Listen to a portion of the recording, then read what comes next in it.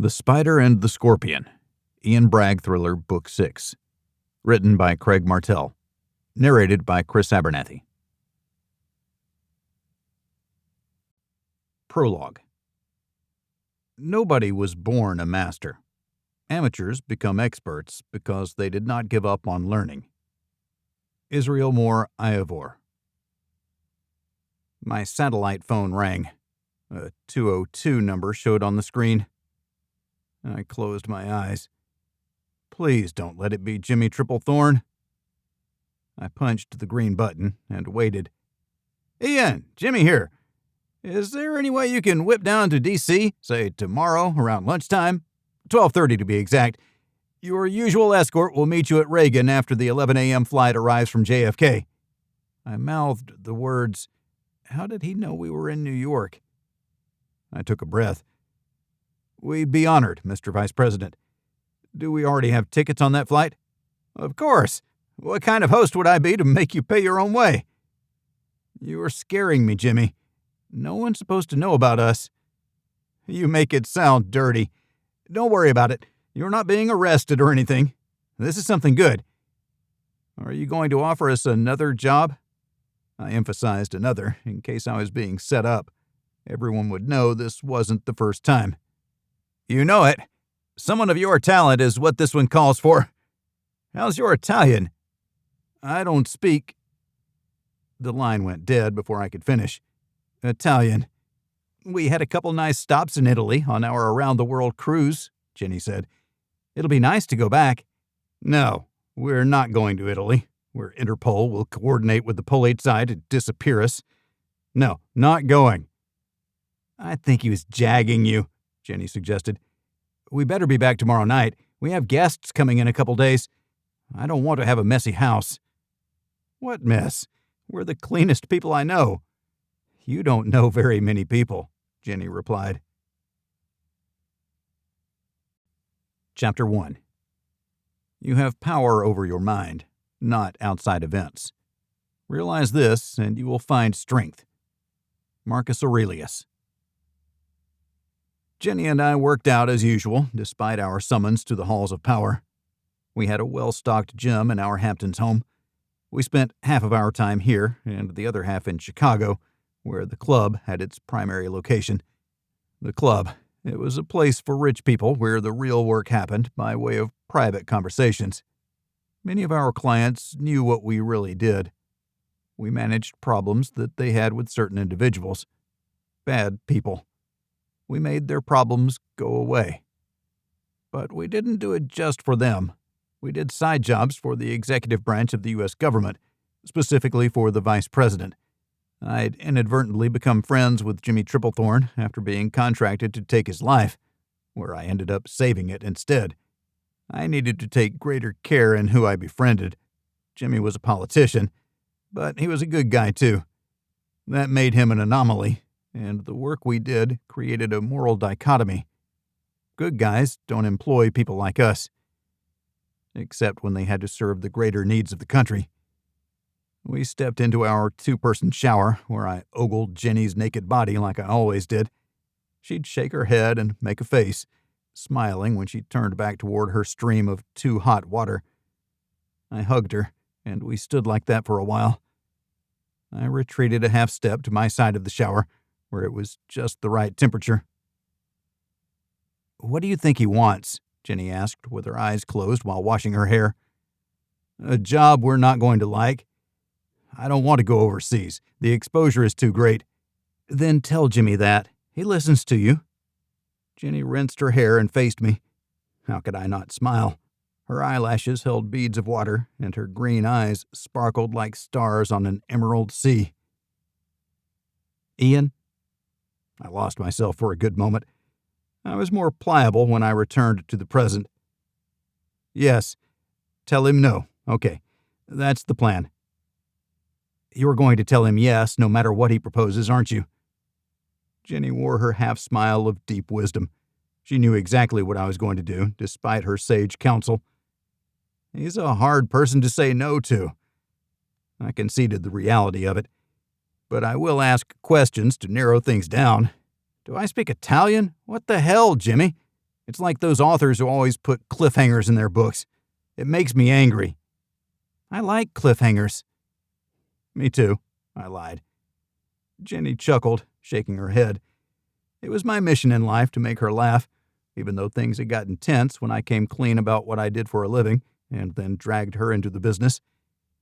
There was also the time I almost died from a rattlesnake bite. She wasn't a big fan of that either. I would say the family that works together in a job that could get them killed stays together. She was great at negotiating the contracts and closing the deals. She was the only way I could manage Vice President Jimmy Triplethorn. We dressed, checked our carry-on bags, and walked outside to wait. We locked up the house and verified the security system was functioning. I hadn't wanted one, as they could be bypassed, but not having one would be even worse. The contract limo arrived to take us to the airport. Our business operations manager deemed this beneficial to the bottom line, instead of driving ourselves and paying for short or long-term parking. I thought the costs were a wash, but one person I never questioned was Gladys. She was our executive secretary by title, but she ran everything. We were lucky to have her. Which reminded me, I pulled out my untraceable satellite phone and typed in Gladys's number. She answered on the first ring. I swear, that woman never left her desk. She would if she drank as much coffee as I did. "Gladys, we're heading to D.C. for a short meeting. I have high hopes that we'll be back today. It's going to be more work. We'll see how miserable it makes us." "You live for misery, Ian. But don't let your doldrums rub off on that beautiful wife of yours." I started to reply, but the phone sounded dead. I looked to confirm the connection and stared at it dumbfounded. Gladys hung up on me. Jenny's mouth fell open and her eyes shot wide. "No." She smacked her lips and instantly looked disinterested. Let the mockery begin. "Did you have anything else to tell her?" Jenny pressed. "I don't think so. She doesn't waste any time. Chop, chop, get back to work." I slapped my karate hand into my palm. "We run a tight ship. Gladys runs a tight ship, and we do our best not to run afoul of what she's doing." We both knew that.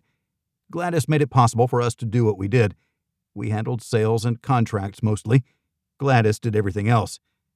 And then when Jimmy called, we put on our operator hats and went back into the field with a more hands-on approach. And then Gladys took care of everything. I never understood how she did it. We paid her a mint for her work because out of every single employee of the Peace Archive, our operator side business, Gladys was the most indispensable. We had plenty of operators. We had only one, Gladys. And she didn't do any of the wet work, as some would say. I didn't call it that out loud. It was dirty work, regardless of how cleanly the hit happened. The limo had gotten us to the airport with time to spare. Getting dropped off at the departures curb was a nice perk, a shorter walk with less hassle. There was plenty to worry about in this world without adding things to the list. Minimize what was out of your control and maximize what was in it. After an hour-long drive, we thanked our driver and headed straight to the checkpoint. Nothing was overwhelming. Jenny stopped by a gift shop. "No," I said when she picked up an I Heart New York coffee cup. Jimmy was from the state of Washington. He couldn't choose a state besides his own if he were to remain politically neutral, however he could manage that. But politics, I hated it. It bugs me no end to go to the soulless vortex of doom. "I thought you called it the pit of madness." Jenny put the mug down and kept browsing. "That's before it steals your soul, but after you lose your fiddle to that dude in Georgia." Jenny smiled. "We better go." She bought a supersized pack of sweet tarts and stuffed them into her purse. I bought a pre-made sandwich and a book. "Bribing the VP?" "He likes these," she said. "He does?" "Or his kids. Somebody had gone on a bender the last time we were there," Jenny explained. "Well, Miss Lawless, I do declare, you've been digging in someone's garbage." We walked hand in hand toward our gate. People rushed around us since we walked slowly, deliberately. Seeing is not the same as digging. I'm surprised you didn't see it. No need for me to dumpster dive because we make a great team. I stay focused on Jimmy. He says a lot beyond his words, but I have to pay attention. We strolled by a family with 8 kids. The parents were having a hard time keeping their mob together. I don't know why I stared, but I did. Maybe I was fascinated by the problems of their own creation. Was that where my issues with Jimmy came from? No good deed went unpunished. I looked at the book, knowing that I would only read a chapter or 2 before we arrived in the nation's capital. Then I'd probably leave it behind. The latest thriller. Sometimes there were ideas I could use. You're probably not going to read anything anyway. You'll stare out the window and worry. Contemplating the next contract, as well as the current ones. We have too much going on to disappear for however long Jimmy needs us. I groaned. Now I'm just making things up. See what Jimmy does to me? I'm a wreck. You never used to be. You saw it as a game of chess. Staying in front of them is how we win. She pushed me. I don't want to go to Italy. Please, please, by all that's holy, don't send me to Italy. I pleaded with the creators. Even though the Holy See is there, we could visit the Vatican. I hear Michelangelo was a pretty good painter. Jenny looked at me with one eyebrow raised in mock surprise. So, Italy is okay now? Not in any way, shape, or form. We boarded and flew in silence. The plane was the least private of places. We generally didn't talk about anything important. I pushed the worry from my mind, because worry achieved less than nothing. I started reading, and the next thing I knew, we were landing. My uneaten sandwich lay stuffed in the seat pocket before me. I took it. I thought I might offer it to our black suburban escorts. They wore sunglasses and had no humor whatsoever. I was obligated to give them grief. We have to stop at a shop on the way out, I told Jenny while we walked up the jet bridge. We visited a small kiosk where I bought 2 pairs of wraparound tinted Maui Jim sunglasses. I paid with the corporate gold card that extracted funds from our Cayman account in a way that wasn't readily accessible by anyone outside that bank. Nothing but the best for our hosts. Jenny wasn't sure what I had in mind, but she expected it might be funny. She let me run with it. We walked out of Reagan National and down the curb to the far right, where the government SUV waited as usual. The passenger got out and opened the door for us. Thank you, you big sexy man, Jenny told him. I had my quip ready, but couldn't deliver it because she threw me off my game. I climbed in and gave him the thumbs up. She's right. His facial expression didn't change, not even a micro twitch. Once he was in the front seat, I handed the 2 pairs of glasses over. You have to give the tired Ray-Bans a rest, my dudes. Here you go, the latest from Maui Jim. And a sandwich. The agent tried to stop me, but I dodged his hand and dropped the glasses between them. We can't accept any gifts over $20. That would be illegal, the agent replied with an air of superiority. Butthole, I murmured as he threw everything back at me. The Suburban rocketed out of the parking spot and accelerated into traffic. No one seemed to care about the darkened vehicle as other drivers moved around it at alarming speeds within the chaos that was Washington, D.C. traffic. Do you guys get enough vacation? You know, away from this place where you can let your hair down, have a beer, be less uptight, that kind of thing? I prodded. They didn't answer. Try Aruba or maybe the Lesser Antilles. If your plane goes down, they'll be telling stories about you where Tom Hanks plays you. You can make fire. They kept looking straight ahead. Jenny nudged me and smiled. When they put you in a timeout in kindergarten, you never left, did you? Stare into the corner all by yourself. You pegged your fun meter at 5, and it's been all downhill ever since. Why are you talking? The agent in the passenger seat asked. Because you need a hug, and I'm not crawling up there to give you one, so I'm doing the next best thing, a verbal hug, by spreading cheer and goodwill. Plus, we're going to see the vice president, which is always anxiety-inducing. Your stalwart indifference to life is calming. No, really, it's not raising my blood pressure at all. The man returned to his stoic posture, glancing out the side window while mostly looking out the front window. I sat back, my efforts at levity finished. They stopped at the gate to the Naval Observatory, the Vice President's home. They were cleared through, and we continued to the main house. The agent in the passenger seat exited to open our door. I stepped out first and held a hand back for Miss Jenny. When we turned around, Jimmy was there to meet us. "Can you give the agents these for me, please?" I asked without greeting him. He took it in stride. "They can't accept a gift from me, but they can from you." "Sunglasses?" he asked. "Maui Jim," I replied with an appropriate air of superiority. Jimmy took them and gave them to the agents, shaking their hands with each delivery. I beamed at them, and they refused to make eye contact. I tossed the sandwich in before the driver could close his door. "What was that all about?" Jimmy wondered. "Those guys could depress Eeyore. They need to lighten up. Nothing like a sandwich that's a few hours old to make them feel better about themselves." I held out my hand, and Jimmy scooted past it to hug me. He drew Jenny in after me and then stepped back. "I bet you're wondering why I called you," Vice President Jimmy Triplethorn asked. "I've been actively trying not to think about it, Jimmy. For reference, I don't speak Italian." Jimmy gestured for us to follow him inside. Chapter 2. If your mother cooks Italian food, why should you go to a restaurant? Martin Scorsese. The crisp air of the Italian Alps suggested a frigid winter was coming.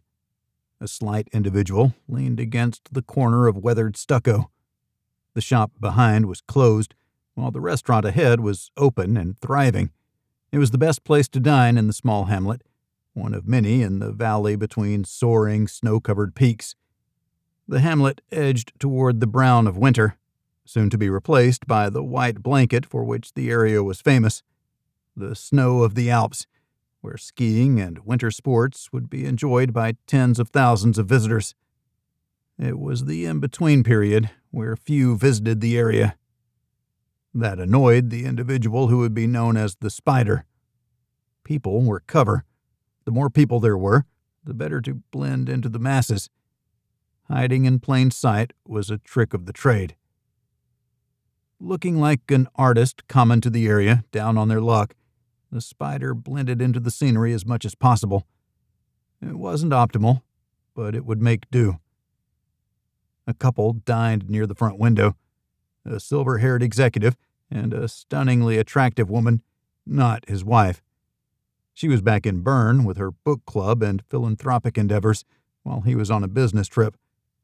Klaus Mein was a power broker in the banking industry, with his fingers in many pies and a voracious appetite for the finer things in life, like young women, fine food, and power. He'd crossed the wrong people by shifting money too early, before they could make use of it. He'd left them unable to cover their debts, resulting in the loss of property they hadn't wanted to lose. They were out for his head. He considered it the risk of high finance, and told them as much. He had done it before, too many times, but he'd always made good later after doubling or tripling the money. Good things come to those who don't wait. That was his mantra.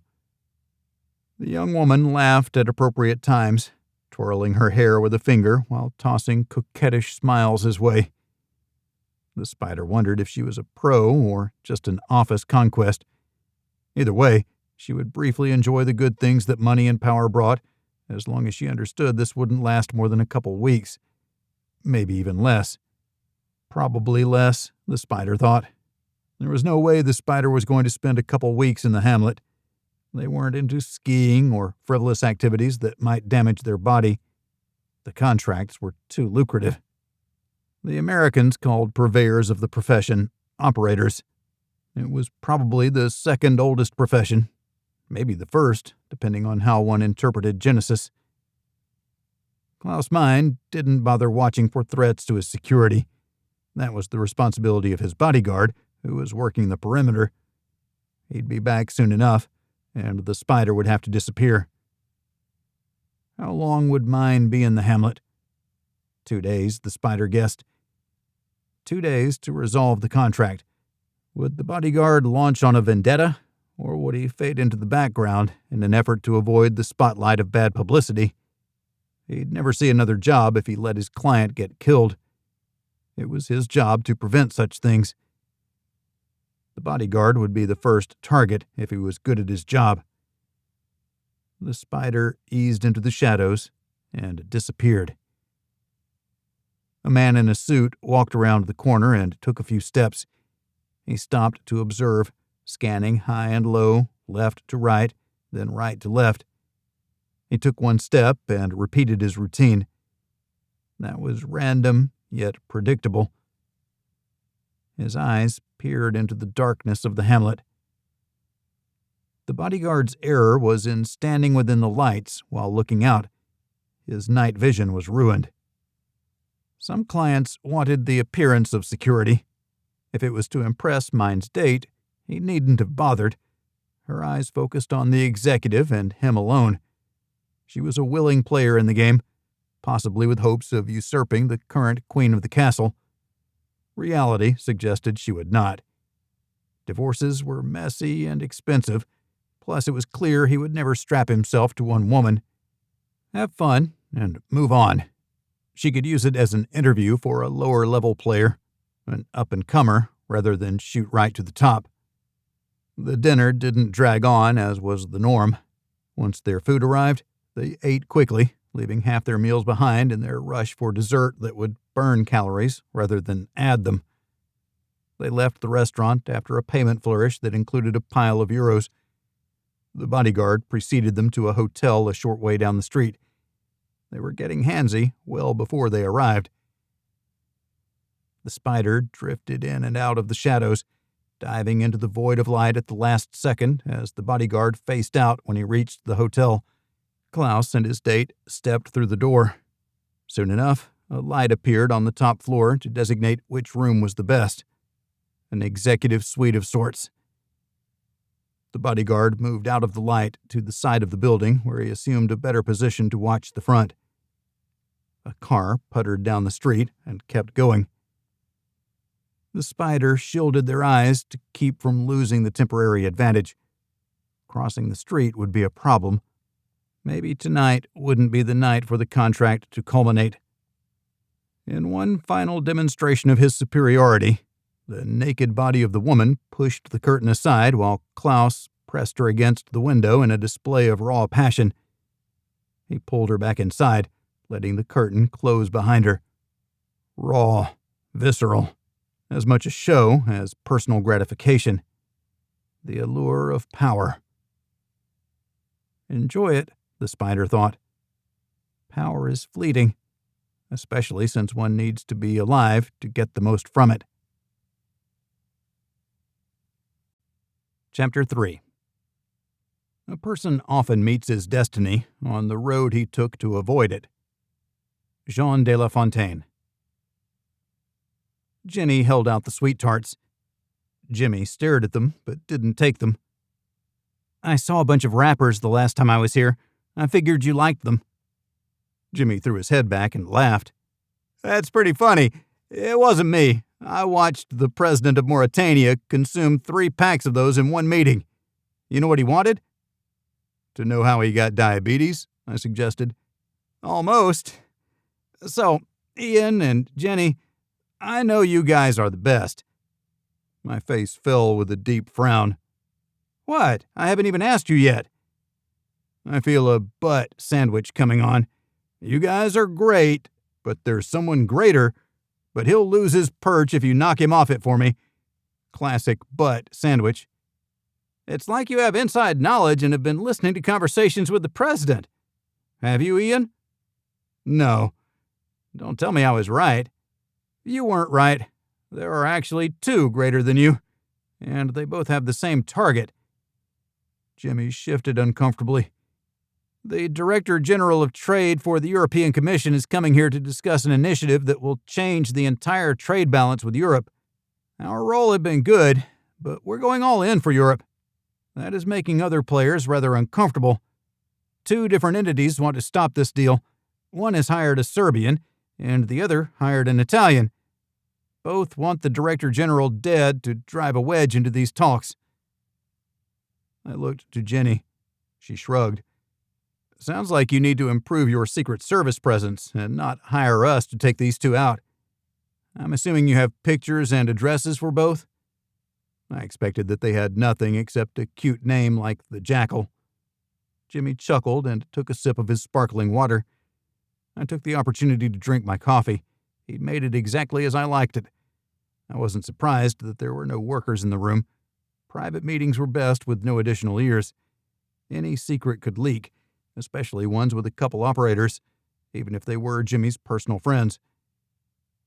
The dichotomy of form and function. Friends engaged in illegal activities. No one needed to see or hear that, no matter what clearance they had. The adage was, if you wanted to keep a secret, you told no one. You need us to take these two out, or you want them and the ones who contracted them? Ah, Jimmy smiled. If only we could get to the ones who dropped the contracts, but they're in Europe and the Middle East. You don't operate over there, do you? Not yet, anyway, Jimmy guessed. No, we're exclusive to the States. Then here it is. Two targets, who we think are both men, vying to be the first to kill the Director General. This trade deal must happen, but we have a little ways to go with the negotiations. The safer the Director feels, the better it will go for us. Fear will set us back. He needs to not know that his life is at risk, and that's why we're hiring you instead of bolstering the Secret Service presence. Make sense?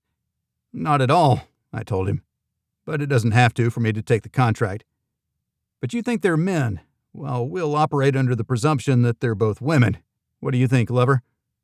Jenny nodded. A valid presumption. Our most effective operator. She trailed off.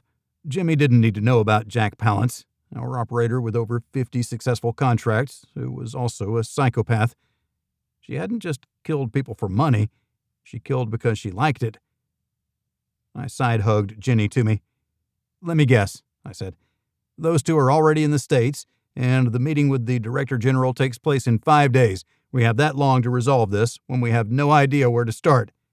I wouldn't do that to you, Ian, Jimmy replied.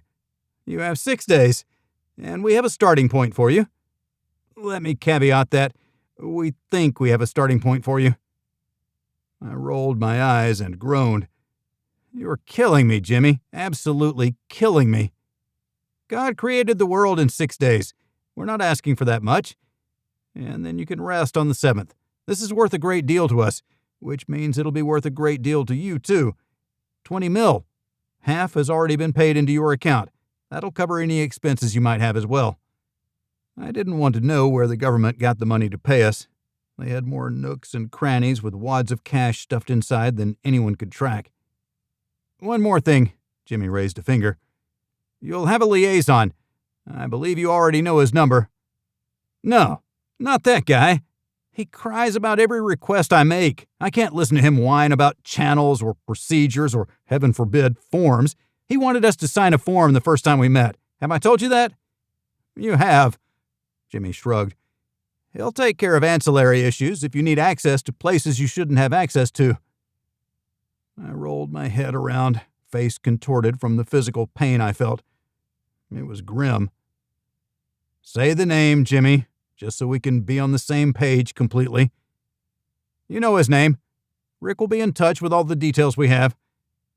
Rick freaking Bannock. Bureaucrat. Intel weenie. I'm going to cry real tears, Jimmy. Save them for the 7th day, Ian. As of right now, you're on the clock.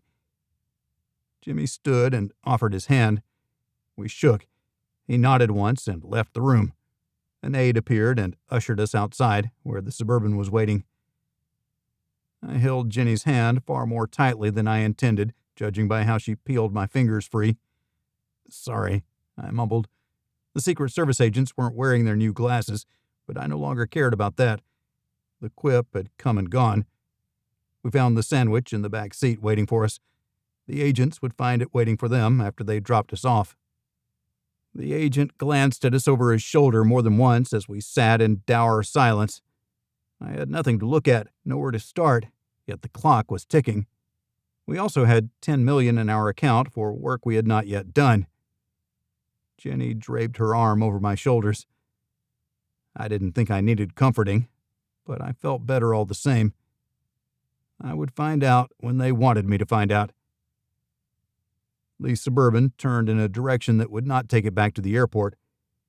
I guess we're staying in the city. The agent in the passenger seat turned and said one word. Yes. He returned to staring out the front window. We wound our way through the side roads until we ended up at the Ritz-Carlton in D.C. proper. The Suburban stopped. No one got out to open our door. This is you, the agent in the passenger seat said in a low voice.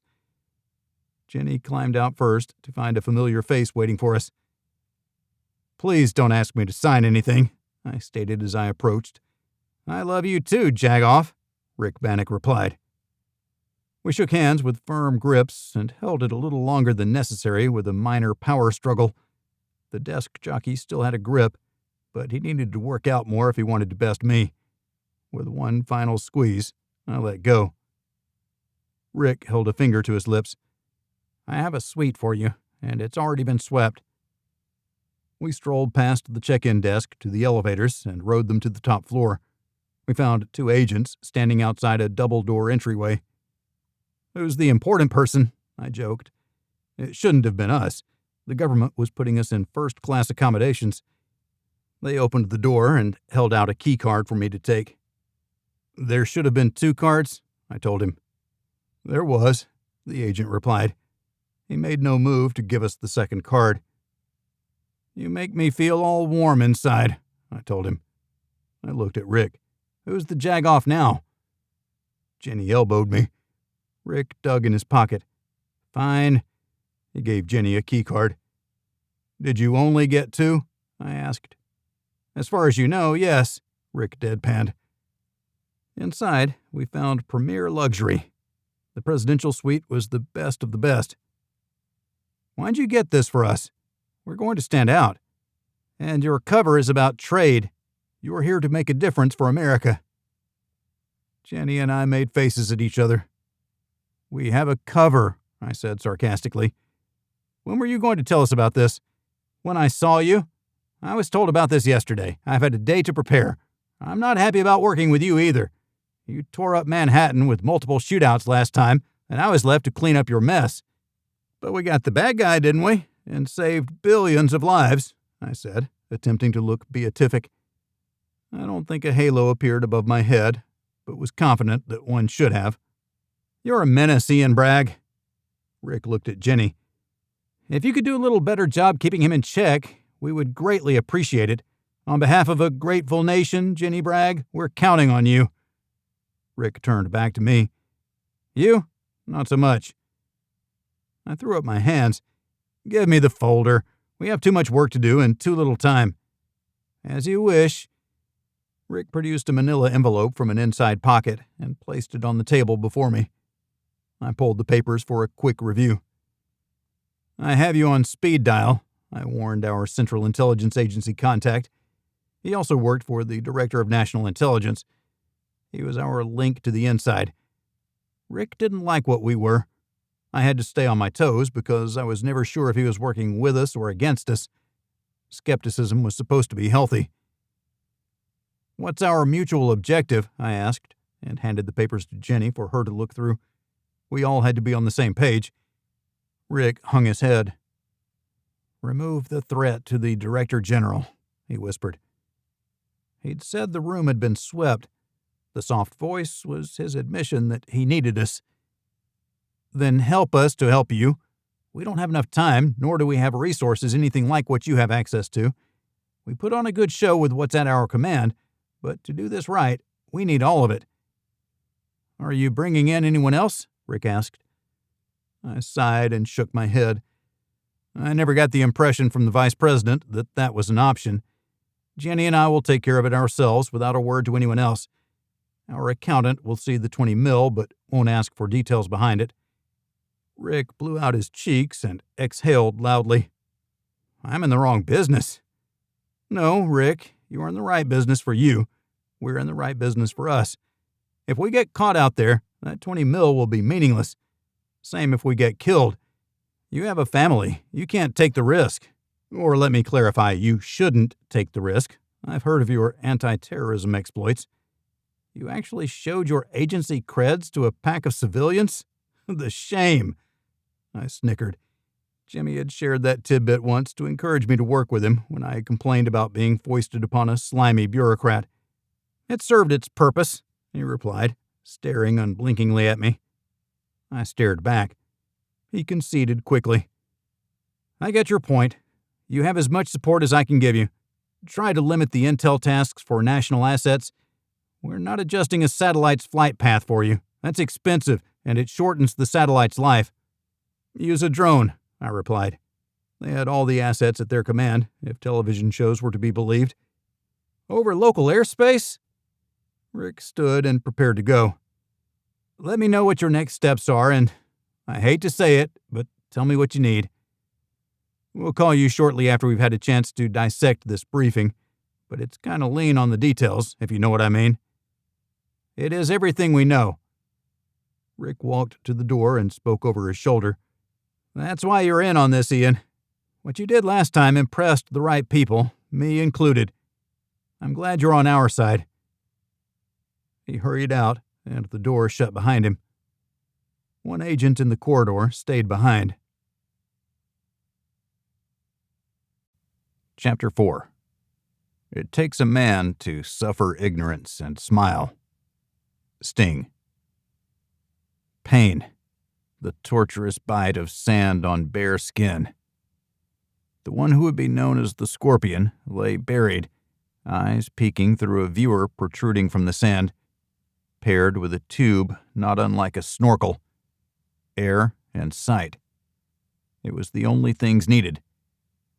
A remote desert meeting between two arms brokers, one seller and one buyer. The Scorpion was the safety valve, should the deal not go as planned. Weapons were needed to continue the fight. Rifles, ammunition, anti-tank rockets, and handheld surface-to-air missiles. It was a lucrative deal for the seller. His goal was to milk the others dry. He didn't care for their cause. Few did, even if they knew what it was. There were so many. Blood grievances from 1,000 years ago, to recent transgressions or even perceived transgressions. The preservation of one's way of life would encroach on other parties in perpetuity. There would never be a time when the tribes of man would let bygones be bygones. The rage was pre-programmed. All it needed was a target. Not until the last fighter stood alone and claimed dominance in a Pyrrhic victory. The result was inevitable. The best anyone could hope for was living well in between the beginning and the end. The Scorpion did what they did for money. Serbia was a poor country, but it was rich in learning the trade. The Scorpion was one of the best, gifted with languages to speak with clients across the Middle East and throughout Eastern Europe. Wars were being fought between well-funded mercenaries and zealots willing to die for their cause. The Scorpion breathed in and out slowly, doing their best to not kick up dust. The hidey hole was secure as long as no one knew of its presence.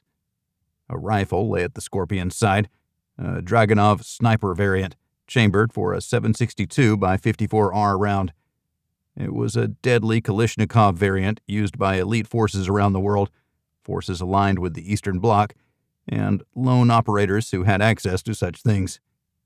The Barrett 50 caliber sniper rifle was the best in the business for reaching long-range targets. The Scorpion had walked off the range before settling into the hole. 300 meters to the front door. It meant minimal drop-over distance, and that's what the rifle was sighted into. Point of aim was the point of impact, just as the Scorpion preferred. The parties arrived from different directions and entered the small building from opposite sides.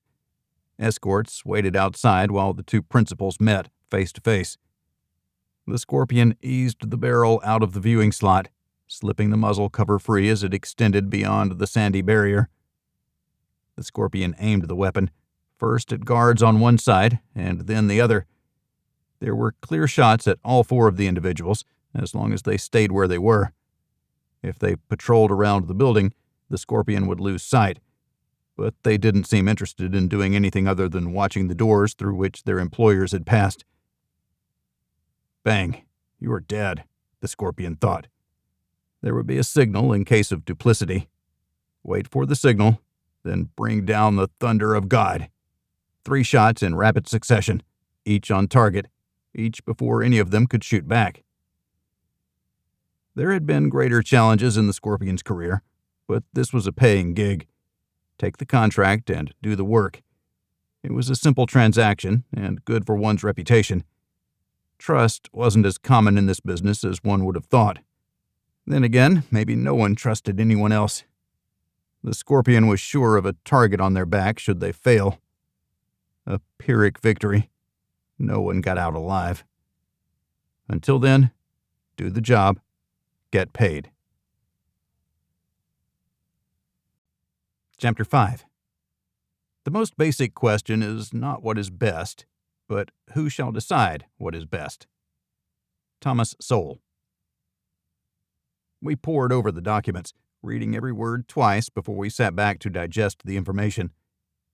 That is almost enough to consider it nothing, Jenny opined. It's less than nothing. The intercepts regarding the hiring of these two aren't 1A sources. All we have is the director's agenda. So, where do we start? At the beginning, Jenny replied.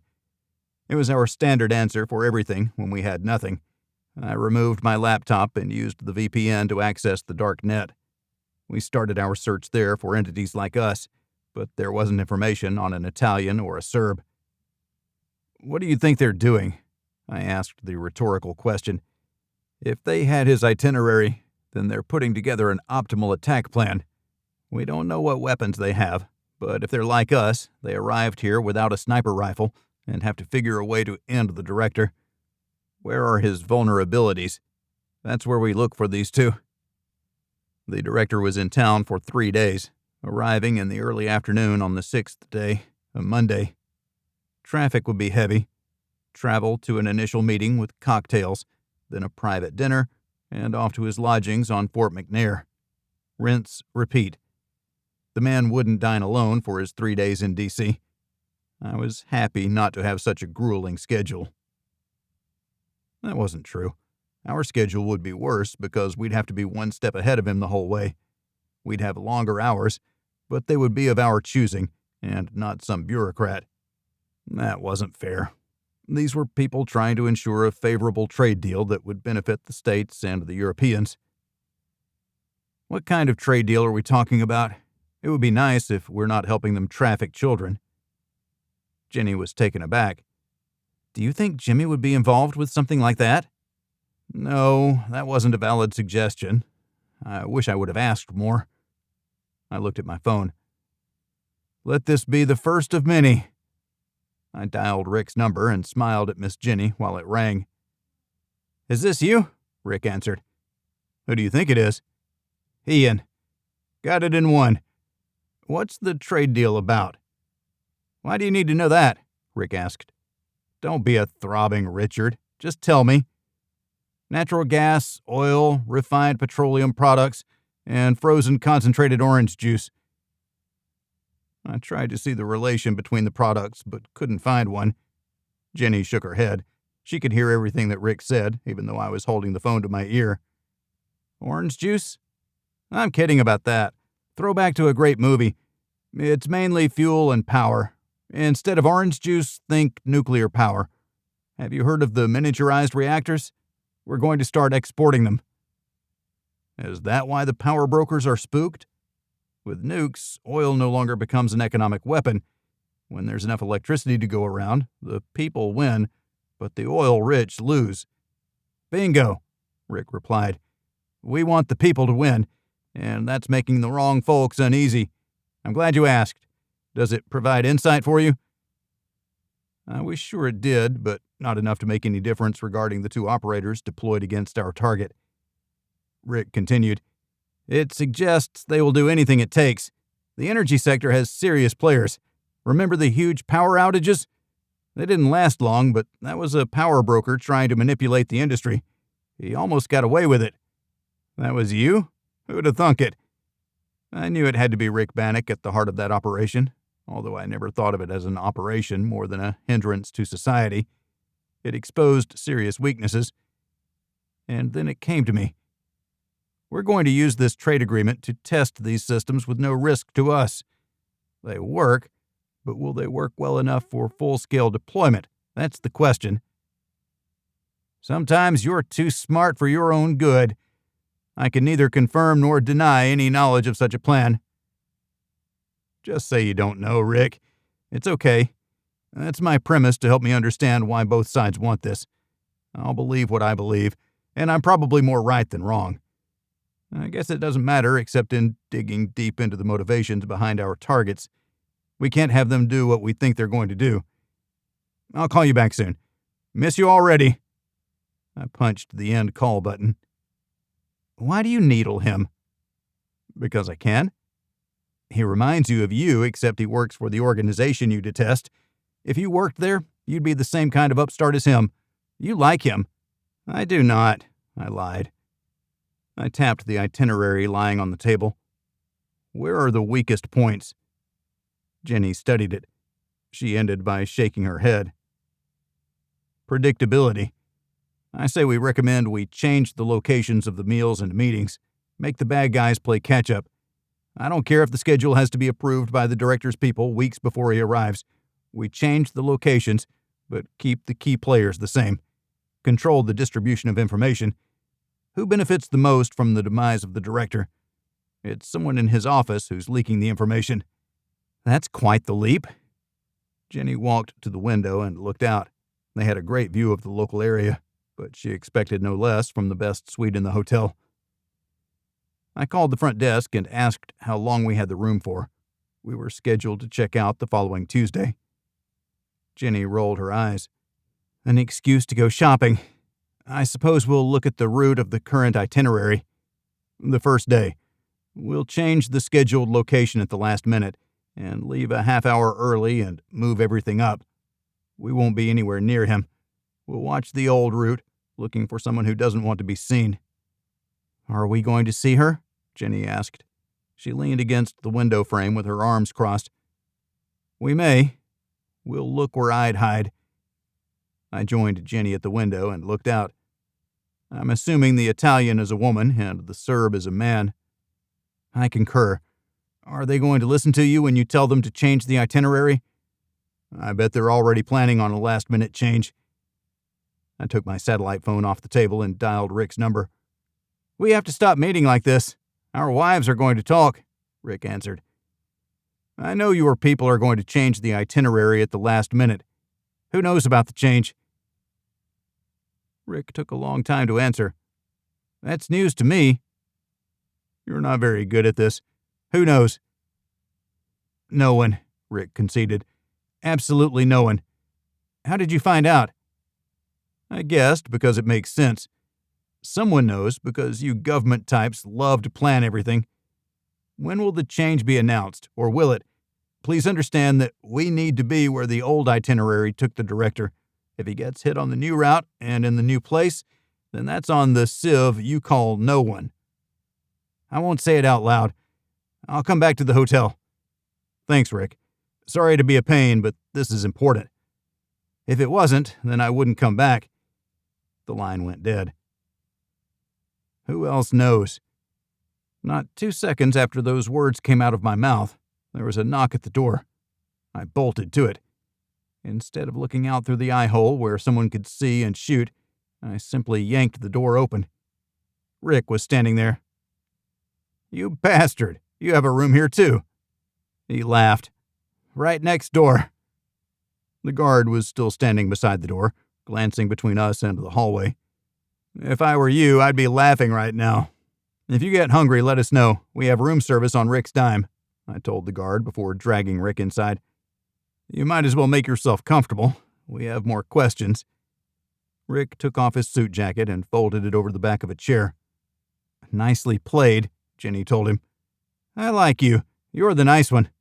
I don't know what you see in him. Rick nodded toward me. Good that you can have a sense of humor after telling us half-truths, I started. I would have done the same thing. If we figured it out, then so will our 2 targets. But where will they see the deviation from the itinerary? They're not going to have the collection assets that you have available to you, so they'll want to be in a spot to observe the director. I pulled up a map on my computer and then switched the layer to show the imagery of the area. Where was he staying on McNair? I emphasized the past tense. Rick scrolled around the map. VIP quarters, right here. He'll be heavily guarded by MPs and Secret Service. I doubt any shooter would get close to him, but we'll have him in a vest. Prudent. I stood up and started pacing. Rick joined me. It was annoying, so I sat back down. We need to recce the area. Can you get us on McNair? Of course. I can get you anywhere you need to go. Shall we? Can't we move him to Andrews Air Force Base? I'd like it better if he wasn't on McNair. Needs to happen here because the president and vice president want to give him a high five when the general architecture of an agreement is decided. Those two fly out of Andrews all the time. What's the boggle this time? The boggle? You're a little too hip for me, Ian. You young people and your fancy words. Jenny shook her head and held up her hands. No idea. Symbolic to be in D.C. and not on a military base. Better optics, right? That's probably it. All I know is that it has to have a certain visibility that appeals to the average European, Rick admitted. What kind of collection assets do you think you need? It could take a few days to get them into place. I still don't know. It depends on where we're going. Do you know? I do. So no one knows about the change, but someone told you. The Director of National Intelligence herself. The DNI wasn't playing around with this information. You don't know who else knows, do you? It wasn't a question. Rick wasn't clued in to that level. Rick shook his head. Did anyone tell the director or his people? This is the key point I was trying to make 10 minutes ago. I studied Rick's expression. He had a great poker face when he wanted. He gave me nothing. I don't think so. That's the best I can do, Ian. I glanced at Jenny. She shook her head. When and where does the cascade of changes start? We can't walk through the new route without possibly giving it away, so we'll have to guess about the effectiveness or weaknesses based on a map study. You're not responsible for the director's security, Rick said, providing a course correction to get us back on track with what we were hired for. Security of the director wasn't our issue. Sanctioning the foreign operators was what we were getting paid for. Touché, I replied. I'm going to play him. Put me in his clothes and let me take his route. Give Jenny an M14 and put her in a Suburban behind us. I could use an M1911A2 since we're giving you a laundry list of our wants. Rick groaned. Don't you have your own stock? Looking for trade secrets, Rick? Okay, I'll tell you. We don't retain any firepower. We acquire it, we use it, we get rid of it. Since we don't have any time, you'll supply us. You drive me insane. Let's give weapons to the killers. Jenny winced. She frowned, stood, and returned to the window. Rick mumbled an apology. We get it. You don't approve, but you want to be me so bad it hurts. You don't want to deal with red tape, bureaucrats, and self-serving knotheads. We get paid very well by the same people paying you to skip past all the pain you have to deal with. I'm sorry, man. We resolve problems that can't be fixed any other way. Rick leaned back and sighed. You're probably right. I do hate working with these people. You're not encumbered by trying to impress something. You are unapologetic about wanting stuff from me, but it's all to support your mission. For the cause, not the applause. The money is good, but we're doing it for Jimmy Triplethorn. Save a dude's life, and he repays you by making you miserable. We weren't exactly miserable. The angst was solely in my mind because I was afraid we wouldn't be able to satisfy the contract.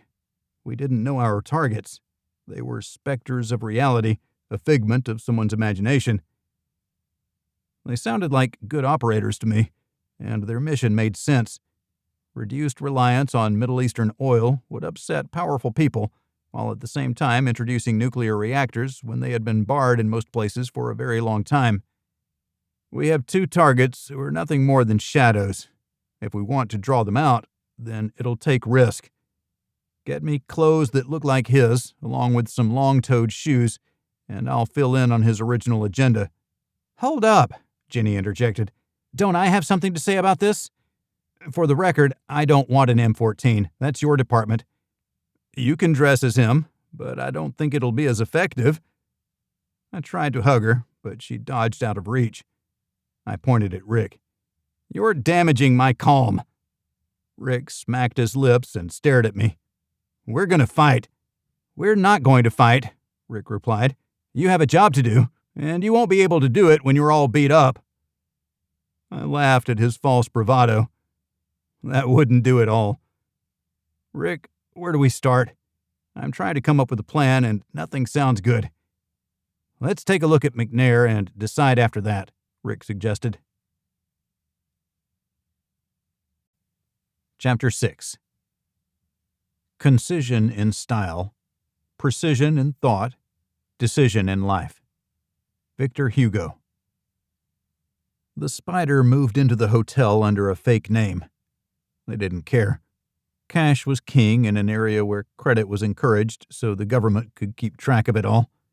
Italy was under restrictions from the European Union because their economy didn't contribute to the economic health of the EU, like the power brokers in Brussels demanded.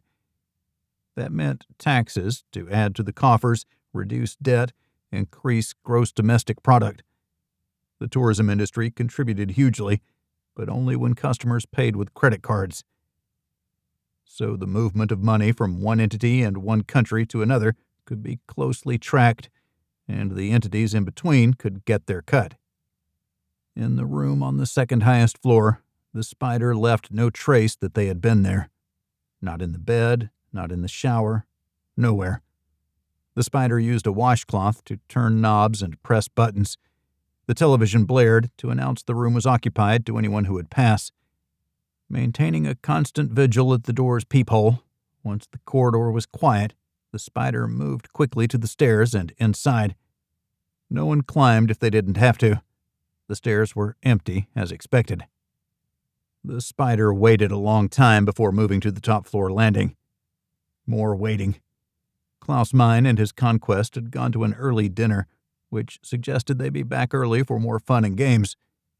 He would be staying the night, as he'd already missed the checkout deadline for the day. It didn't mean he wouldn't leave anyway, but as long as the woman was ready and willing, so was he. What did he tell his wife? Did she even care? There was no way she didn't know.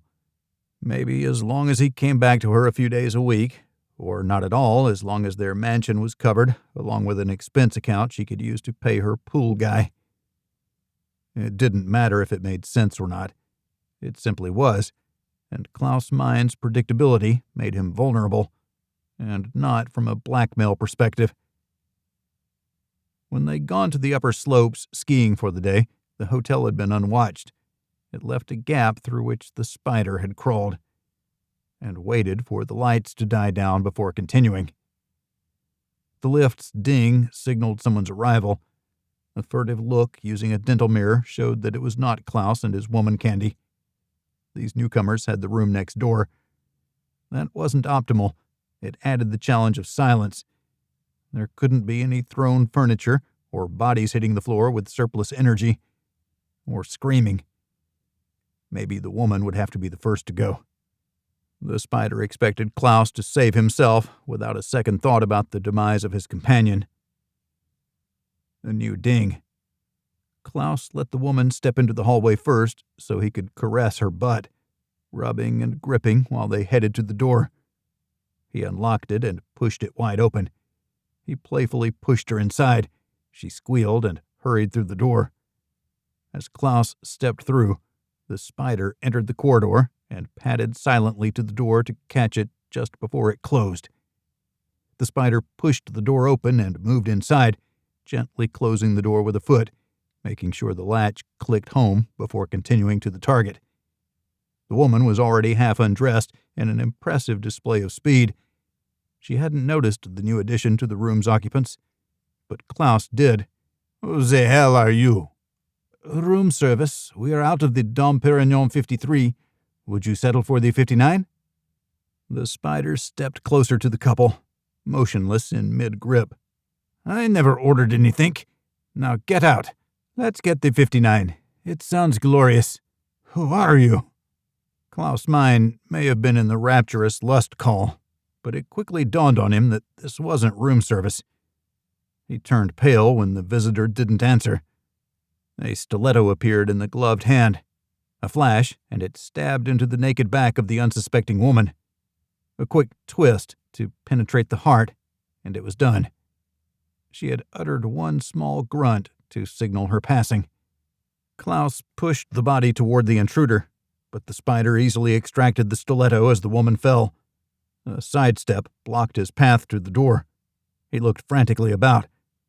"I can pay great sums," he pleaded while holding his hands in front of him. The shield of fear. The spider had seen it before. The moment when they realize their life is in jeopardy, they'll say anything to forestall the inevitable. "You've angered the wrong people, Mr. Mine. I'm sorry, but I have a reputation to uphold, just like you. You've lived down to your reputation, unfortunately." Speaking to the victim wasn't the norm, but getting up close and personal held a certain allure. The look in the narcissist's eye when they realize they are no longer in control, that they may never have been in complete control. The world was a hard place, and made harder by men such as Klaus Mine. His time had come and gone. Many targets weren't easy to say goodbye to, like the dead woman at the spider's feet. Her only crime was allowing her body to be used to improve her status, whatever that may have been, even if only for a short while. Klaus made a mad dive toward the window. His bodyguard was 7 floors below. Would he be able to get there in time? No, but men like Klaus thrived on threats. Maybe it would be enough to drive the operator away. The spider dove more quickly than Klaus could move. The stiletto ripped through the muscles and tendons in the back of Klaus's leg. His leg seized, and he went down, face first into the wall. His arms went slack for an instant. That's when the stiletto plunged into the back of his skull and upward through the gap above the spine. He was dead before he could exhale his last lungful of air. A quick check of the door's peephole confirmed the corridor was clear. Into and down the stairs, out through the kitchen with the hood drawn. Everyone would remember a dark coat covering a lithe figure. No one would remember any other details about the individual. How hard would they investigate? It didn't matter. The spider would be long gone from the continent whenever the hotel entered Klaus Mine's room. They would respect the Do Not Disturb sign on the door for a long, long time. And then it would be too late. Chapter 7. When something is important enough, you do it even if the odds are not in your favor. Elon Musk. Fort McNair thrived on open space. It offered fewer options for an operator to get close. Downtown D.C. was a nightmare for cover, so I wanted to avoid that at all costs. He comes out there to a waiting car, then they drive that road to the main gate and out. We scanned the area from a block away. We need to stand in his footsteps. Jenny and I walked hand in hand while Rick rode in the Suburban. It parked to the side. We walked it as if we were nobody, but if one of the operators was there, they'd know exactly what we were doing, and then they'd come up with a plan B. The second the vehicle leaves the base, it's most vulnerable. Which vehicle is he riding in? First, second, or third? What's the next turn? How can it be diverted? Blah, blah, blah. I grumbled. I stood on the stoop of the VIP quarters, the place the director was supposed to be when he left his quarters to catch his ride. I started by looking at the closest areas, and then farther away. I scanned from left to right. There were a few trees, but generally no cover. The buildings were nearly identical, quarters on top of quarters. It confirmed what I thought. There was no way to make the hit on Fort McNair and escape. The two operators were professionals, not future martyrs. They had no desire to die for their cause.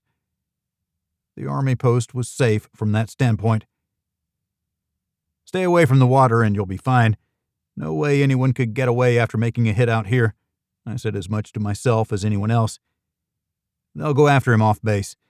As much as I don't want to, we're going to have to drive the route." Rick nodded. He gave the driver directions, and we climbed in. "We also need to pick up some clothes. For some odd reason, we expected to go home today," Jenny added. "Have you ever gotten what you expected from the vice president?" Rick wondered. "Never in the way we expect," I replied. We drove to the gate that opened onto 2nd Street. The road was tight, and the opportunity for cover was not great, except for the operators. They had too many options for us to counter. Car bomb, sniper, riot, rocket. Rick couldn't tell me what kind of support the operators had in the United States. That told me the operators had to decide what they could work with first, rather than get gifted the optimal solution by requesting a super support team to set them up. I didn't believe they had such logistics. The footprint would have been too large and visible. Half a ton of C4 would take care of any problems, but it would require a huge network to obtain such a quantity and get it to the hit location. "We don't know who they are," I said, lamenting our biggest challenge. "Nebulous individuals. The spider from Italy and the scorpion from Serbia face off against their greatest foes, energy and power." "I wish I knew more," Rick said. We watched the world of D.C. go by while we drove slowly along the Director General's planned route. We stopped at a clothing store where Jenny and I ran in and quickly grabbed a few outfits, enough to get us to next Tuesday, where we should have completed our contract and could go home. I had almost zero confidence that would happen. I'd say walk us through the alternate arrangements, but in case someone is tracking us, we don't want that in public or private. I was trying to be appropriately paranoid, but my greatest fear was that the operators had inside sources who would stymie any passive planning we would do. "We need to take the entourage ahead. Anyone with the Director General will have to be separated from him. An inside source, even unwitting, has to be eliminated from the equation. That'll leave just them and us. Did you approve my acting as him?" "No." "How is your bodyguard training?" "Rick, what are you trying to do to me?" "You and Jenny, but there won't be any media taking pictures with you in them. You'll stay out of the limelight, otherwise you might be out of a job." Rick tried to look innocent, but I felt that he wouldn't be put out if government-sanctioned operators were no longer employed. "I'll hold you to that. No pictures of us. Working as bodyguards doesn't exactly fit our position as managers of the club in Chicago. I'm sure we're already in plenty of databases, but let's not push our luck." Rick nodded, but didn't say anything. The Suburban took us back to the hotel and dropped the three of us off. The vehicle stayed out front. "How about we lose Captain Obvious? We can get ourselves where we need to go without the flashing neon sign of our own importance." Rick agreed, reluctantly. He didn't usually get a vehicle with driver. He was a senior executive service government employee, comparable to a military general, but filling a special projects position. "You ever shoot anyone, Rick?" "I have. It's nothing to be proud of." "It's not, but it makes you look at the world differently. I'm not sure we can get there from here unless we change everything related to the visit. And I mean everything." "I know. I'll get on the phone when I'm in my room." That placated me for the present. We went our separate ways. Jenny and I greeted the security guard outside our room. He was less than forthcoming about how long someone would be there, so we let it go. I called Gladys. "We'll be out of pocket for a week." "I expected that. I already changed any appointments you had. Will you be in your home office next Tuesday?" "Give us to next Friday." "Home office. I like that." "Yes, we are most assuredly going to be in our home office by Friday, unless we're dead. But let's not operate from that premise." "I should hope not. Do great things, Ian. You hold the keys to my bonus." She hung up. Jenny chuckled. We changed and headed for the gym. The guard remained by the room. That told me he was making sure the room would remain secure for conversations. He wasn't guarding us. Sweeping a room for listening devices had probably taken a great deal of time with a highly specialized team. One security guard would be a lot cheaper than redoing the sweep. It made sense. It also demonstrated that, despite the $20 million we were getting paid, the money spigots weren't free-flowing. Maybe getting paid. I'd give back the $10 million if we couldn't complete the contract. We threw around some iron and ran flights and flights of stairs on the stair climber. By the time we were finished, we'd built up a good sweat. We pounded the water to replenish our fluids. We didn't spar. To do that, we'd have to move furniture around, and then our downstairs neighbors would complain. We enjoyed more vigorous sparring sessions. It was important to be as physically fit as possible. We could never let being out of shape be a bar to action. No matter what, we had to be ready for it. When we returned to the room, we found we were no closer to figuring out who the spider and the scorpion were. I'm not sure anything could have caused me more angst than that. It's a hopeless mission. I sat and cradled my head in my hands. What do you say we walk the route again? We need them to see us, know that we're onto them. Operators know other operators. You've said that, even though many of ours don't look like it. Jenny raised her eyebrows and stared for emphasis. Yes. In this town, I doubt we'll be able to spot one in the crowd. Using ourselves as bait. I don't have any other options.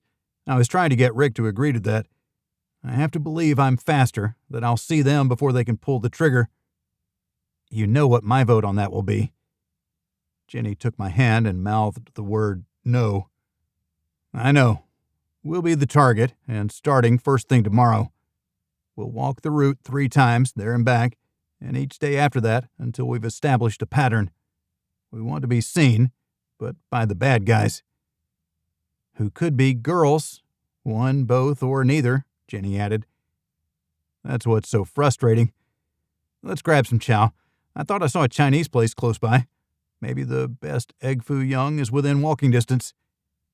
Probably not, but we've been chasing that white whale for years. And you know what Ahab said? Jenny waited for me to complete the sentence. I had nothing since I hadn't read the book. I hadn't even watched the movie. There are many whales, but this one's white, and it's all mine. I doubt he said that. Jenny's eyes sparkled. That's probably not a direct quote, more of an encapsulation. Uh-huh. I grunted at her and headed for the shower. She joined me. It was the presidential suite, and the shower was glorious. The entire bathroom was worthy of a president. I wondered how many important people had stayed in that room. It would have made for a great coffee table book to leave in the living room area of the suite. Alas, there was nothing. The evening came and went.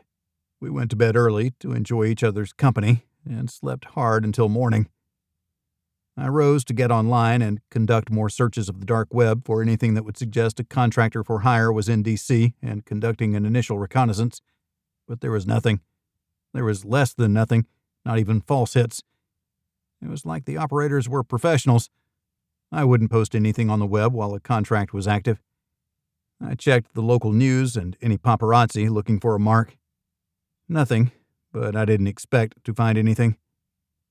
Jenny joined me, standing there naked to get herself a cup of coffee. There had been a time when she wouldn't have done that because she hadn't been proud of being what she considered plus size. After working out as hard as we did for years, she'd toned up. She carried herself with pride. She always should have, but in her mind, she had earned it now. And she was comfortable around me, although I wore gym shorts rather than work on the computer in the buff. I wasn't a fan of that. Nothing new? A void into which my screams remain unanswered. Do you think Babs is up to anything productive? I asked. Barbara Jekyll, a reporter out of New York. We'd used her to flush our target in New York City. It had worked quite nicely. Could we get the same here? I wouldn't do that. Rick will lose his mind. I wouldn't even know what to tell her, besides cluing her in on the Director General's visit. We might hasten his demise with such coverage if the 2 operators are no closer to this sanction than we are. There are too many unknowns. Babs is a bad idea. I couldn't agree more. We should get ourselves to the fort and start the walk, if that's what you think we should do. It's the only thing I think we can do. It's grasping at straws, but it's our straw, and we shall grip it like it's the skid of the last Huey out of Saigon. I'm not that old, Ian, and neither are you. It's a Marine thing. Let's get rolling. We'll get something to eat on the walk. Chapter 8. In football, as in watchmaking, talent and elegance mean nothing without rigor and precision. Lionel Messi. The meeting extended into its third hour. The Scorpion was growing impatient, but not enough to blow their cover. The watching and the waiting were what gave the Scorpion an advantage. Too many had little self-discipline, more energy than they could harness, rather than unleash the power when called for. Not early and not late, but right on time. Overwhelm an enemy when they aren't ready for it. They can expect it, but they still won't be ready. Few are. The side door flopped open, and a man in a flowing white robe stormed out. He circled his arm in the air and looked into the distance. The signal. He had no idea that the Scorpion was much closer, nearly within knife-fighting distance. The other door popped open. The second sheik stepped out. He rounded the corner to where he could see the arms seller. He delivered a series of wild, angry gestures. The Scorpion held the target steady. The semi-automatic weapon would respond quickly.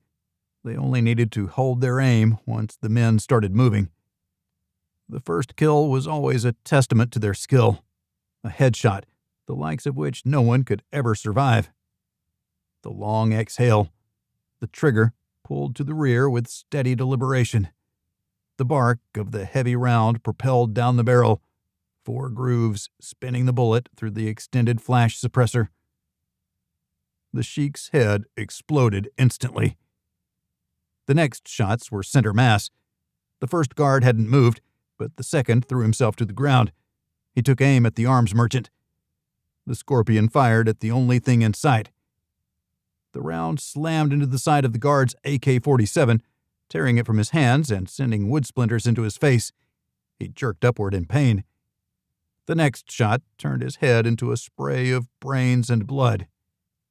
4 shots, 3 kills, 3 seconds. Silence returned to the desertscape. The arms merchant stood and dusted off his robes. One of his guards pointed at the Scorpion's hiding spot. The 3 walked in that direction. The Scorpion adjusted aim and fired into the sand in front of the trio to send the message that no one was to make personal contact. "Hey! You're my employee, and you will follow my orders. Come out here right now." "You're not paying me enough to be your employee," the Scorpion thought. "And that's not how any of this works. It was nice knowing you." The Scorpion took aim. 5 rounds gone from the 10-round box magazine. There was no need for more rounds. A firefight would be detrimental to the Scorpion's health. Aim point between the eyes. A gentle squeeze, and the round slammed home. 300 yards covered in less than a quarter of a second, well before the report of the shot could register in his dead ears. The second round hit one of the bodyguards in the middle of his chest. A puff of dust marked the impact, which threw him backward into the air. Body armor. The next shot caught an arm of the second bodyguard to disable him. He fell to his knees, where the third shot caught him in the top of his head. 1 round remained. The Scorpion popped out of the hole and jogged the distance to get to the downed arms merchant. A faint groan told the Scorpion that one target remained alive, the one whose body armor had served him well.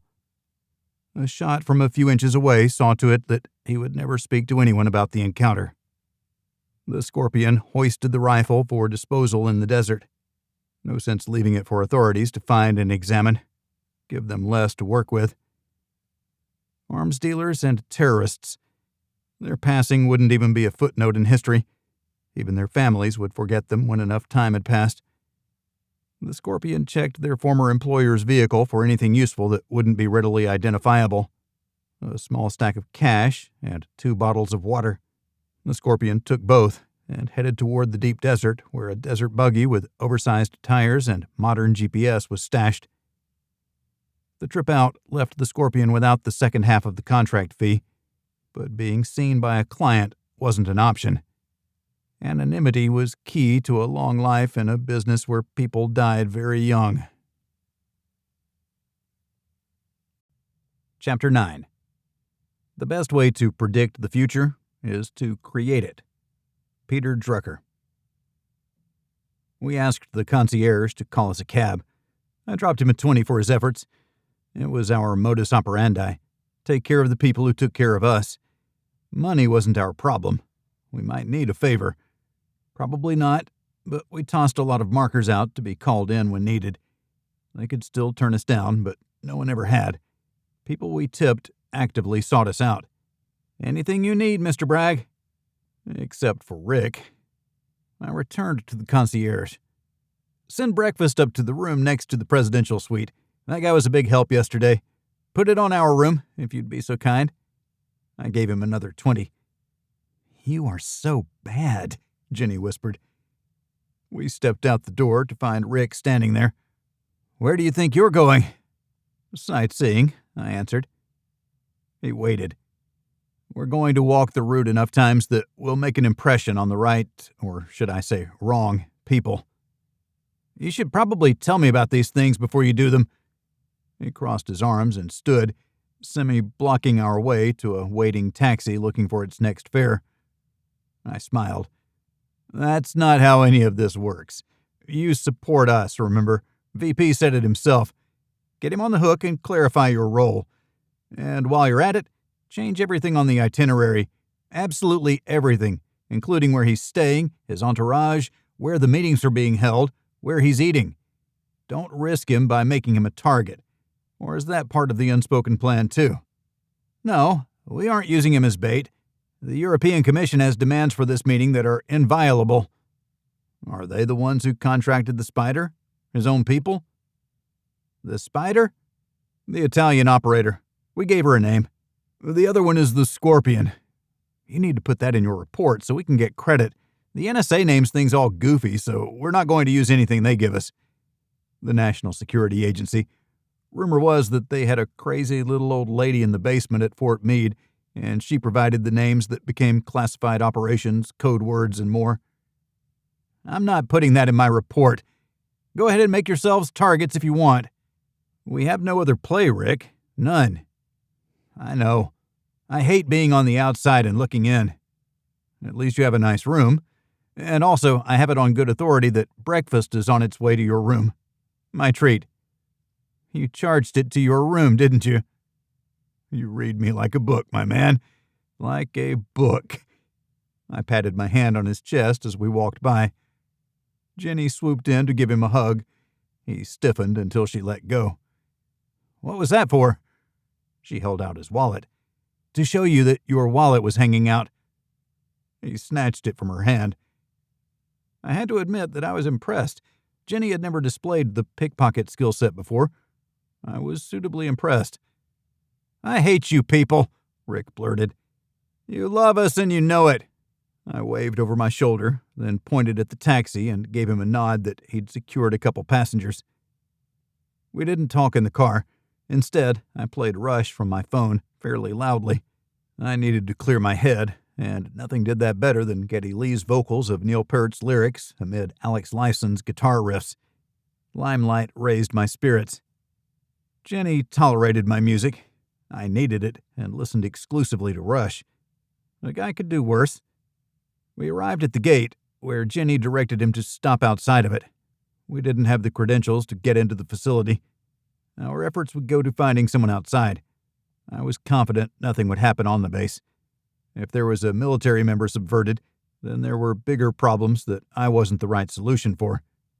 We paid the driver well and headed out, on the side away from the fence line, following the direction of travel that the vehicle would take all the way to the meeting spot, the Smithsonian Museum of Natural History, because the Director General's secondary passion was history.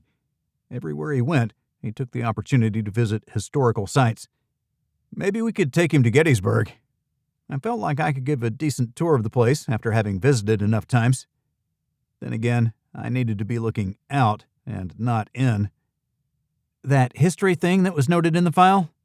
The Smithsonian. Would that be viable? I wondered. Let's go in and do a walkabout, Jenny suggested. We were going to do that.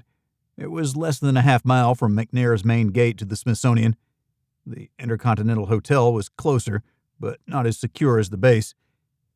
I keep going back over the same territory, I said, scanning high and low along our route. I usually try to appear less suspicious while moving in the open, but not this time. Maximum suspicion. We saw a scuffle ahead. Jenny tried to hold me back. I had automatically sped up. A group of teens swarmed over an Asian couple, probably tourists. I shook off Jenny's hand. Here we go, she mumbled. Time to let it go, guys, I said loudly. Not a shout or a roar, but loud enough that there was no doubt someone was speaking to them. A couple young men peeled off. What do we have here? Someone who can never let these crimes go. I leaned toward Jenny. You take that half and I'll take this half. Sure, Jenny replied. She bent her knees and raised her hands. Looky here, Captain America and Wonder Woman. The rest of the young men stopped rifling through the older couple's pockets and held them down while giving us the rest of their attention. I'd say that I don't want any trouble, but I do. I want to be the cause of your future nightmares. I stepped to the side where a car was parked, limiting the number of directions from which the gang could come at me. Jenny moved closer toward the wall of the building. The first man came at me with the knife pointed upward, amateur style. I waited for him to get close. I threw my hands straight up to pull his eyes away from my legs. My kick hit the bottom of the hilt and sent it flying. I followed the kick with a heel strike to the tip of his nose, splattering it across his face. To his credit, he didn't go down, so I followed with an uppercut that dropped him. A second young man was already coming toward me, arms out, heading for a tackle. I danced sideways and caught one arm, twisting to use his momentum to send him face first into the concrete. I stomped on his arm once he was down to deliver a satisfying snap when a bone broke. Jenny already had two on the ground herself. The others hesitated. I rushed forward 2 steps, close enough to taunt them. They didn't know what to do. It was the way with bullies. Give them their stuff back or we'll beat you into next week. The gangbangers knew that we were serious. Jenny had downed 3. My number stood at 2. I need to catch up. One of you step forward. I don't care which. We were just having a little fun, one of them complained. You weren't. You were terrorizing these poor people, visitors to this great nation's capital. Give them their stuff back. I shuffled forward. They thought they knew how to fight, but they were wrong. They knew how to be thugs. It wasn't a marketable skill. I got close enough to grab an arm. I pulled him toward me, but he leaned back hard. I let go, and he tumbled over backward. I jumped forward and punched the last man standing in the stomach. He doubled over before getting yanked straight up. I growled in his face. I said, give them their stuff back. He has it. The one I held nodded toward the one on his backside. I could see it in his eyes. Fight or flight. He was going to run. I launched myself at the same instant he popped to his feet. I dove forward and swept my arm, trying to hook an ankle, but missed. He high-stepped his way to escape velocity and was gone around a corner by the time I stood. With a handful of collar, I threw the one I had been holding toward Jenny. She caught him, twisted his arm around his back, and slammed him face first into the wall. It was important to help the poor couple to their feet. I'm sorry, but we lost your stuff. The old man bowed deeply. He shook his head and tapped his chest where a passport holder hung. He showed that he still had it. The old lady, too. Put it away, please. I checked on the 2 on the ground. With gentle pressure on the broken arm, the young man howled, but he was getting angry. I pulled him to his feet, only to push him down again.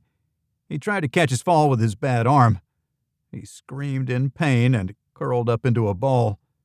The other one was still unconscious. I helped myself to the one Jenny held. Nice work. I nodded toward the ones on the ground. You're slowing down. Looks like I'll have to do the heavy lifting since you've become such a slacker. Word, sexy girlfriend.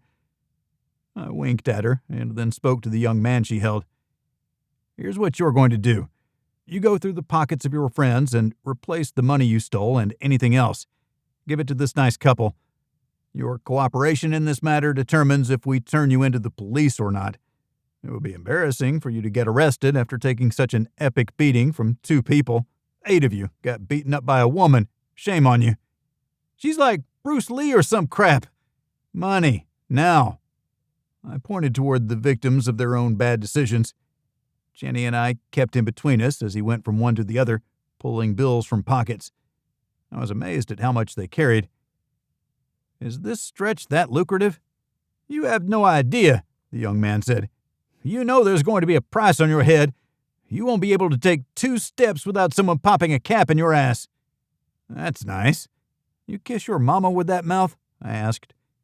We took the money, but the old couple said it was too much. They took what they'd lost and handed the rest back to me. I gave it to the young man.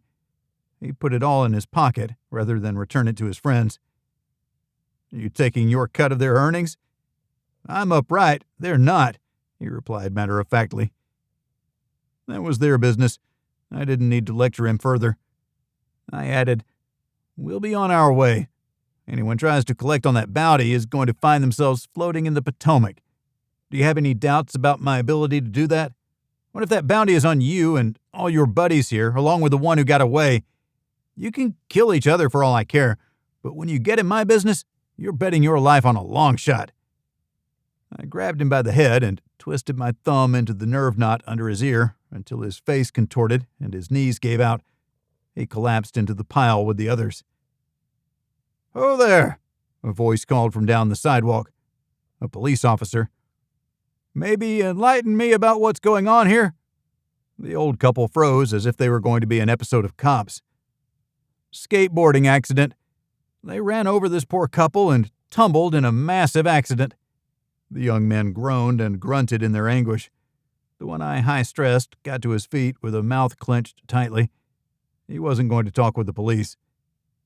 "I don't see a skateboard," the officer said, glancing from beat-up young face to the next beat-up face. "Must have skipped away when they fell." "Indubitably, officer. We have rendered as much aid as we're able, and with your permission, we'll be on our way." "Go on. I'm satisfied with your explanation of the accident." The officer looked to the road where a cruiser sat with another officer inside. They couldn't operate alone in this part of town. That would be too dangerous. Jenny took the elbow of the old woman and guided her down the street. The old man trundled along behind. He gave us the thumbs up. "Get yourselves to the more touristy areas. It's a bit rough right here." I shook his hand, and we walked away. I doubted the gangbanger who got away would be able to describe us in any meaningful way. He abandoned his buddies. He'd have a lot more to answer for from them than by trying to come after us. I didn't dismiss it from my mind, but I reckoned it was a simple matter of awareness. We'd avoid that side of the street. If anyone came after us, the consequences would be far more severe than a broken nose or arm. "We need a gun," I said. I felt the phone in my pocket. "Should I call?" "Who else can get you a piece?" Jenny asked. "Exactly." I dialed Rick's number. He answered on the first ring. "Your wish is my command." Chapter 10. Perseverance is not a long race. It is many short races, one after the other. Walter Elliott. "How was breakfast?" I started. "Too much. I have to watch my figure," Rick replied. "Lord knows I'm watching your figure." I let him think about that before hitting him with a full broadside. "I need a gun. A narrow frame .45, please. And if you can't manage that, any Glock will do. I'm not picky. I don't want a revolver, but if that's the only choice, I'll take it." "Of course. Anything else?" That was too easy. What's going on? "I'm not getting you a gun," Rick stated. "We hate you too. We'll need it fairly soon. Thanks, you husky hunk of man meat." I hung up. Jenny stared at me. I swear, Ian Bragg, you have become an absolute hooligan. She turned away quickly to check the area. We weren't favorites of the locals. We increased our stride to cover more ground. It was only another block before we reached the area behind the Smithsonian. No one followed us, and within a minute's time, we blended into a crowd of wide-eyed tourists, even though it was early in the day. They were beating the rush. I thought it was a smart move. We found our way to the museum entrance. We learned that it wouldn't open for 2 more hours. Make another loop? Sure, but this time, restrain yourself from helping stricken travelers. You know that won't happen. How do you think I found you? Jenny shook her head, but she smiled, and her eyes spoke to me. I was easily moved by that look, adding pennies to the infinity jar for every time I thought my wife was hot. I'll try, but the temptation to do good is strong. It's a siren's call.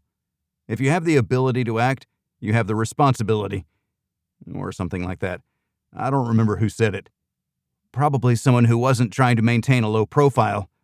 Beating up gangbangers isn't going to mark us as operators because those guys would be more professional. Jenny made a face at me. I think we've probably lost this fight. I grimaced. Despite being a professional, I never had any faith in this contract. If it had been from anyone else, I would have rejected it out of hand. I was trying to take it seriously, but the deck was stacked against us. I quickly lost focus because I lost interest. It was worse than a needle in a haystack. We'll keep trying. I'm not in love with the government's $10 million. I'm ready to return it. Maybe we do that and cut our losses, Jenny suggested. You know we can't do that. I kicked the ground. Let's go. 1 more round trip, maybe 2. We'll figure out who's watching, and maybe we'll get another round with our young friends, although I'm afraid we're going to have to kill some of them this time around. That worries me, too. Jenny looked up at me. Maybe we just go back to the hotel. Like you said, cut our losses. I like it when I'm not wrong, but it was you who said that. You should take the credit. Let's find a cab. The last thing we need is to get detained by the D.C. police for killing a bunch of gangbangers. Maybe we'll make a trip to their home turf tonight to remove the threat from those guys. We won't. You did that once to avenge Chaz, but personal vendettas won't work. The police need to handle those guys. They got to the scene, albeit a little late, but they got there. Let them do their job. You can't fix everything. Sometimes I feel like I can, but it's easy to work my problem because I've seen them, touched them, and know where they live. I smirked. Roughly. The spider and the scorpion. What a crock. Back to the hotel. We need to tell Rick we're leaving. Unless he gets you a gun? Jenny made it into a question. Especially if he gets me a gun. I don't want a gun. We just went through why it would be a bad idea. I had already belabored all the points. There was no need to do more. We caught a cab and headed back to the hotel. Someone had to be feeding Rick information. We took the elevator to the top floor. When we stepped into the corridor, we found Rick leaning against our door with his arms crossed. He used a key card to open it. You had more than 2 keys. I shouldn't have been surprised. What do you need a gun for? Rick asked once we were inside the room. Nothing good, Jenny answered. Smithsonian is closed until 10. Rick beamed. Not for us. Let's go. I can get you in. He hadn't even taken a seat. He stepped into the corridor where he told our guard, Driver. When we reached the street, the black Suburban was waiting. But no gun? I asked, more to needle Rick than anything else. Inside the vehicle, Rick pulled the slide back and handed me a small pistol. I made a face. A .380? We're not getting attacked by Girl Scouts. Large caliber weapons are looked upon as premeditation. A .380 is like crane technique, used for defense only. I checked the safety before slamming around into the chamber and stuffing the weapon in my pocket. Thank you. I don't want to use this, by the way. If I have to shoot someone, it'll be a really bad day for the home team. Then again, how do you expect me to take out the operators? Innovate, Rick said. The deck is stacked against us a mile high. How about we return the government's money and go back to New York? You can have your toy back, too." I reached for the pistol, but Rick stopped my hand. "It doesn't work that way. You and I are both on this until the end. It's yet another career-defining moment. I've got NSA scouring the airwaves. We're monitoring the local police reporting. Ignore the one about a couple beating up some gangbangers. That's not them." "No operator would be that stupid," Rick replied. I pursed my lips and looked away. "I can't figure you out. The government pays you a lot of money to kill people outside the law, but you'll do stuff that risks all of that because it's good, it's right. What happens to you if you get convicted and incarcerated for some trivial fight?" I looked him in the eye. It wasn't trivial for the couple they were terrorizing. There's one thing that's more important to me than anything else. Everything else can go away. Miss Jenny and I walk into the sunset, never to be heard from again. Rick shook his head. "Then why do you do it?" "What? Beat up gangbangers or the day job?" "The day job," Rick clarified. "Because it needs to be done. You tell me we don't need to eliminate the threat to the Director General because you're afraid passive measures won't work." "I can't tell you that." Rick shrugged off the conversation. He had a job to do and was a slave to the bureaucracy. "I thought we were going to the Smithsonian. We should probably go before it opens." The Smithsonian. It dawned on me that the one constant through it all was the museum. He wanted to go, and the big guys were going to placate him. Everything else could be changed, but not that. "That's where it's going to happen. You need to get us in there as employees." "We already have people inside," Rick countered. "You don't have us in there. Everything else is noise. Work up a profile on what history he prefers and which exhibits are most likely for him to visit." "We've done that, too." I took deep breaths. "Then why wasn't any of that information in the packet?" "Because you were doing something different. Going out there," Rick pointed at the window, "to take them out before they got close. How were we supposed to do that with the information you provided? I never expected you to set us up to fail. Shame on you. Get us that information right freaking now." "I'm not a fan, but it wasn't intentional. You'll have to trust me on that. I'll have it printed off and waiting at the Smithsonian for when we arrive." To his credit, Rick looked troubled. I wondered if it was because he failed to predict what we'd need, or if he expected us to have a magic bullet to find the other operators. "Did you expect us to call Hitman Inc. and demand they give us info on these two? Operators are secretive. It keeps them alive. You were just talking about how stupid it was to do vigilante stuff while working. You had to know we wouldn't be able to do that." "I do know." A cowed Rick Bannock walked out. He said over his shoulder before the door closed, "I'll meet you at the car." I stared at the spot where he'd just been. He pissed me off. I didn't like the presumption, but I doubt it was intentional. Jenny hugged me from behind. I leaned into her and wrapped a hand around her hip. I nodded and stepped away. I checked the pistol in my pocket and then handed it to Jenny. "This suits your hand better." She took it without question and shoved it into her purse. I paced for a short while.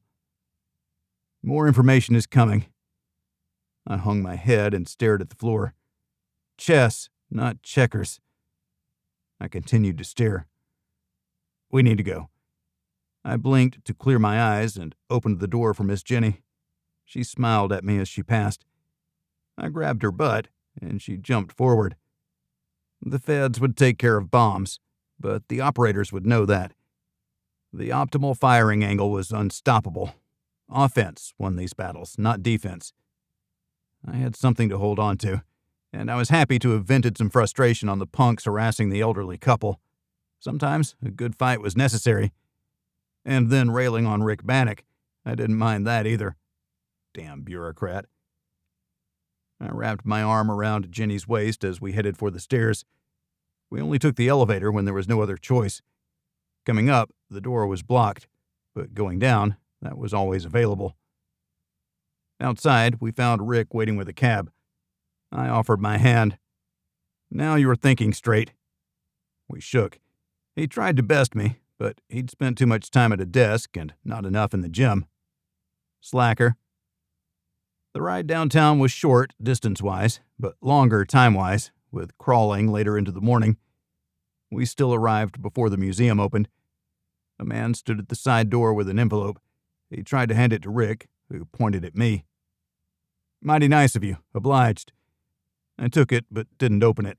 I'd do that inside before we scoped the area. We entered and walked down a utilitarian corridor to a small office where we met a couple individuals. One looked to be a maintenance worker, and the other was government. No one else dressed like that. "I'm your inside contact," the man in coveralls said. "Danny Daniloff, at your service." "FBI?" I asked.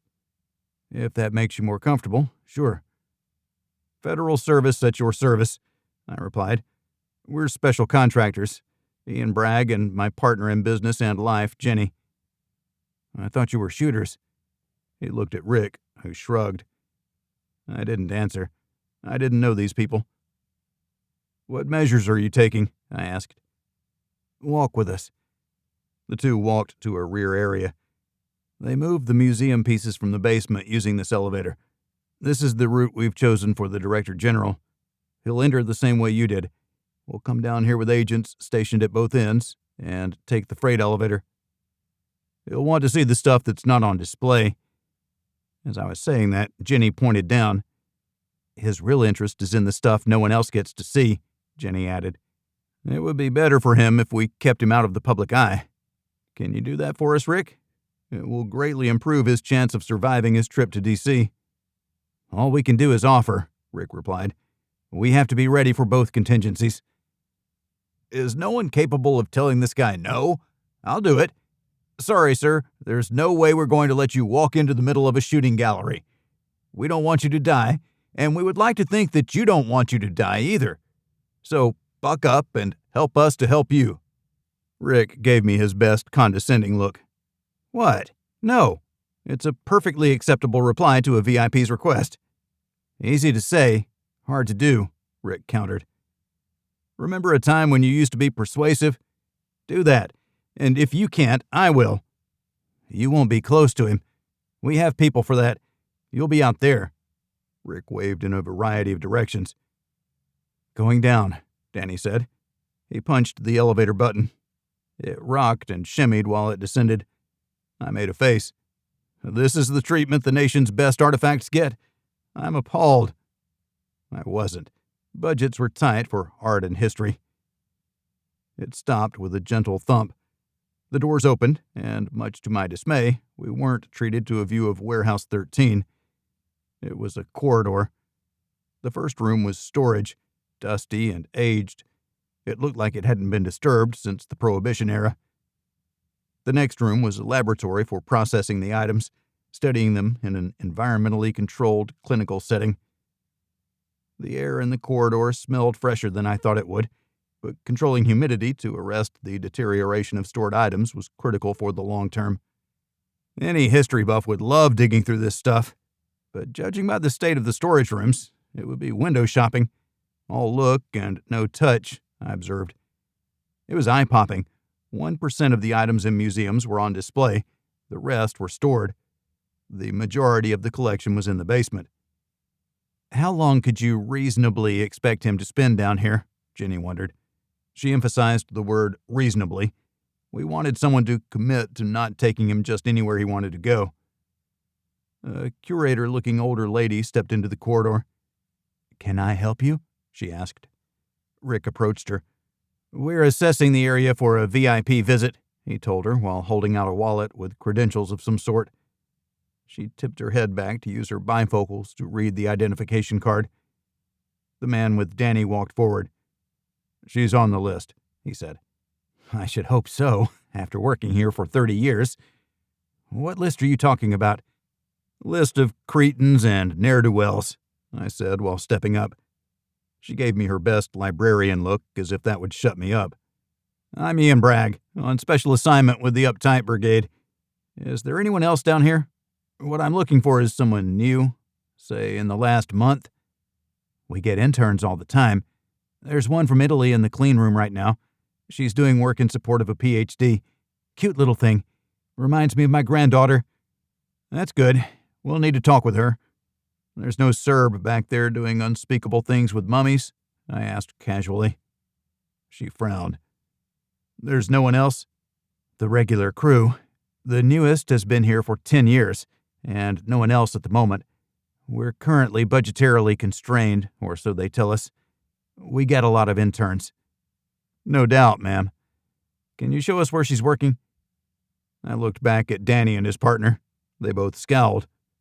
Is the intern on your list? I wondered. The look on his face was the same one I had when Rick told me he hadn't given me all the information. I raised the envelope I was still carrying in my hand. Jenny, why don't you talk with her?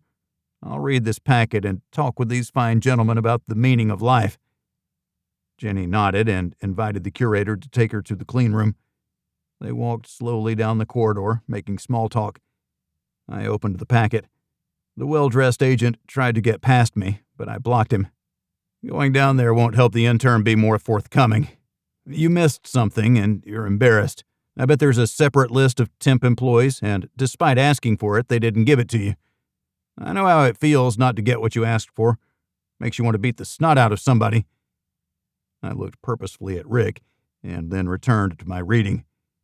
The feds were employing a small army of people to fill the empty spaces of the museum during the visit. The operators had to know that. There's no way the intern is the spider, I thought. But I don't like coincidences. Chapter 11. Never let the future disturb you. You will meet it, if you have to, with the same weapons of reason which today arm you against the present. Marcus Aurelius. Jenny nodded at the young woman through the window. She took a moment before waving back, her dark eyebrows expressive above the surgical mask.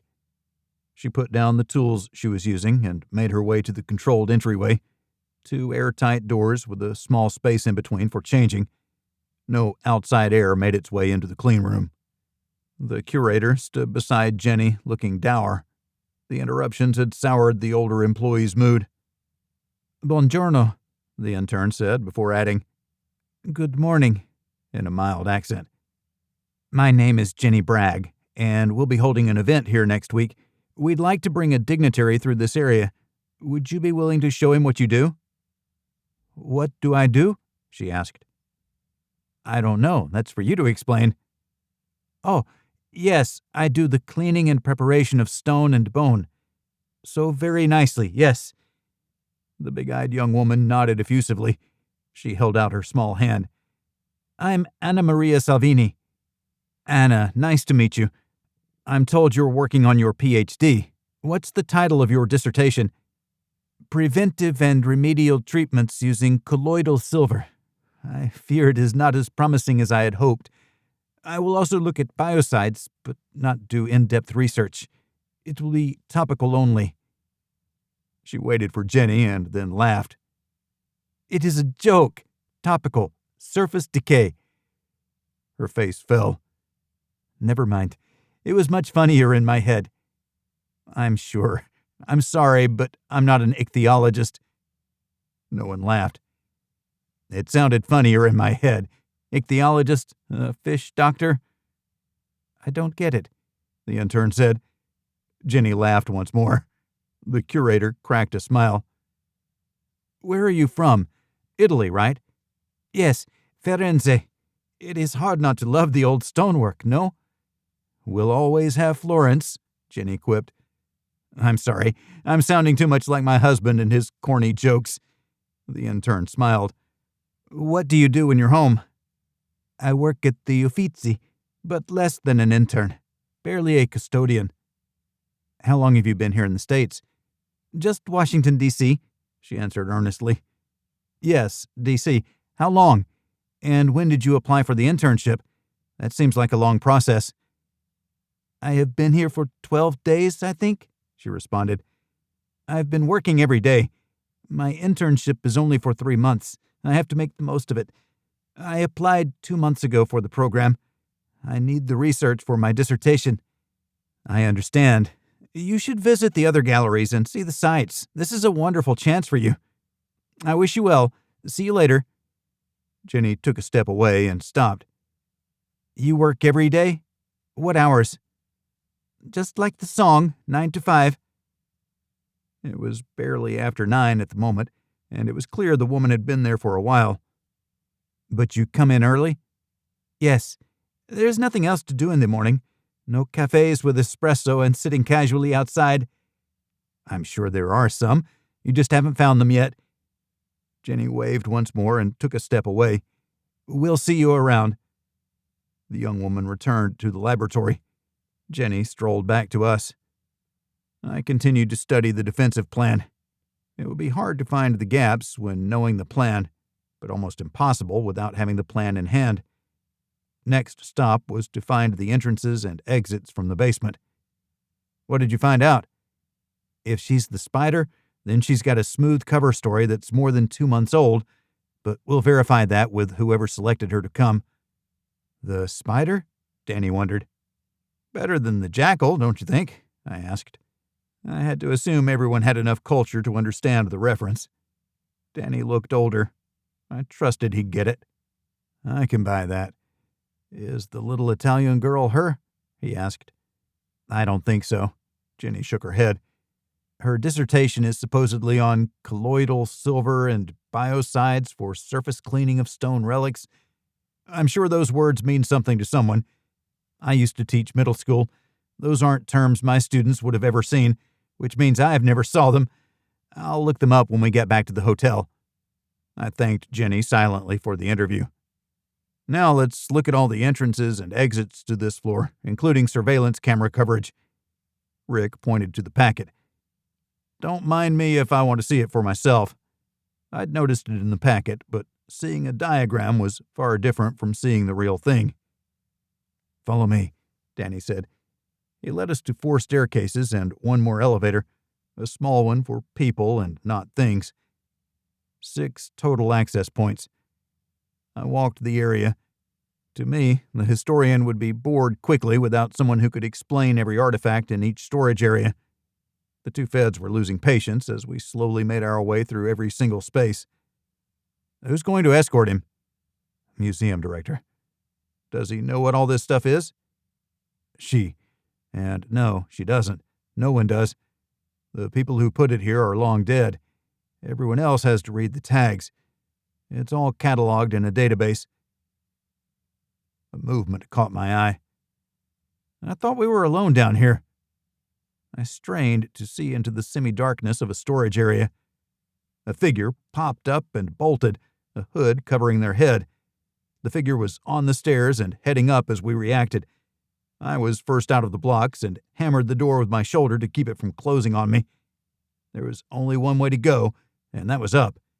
I took the stairs 2 at a time. I pounded up the stairs after this individual, who was wiry and fleet as a cat on fire. He disappeared into a crowd on the first floor of the museum proper, which was now open.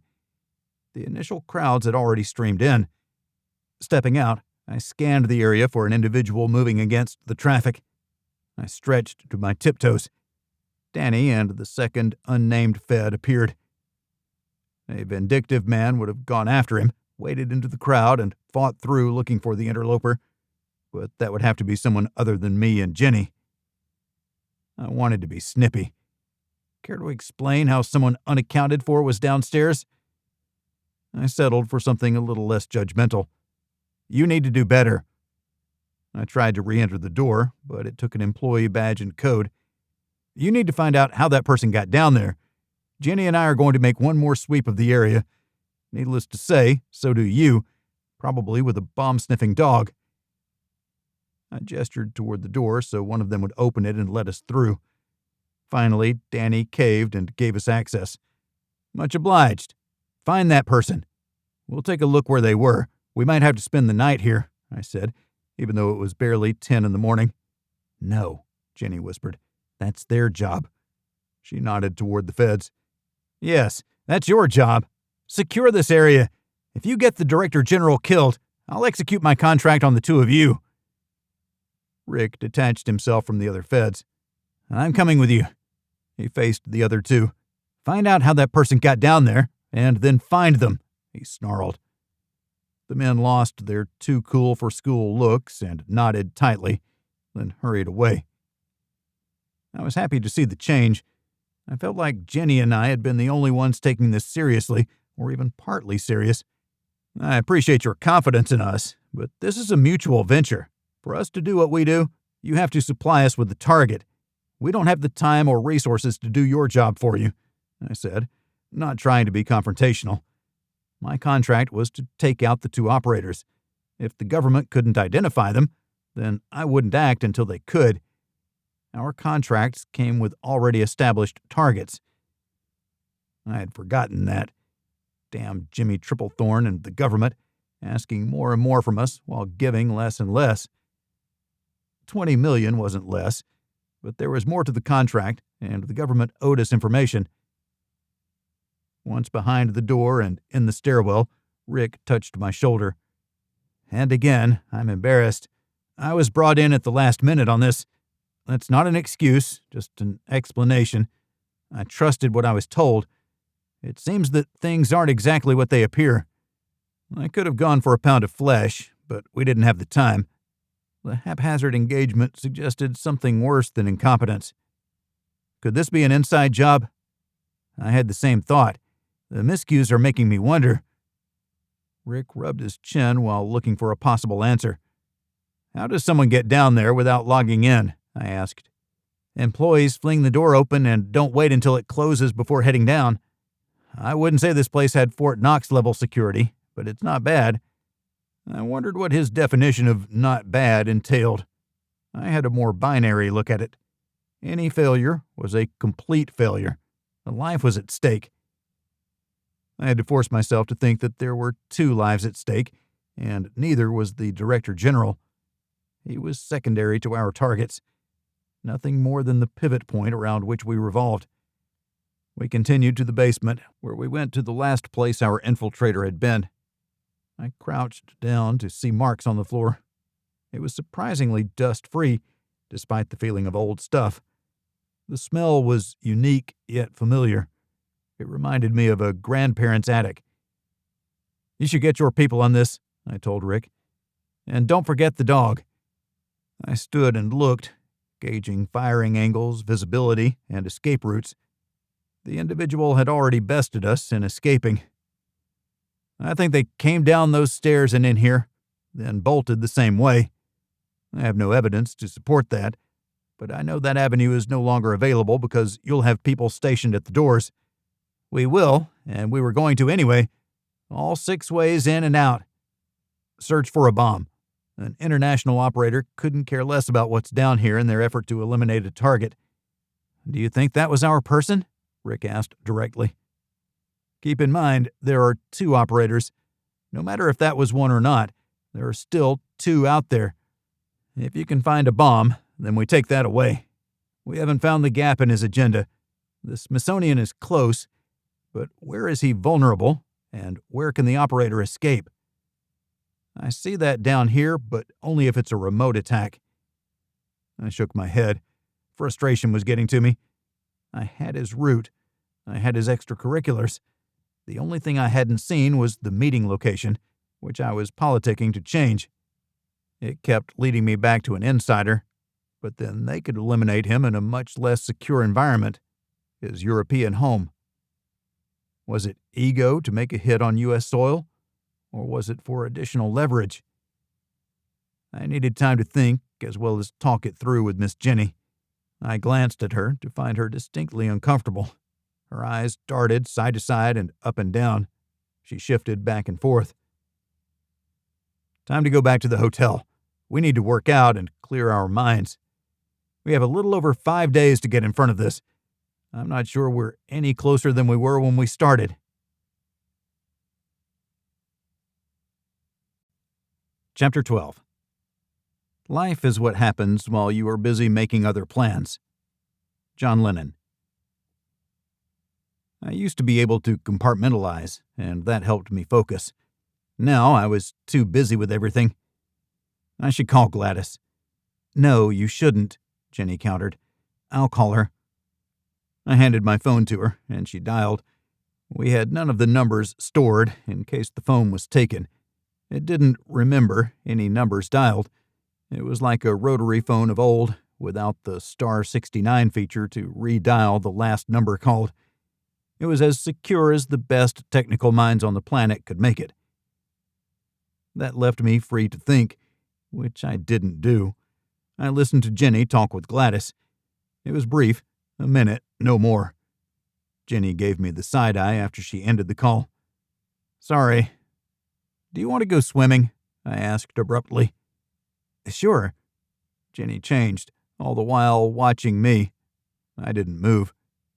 "Voyeur? When it comes to you, I plead guilty. I'm a wife ogler. What can I say?" I waggled my eyebrows. She smiled, checked her one-piece suit, then snagged 2 bathrobes out of the closet. "Aren't you going to change?" "I'm going to sit in a cushioned chair, smell the chlorine, and watch you swim laps." "The dickens, you say?" Jenny retorted. "I do." I held the door for her. She put on her shoes and strolled out. A new guard waited in the corridor. I looked over my shoulder at him. "Don't wait up." He didn't flinch. Not a single facial muscle responded to my jibe. Jenny stifled a laugh. "Rick is going to get mad." "Because we find humor in federal employee stoicism? Surely you jest." The pool wasn't listed inside the elevator, so we went to the lobby. The concierge had the answer. "I'm sorry, but the Ritz-Carlton, Washington, D.C. doesn't have a pool, but it has an excellent workout facility." "Excellently small," I replied, more annoyed at the lack of a pool than I should have been. It wasn't the concierge's fault. "I'm sorry. Is there a place we can sit and catch some sun?" "It's 60 degrees outside," he replied. Then he leaned close and whispered conspiratorially, "The fitness center is rather small, but people don't come here to work out." "They should, my man. Keeps the mind sharp, and heaven knows the decision-makers in this city could use more of that." He winked. "I'd never admit to any of that. As for seats, the best we can do is a couch in the lobby by the coffee bar." "Will my wife look out of place in her swimsuit and robe?" He looked down his nose at me. "Is this your first time in D.C.? I slipped him a $100 bill. "You're all right." We meandered to the coffee bar and ordered drinks. Jenny sat down while I waited. A businessman of some sort walked over and sat next to Jenny. She tried to shoo him away, but he was insistent. "I'm not a working girl," I heard her say. He had a heavy accent, and I couldn't hear his reply, but the reach for her exposed knee said what his words did not. Jenny caught his hand and twisted a finger while backhanding him across the mouth. It wasn't a slap. It was a reverse punch that rocked his world. He leaned over to get off the couch and fell. He crawled a few feet and collapsed. The drinks were ready. I snapped the lids in place. When I turned back, the concierge was leaning over the man while talking to 911. He said something unintelligible through the blood and froth from a split lip. The concierge finished talking with emergency services. He helped the man up and to a chair beside the door. The bellhop stood next to him while the manager appeared. After a brief conversation, the manager approached us. I was sitting beside Jenny while we both sipped our drinks. "We cannot have such violence in our hotel. I'm afraid that I'm going to have to ask you to leave." He crossed his arms and stared down at me. I held one hand up and tried my best not to look like a proud husband. Jenny raised a hand like a student in school. "You condone sexual violence in your hotel, then?" she asked, trying to take in his name tag. "Gerald?" "We do not. Under no circumstances." I pointed toward the cameras scattered across the ceiling. "Maybe you should take a look and see what happened before you attempt an action that'll get you sued. That man tried to grab my wife. He was ill-equipped for a woman who was ready to defend herself." "Why are you dressed like that?" The manager smiled like he'd played the trump card and won the hand. "Because your hotel doesn't have a pool, much to our surprise." The concierge suggested we sit here since it's too cool for outside and there's no pool inside. We ordered coffee. Why don't you talk with him?" The manager scowled and walked away. After a brief conversation, he hurried to an office behind the check-in area. The ambulance arrived and treated the man. He spoke in a language I wasn't familiar with, but I wasn't the only one. No one understood him. He gesticulated wildly toward Jenny and me. He appeared to be more hurt in his ego than anything else. The medics waved and left. He held an ice pack to his face. The manager returned to stand humbly before Miss Jenny. "I wish you would have handled it a different way," he started. I cut him off. "Your apology sucks," I added in a nasally voice. "Please don't make more work for me." The manager clenched his jaw. "Please enjoy your day." He headed to the injured patron to tell him that his stay was on the house. I stood. "What are you going to do, Ian?" "Make sure we set boundaries with the individuals most likely to encroach upon them." I glared at the two men, a bureaucrat and a predator. "Please don't." The manager was right. I saw the look in that man's eye. I should have walked away. We can't keep highlighting ourselves. The concierge joined us. "I'm sorry," he said. "That's exactly what he deserved. I'll keep a better eye on him next time." He handed me the $100 bill that I'd given him. I held it as he walked away. It was warm from his pocket. That was a serious apology from someone who could least afford it. The lobby had cleared out, from the desk clerks studiously avoiding looking at anyone to the blood on the floor and a cleaning person appearing from the workers' area with an upright floor steamer. The manager had moved out of sight. He probably had a report to write. "A diversion," I said. "We thought about it before, but we need to revisit it. What kind of diversion can they create? Smoke, fire, protesters, accident?" Jenny sipped her coffee. "All of the above. We have 2 targets who will come up with their own unique approach." I stared into the distance. The hum of the floor cleaner eased closer and closer. I waved pleasantly to the nice lady operating the equipment. She looked miserable. Her problems were inevitably far more than mine, the ego of competition, going head-to-head with operators. We'd just done that in the tower, but those weren't top of the line. The Spider and the Scorpion were. Like good operators, they were invisible within a void of silence. Dulles International Airport was busy, as usual. A faceless crowd mobbed toward immigration. One blended with the rest by following a large family closely. The chaos of excitement was blanketed in the exhaustion of a long flight. Conversations were both loud and hushed. Everyone carried a passport in their hand, ready to turn it over to the uniformed officers in the immigration control booths.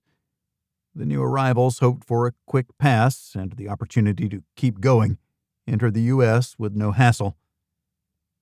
The Spider had arrived and was confident the passport would clear the system. It was new, freshly acquired in Italy from an individual who wouldn't note its disappearance. Whenever the body was discovered, the passport would be deactivated, and if someone was sharp enough, they'd find that it was used to enter the country and then never used again. It was the best and easiest way to travel incognito. As long as the body wasn't discovered and identified before the passport was used and abused. The Spider had made sure it wouldn't be. It was an insurmountable task for the Polizei. The Spider embraced the confidence of being someone else for a short while. A nobody who has done nothing. It wasn't the kind of person the Department of Homeland Security was looking for. There was a certain risk crossing the southern border, even with how many flooded through, and there was no need. A perfectly good passport with a comparable-looking individual. They studied the picture, holding it up. The Spider smiled. "My hair is different." "Of course." The agent stamped it and handed it back, waving the next person forward. The Spider nodded and walked through the checkpoint into the United States. The Spider had arrived. There was no checked bag. Everything needed would be purchased in the area and discarded after use. Nothing would remain tying the spider to the hit. Nothing. The spider disappeared into the crowd waiting for the shuttle to the downtown area. Crowds and more crowds. The shuttle arrived and passengers boarded. A bunch of people who paid their fee and rode in relative anonymity with no paper trail. Cash talked when it came to being allowed on board. Most of the others used an app on their phones, and the rest used printed tickets. A casual smile and a crisp $100 bill made the difference for no questions and no digital record of the passengers' travel. Capitalism at its finest to defeat Big Brother's intrusion into one's privacy. Paying by credit, the spider had one card, and it was a real account and a fake name that would never get paid. The shuttle stopped at hotels along the way and finally pulled up near the mall, where the spider got off and headed straight for the Smithsonian. It was a pleasant walk through relatively fresh air, and it was better than being on the plane. A time to refresh and recharge before the real work began. The Smithsonian was open to the public, and the spider walked in. They paid attention to the cameras, security guards, exhibits, and, most importantly, employee-only doors. The spider quickly determined the need for a badge and Smithsonian uniform. Which door was getting the most use? The initial answer was none. The employees were working, engaging the crowd, answering questions, cleaning, and everything that needed doing to keep the museum open. The cleaner held the most promise. They would have access to all the spaces if such a distinction was made. Probably not. It was a museum, not the CIA headquarters. The spider chuckled lightly while continuing to the next displays. What would the Director General find the most interesting? What was the one thing he couldn't resist? Fortune favored the bold. A plan started to form. The spider needed a few things first. Chapter 13. In the landscape of extinction, precision is next to godliness. Samuel Beckett. The flight routed through Dubai on its way to the States. Longer flights were good. They provided an opportunity for the Scorpion to rest. Once on the ground, being alert was critical to survival. There would be little sleep until the job was done. For some, sleep was important to accomplishing the mission, a clear mind and all that. But not the Scorpion, who was wired differently. Sleep was something to stockpile. Rest was fuel to be expended over the course of several days, until there was nothing left in the tank. After that, the Scorpion would egress overland to Canada and fly back to Europe. The plane touched down at Dulles. Customs and immigration flowed without issue. The passport was for an alter ego and raised no alarms. The Scorpion traveled light without checked luggage. It made passage easier. Carrying tools of the trade came with nothing but risk. There was a time to be high profile, right at the hit. Eliminate the target while instilling fear.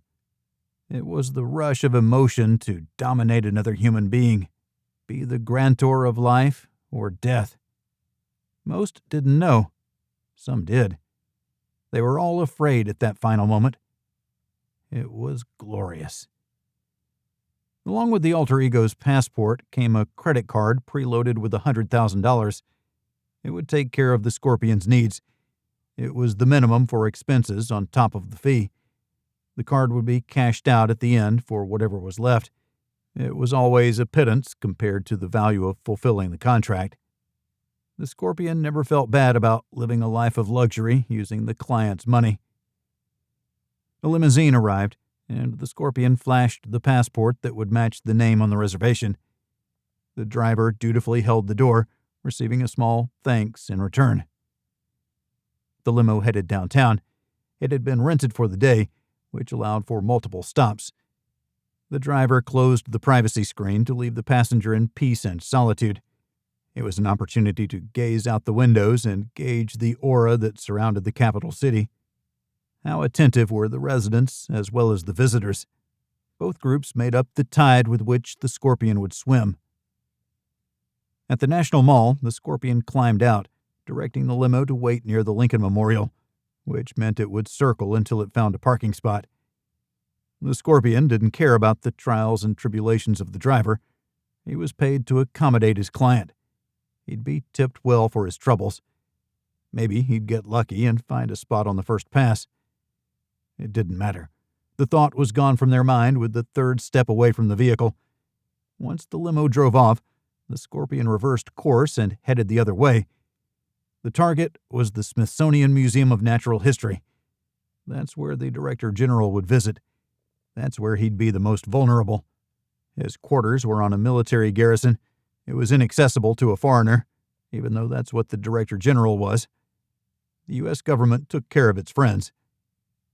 Right up until he died, and then the government would be scrambling, 9/11 style, to deliver vengeance.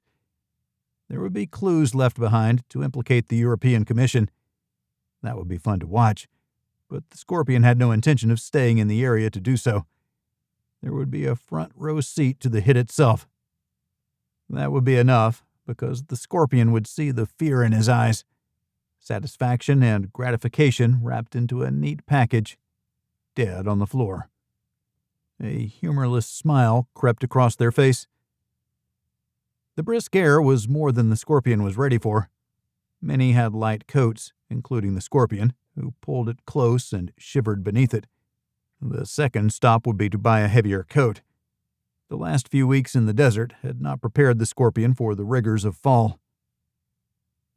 The Smithsonian welcomed the visitor without question to join the rainbow of colors and sizes trooping through the museum. The Director General had a special affinity for fossils. That was where he would spend the most time, no matter what his handlers approved or encouraged. That's what the Scorpion was counting on. Right here, before a display, a pinprick and walk away. The end of his days would come quickly. The poison would act fast. Getting close would be easy.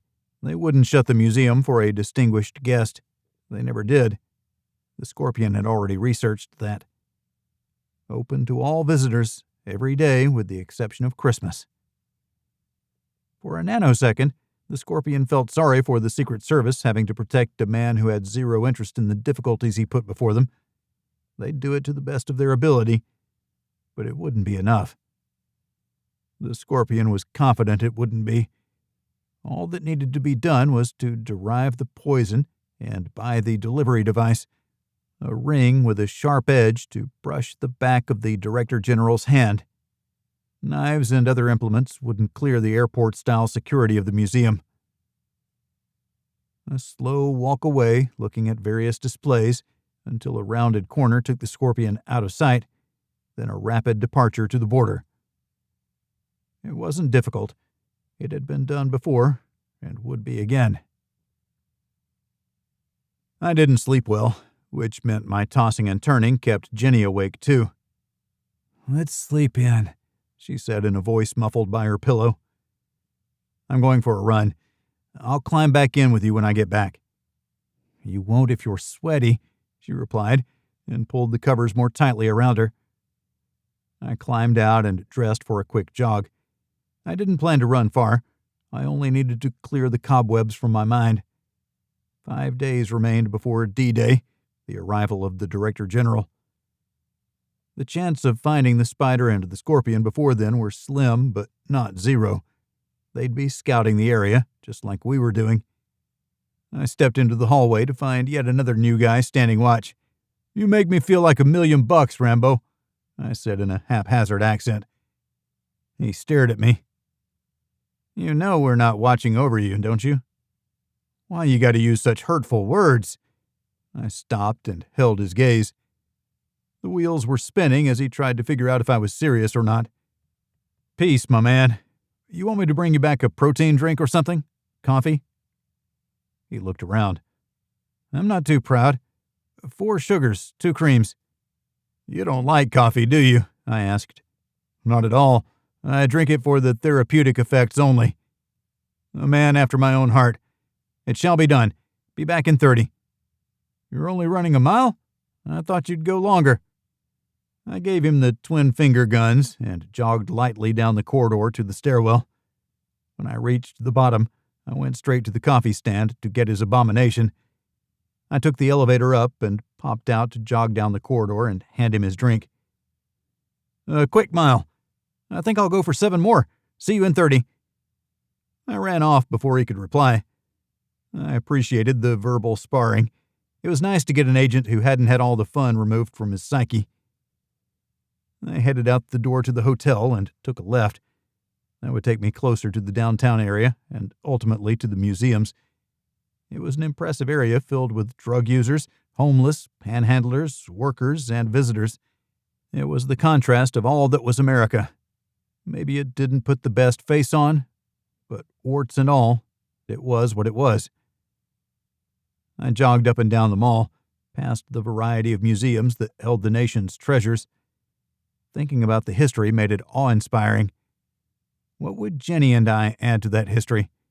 Would we let the Director General get killed, or would we eliminate the operators before they had a clear shot at their target? If we did, history would remember the trade deal and nothing else. History would be unkind should we fail. I ran down Madison and back along Jefferson. It wasn't a long run, and I maintained a good pace. I returned to the hotel after less than 20 minutes. In the hallway to the presidential suite, I was barely winded and not sweating. The agent looked me up and down, but had the decency not to say anything. He snorted when I passed. "Only 3 miles," I mumbled. It was probably less than that, but I had been scoping the area and once more had discovered nothing. The run accomplished what I needed it to, freshened my mind and wakened my body. I sat at the desk with my computer and accessed the dark web to look through the pending contracts, as well as the revenue stream. Payments were strong, and the business was overall healthy. We had 2 contracts still in the bidding stage. They needed me to determine a winner. I went through them quickly. I knew both of the applicants. I selected one with a coin toss. In the second contract, I picked the lower bid. I didn't see the job as challenging as the first bidder made it out to be at double the low bid. I had a business to run and had confidence in the low bidder's plan and timeline, which was longer than the high bidder. Both were within the parameters of the offer.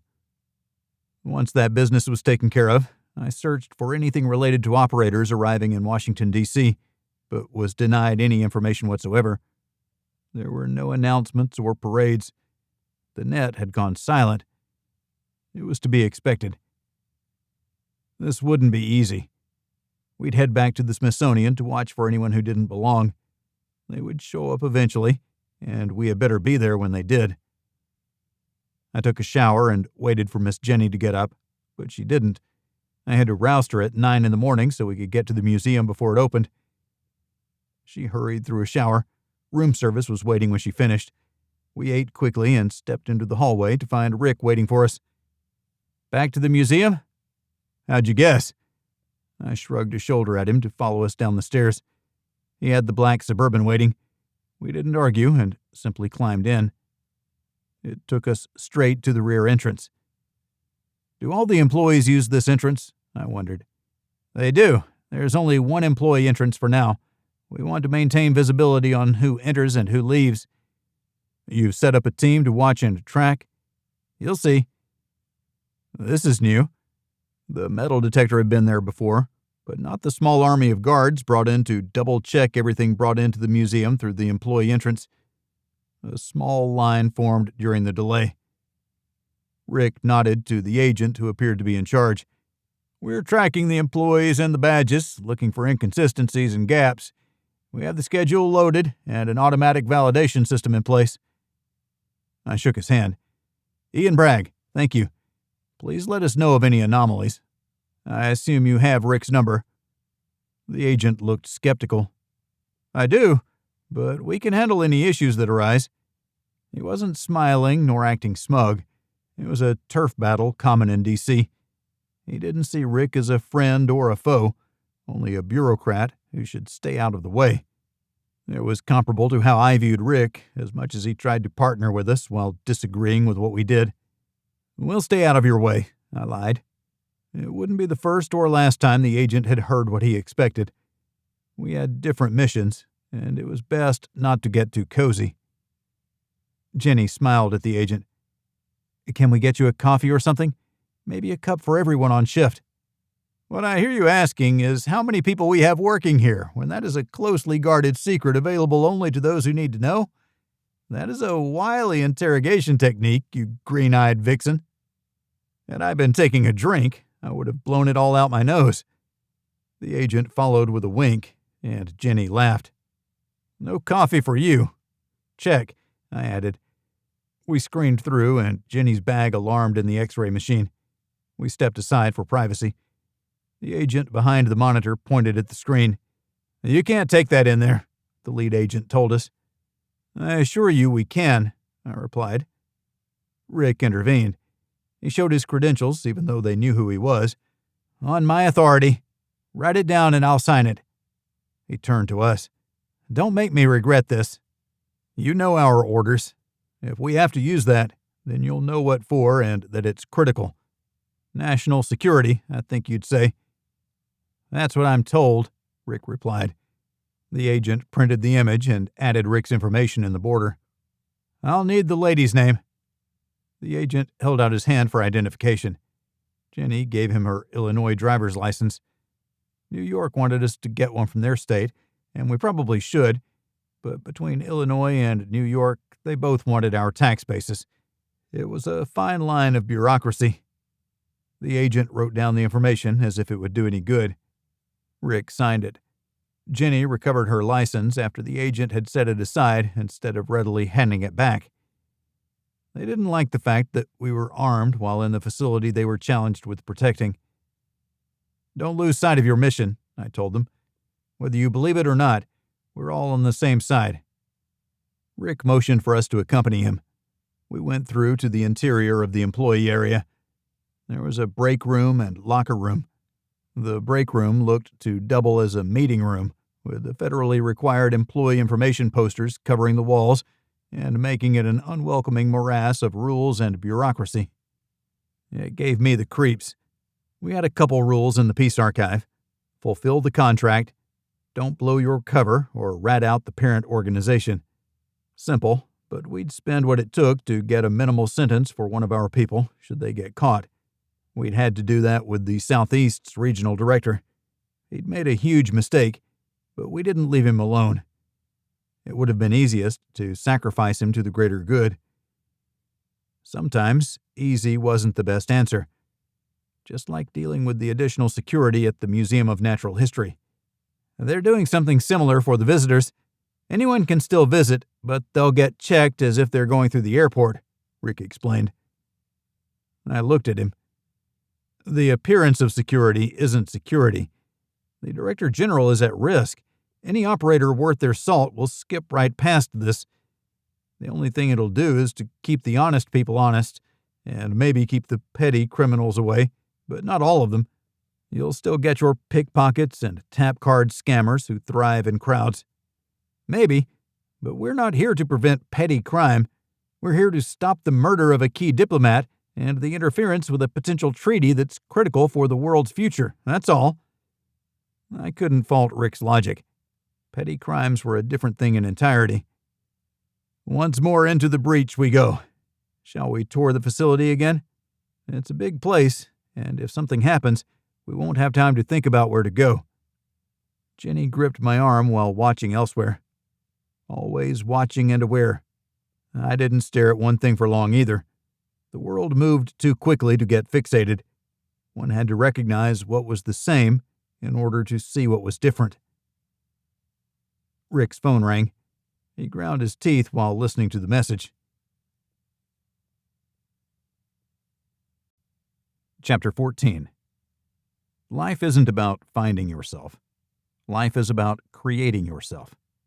George Bernard Shaw. The spider watched the employee leave. She tucked her badge into her purse and nonchalantly walked away. From the other side of the street, the spider followed. mirroring her movements until it became clear that she was headed for the Smithsonian stop for the D.C. Metro, where she could catch one of 3 lines: the blue, silver, or orange. There was no room for error. The spider closed the distance until they shuffled along a mere 2 people away, through the turnstiles and down to the Silver Line's platform, where the employee waited for the westbound train. The spider moved close, but the older lady clutched her purse before her. Pickpocketing would be easiest, but not the best solution. Not without seeing the PIN that had to be typed on the keypad after using the badge to activate the system. It was 2-part security. The PIN was important. Without it, the badge was worthless. This would require extraordinary measures.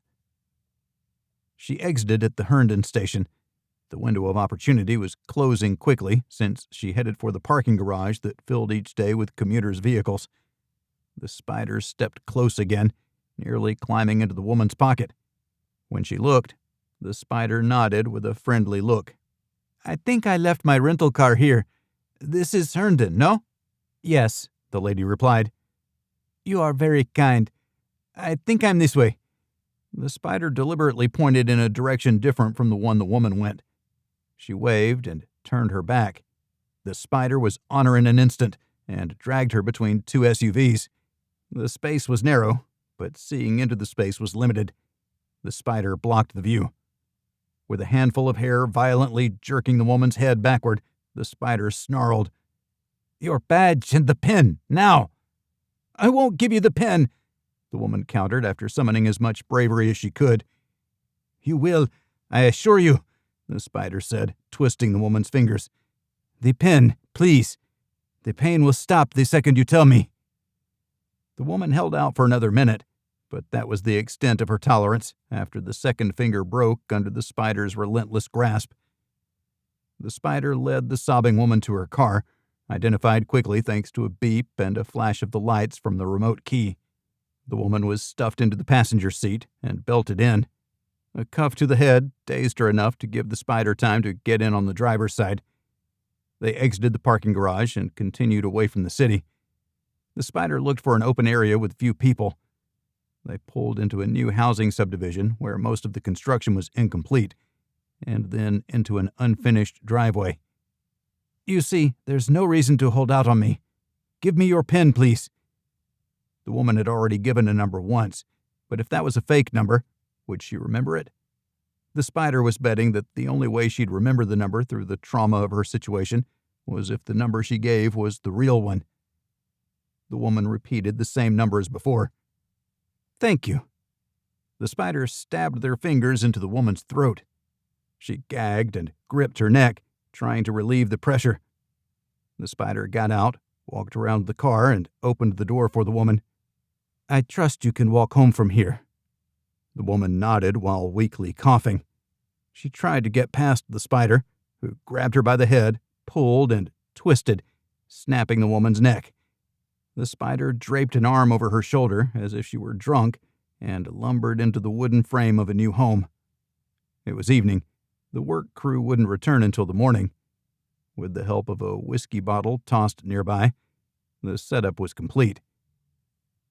The spider arranged the woman, slumped over, and placed the bottle as if it had fallen from numb fingers. The spider backed out slowly and left the scene as easily as they had arrived, driving at the speed limit and keeping clear of other traffic.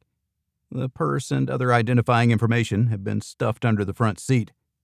Someone would find the car later, but it would be well after the spider had left the country. The drive back to the parking garage in Herndon was uneventful, as intended. Numerous parking spots were open as commuters returned home, but the spider picked the spot where the employee had parked before. It was too late to return to the museum, but first thing tomorrow, the spider would be there. Not at the employee entrance, but upstairs through a door with limited access. Let the dance begin. Rick delivered a flurry of questions like a boxer jabbing his opponent. He closed the connection. Karen Braxton failed to show up for work, yet used her badge to access one of the upper doors. I've requested any access video and stills. As of right now, She has not shown up to her workspace.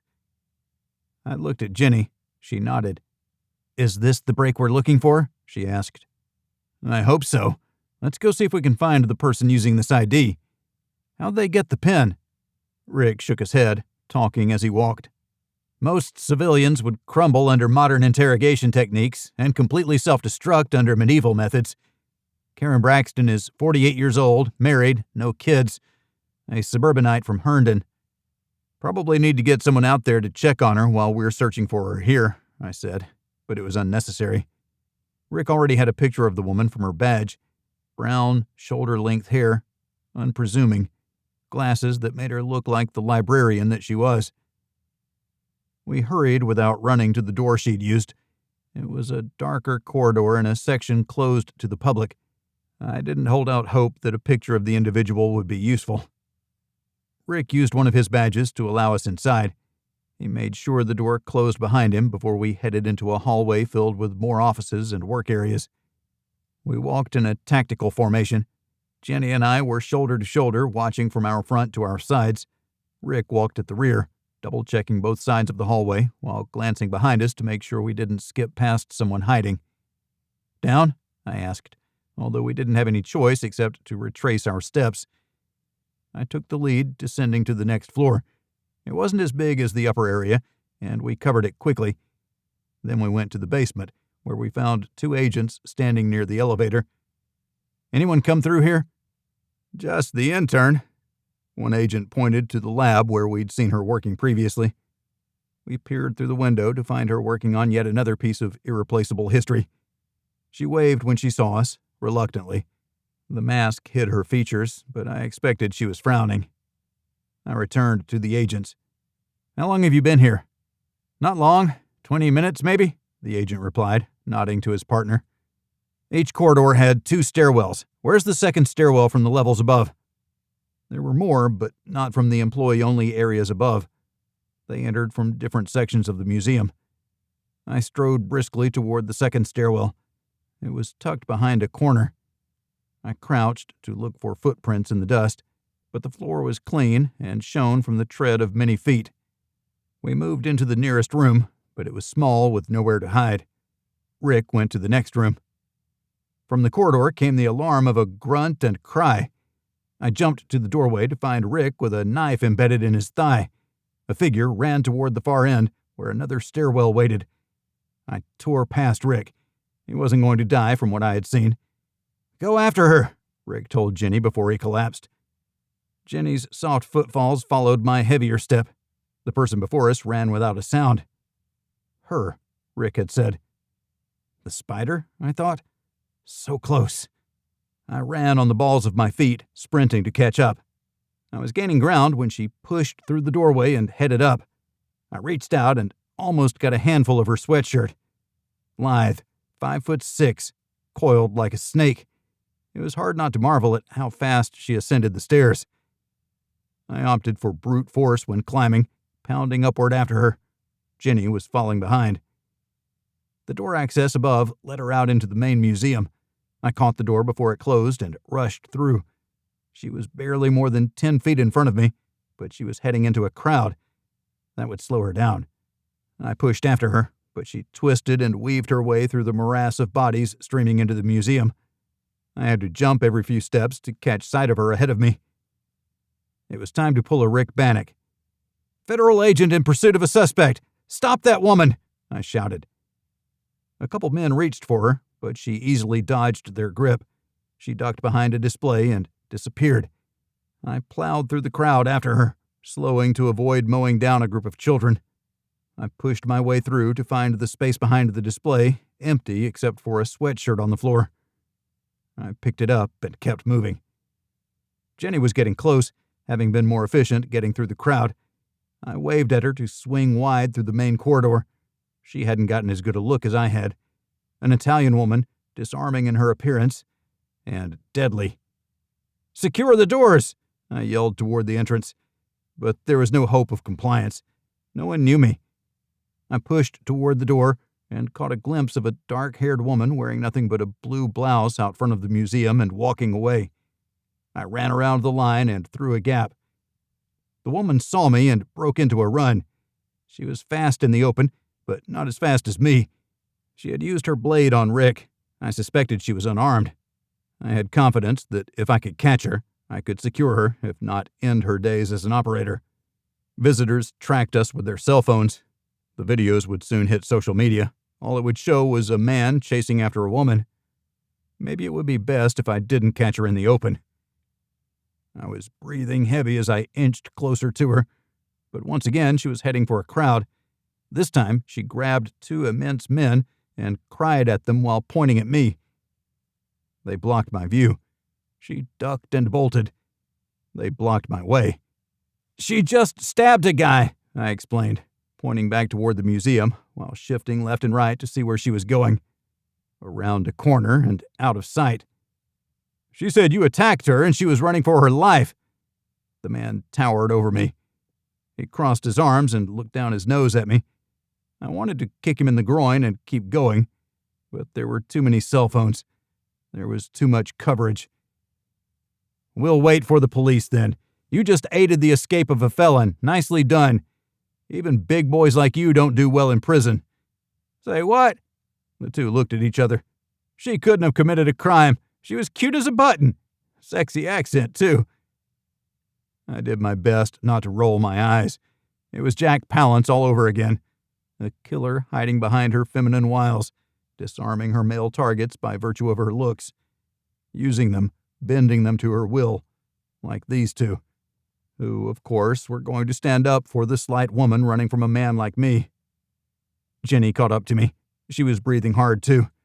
It had been an all-out sprint from the basement to here. "She got away." I gestured in the direction she'd gone. It took 5 minutes before agents appeared, and by that time, the two men had grown distinctly uncomfortable. "These two helped her get away." I gestured toward the men.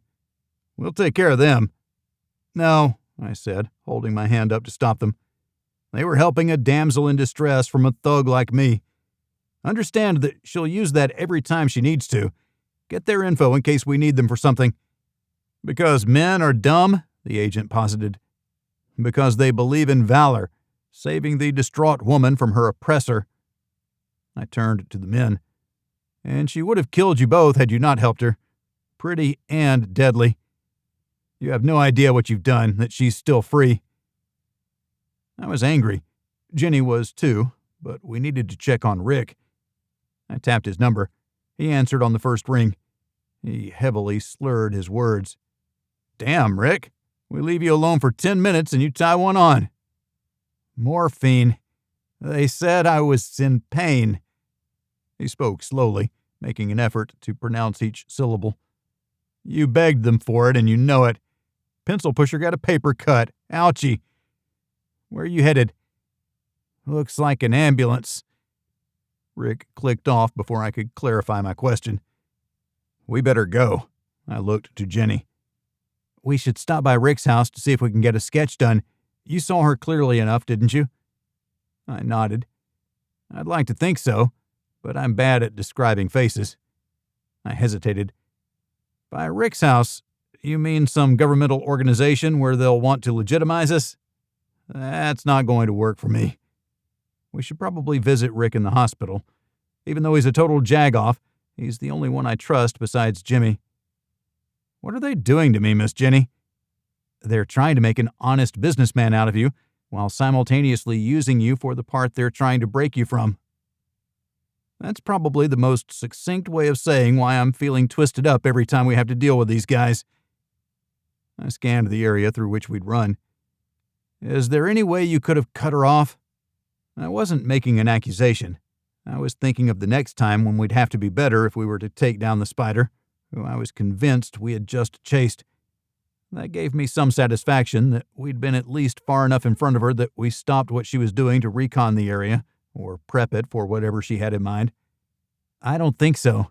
She was too fast and ran in a straight line away from the museum. There was no corner to cut her off because she didn't take one until after you were engaged with her lackeys.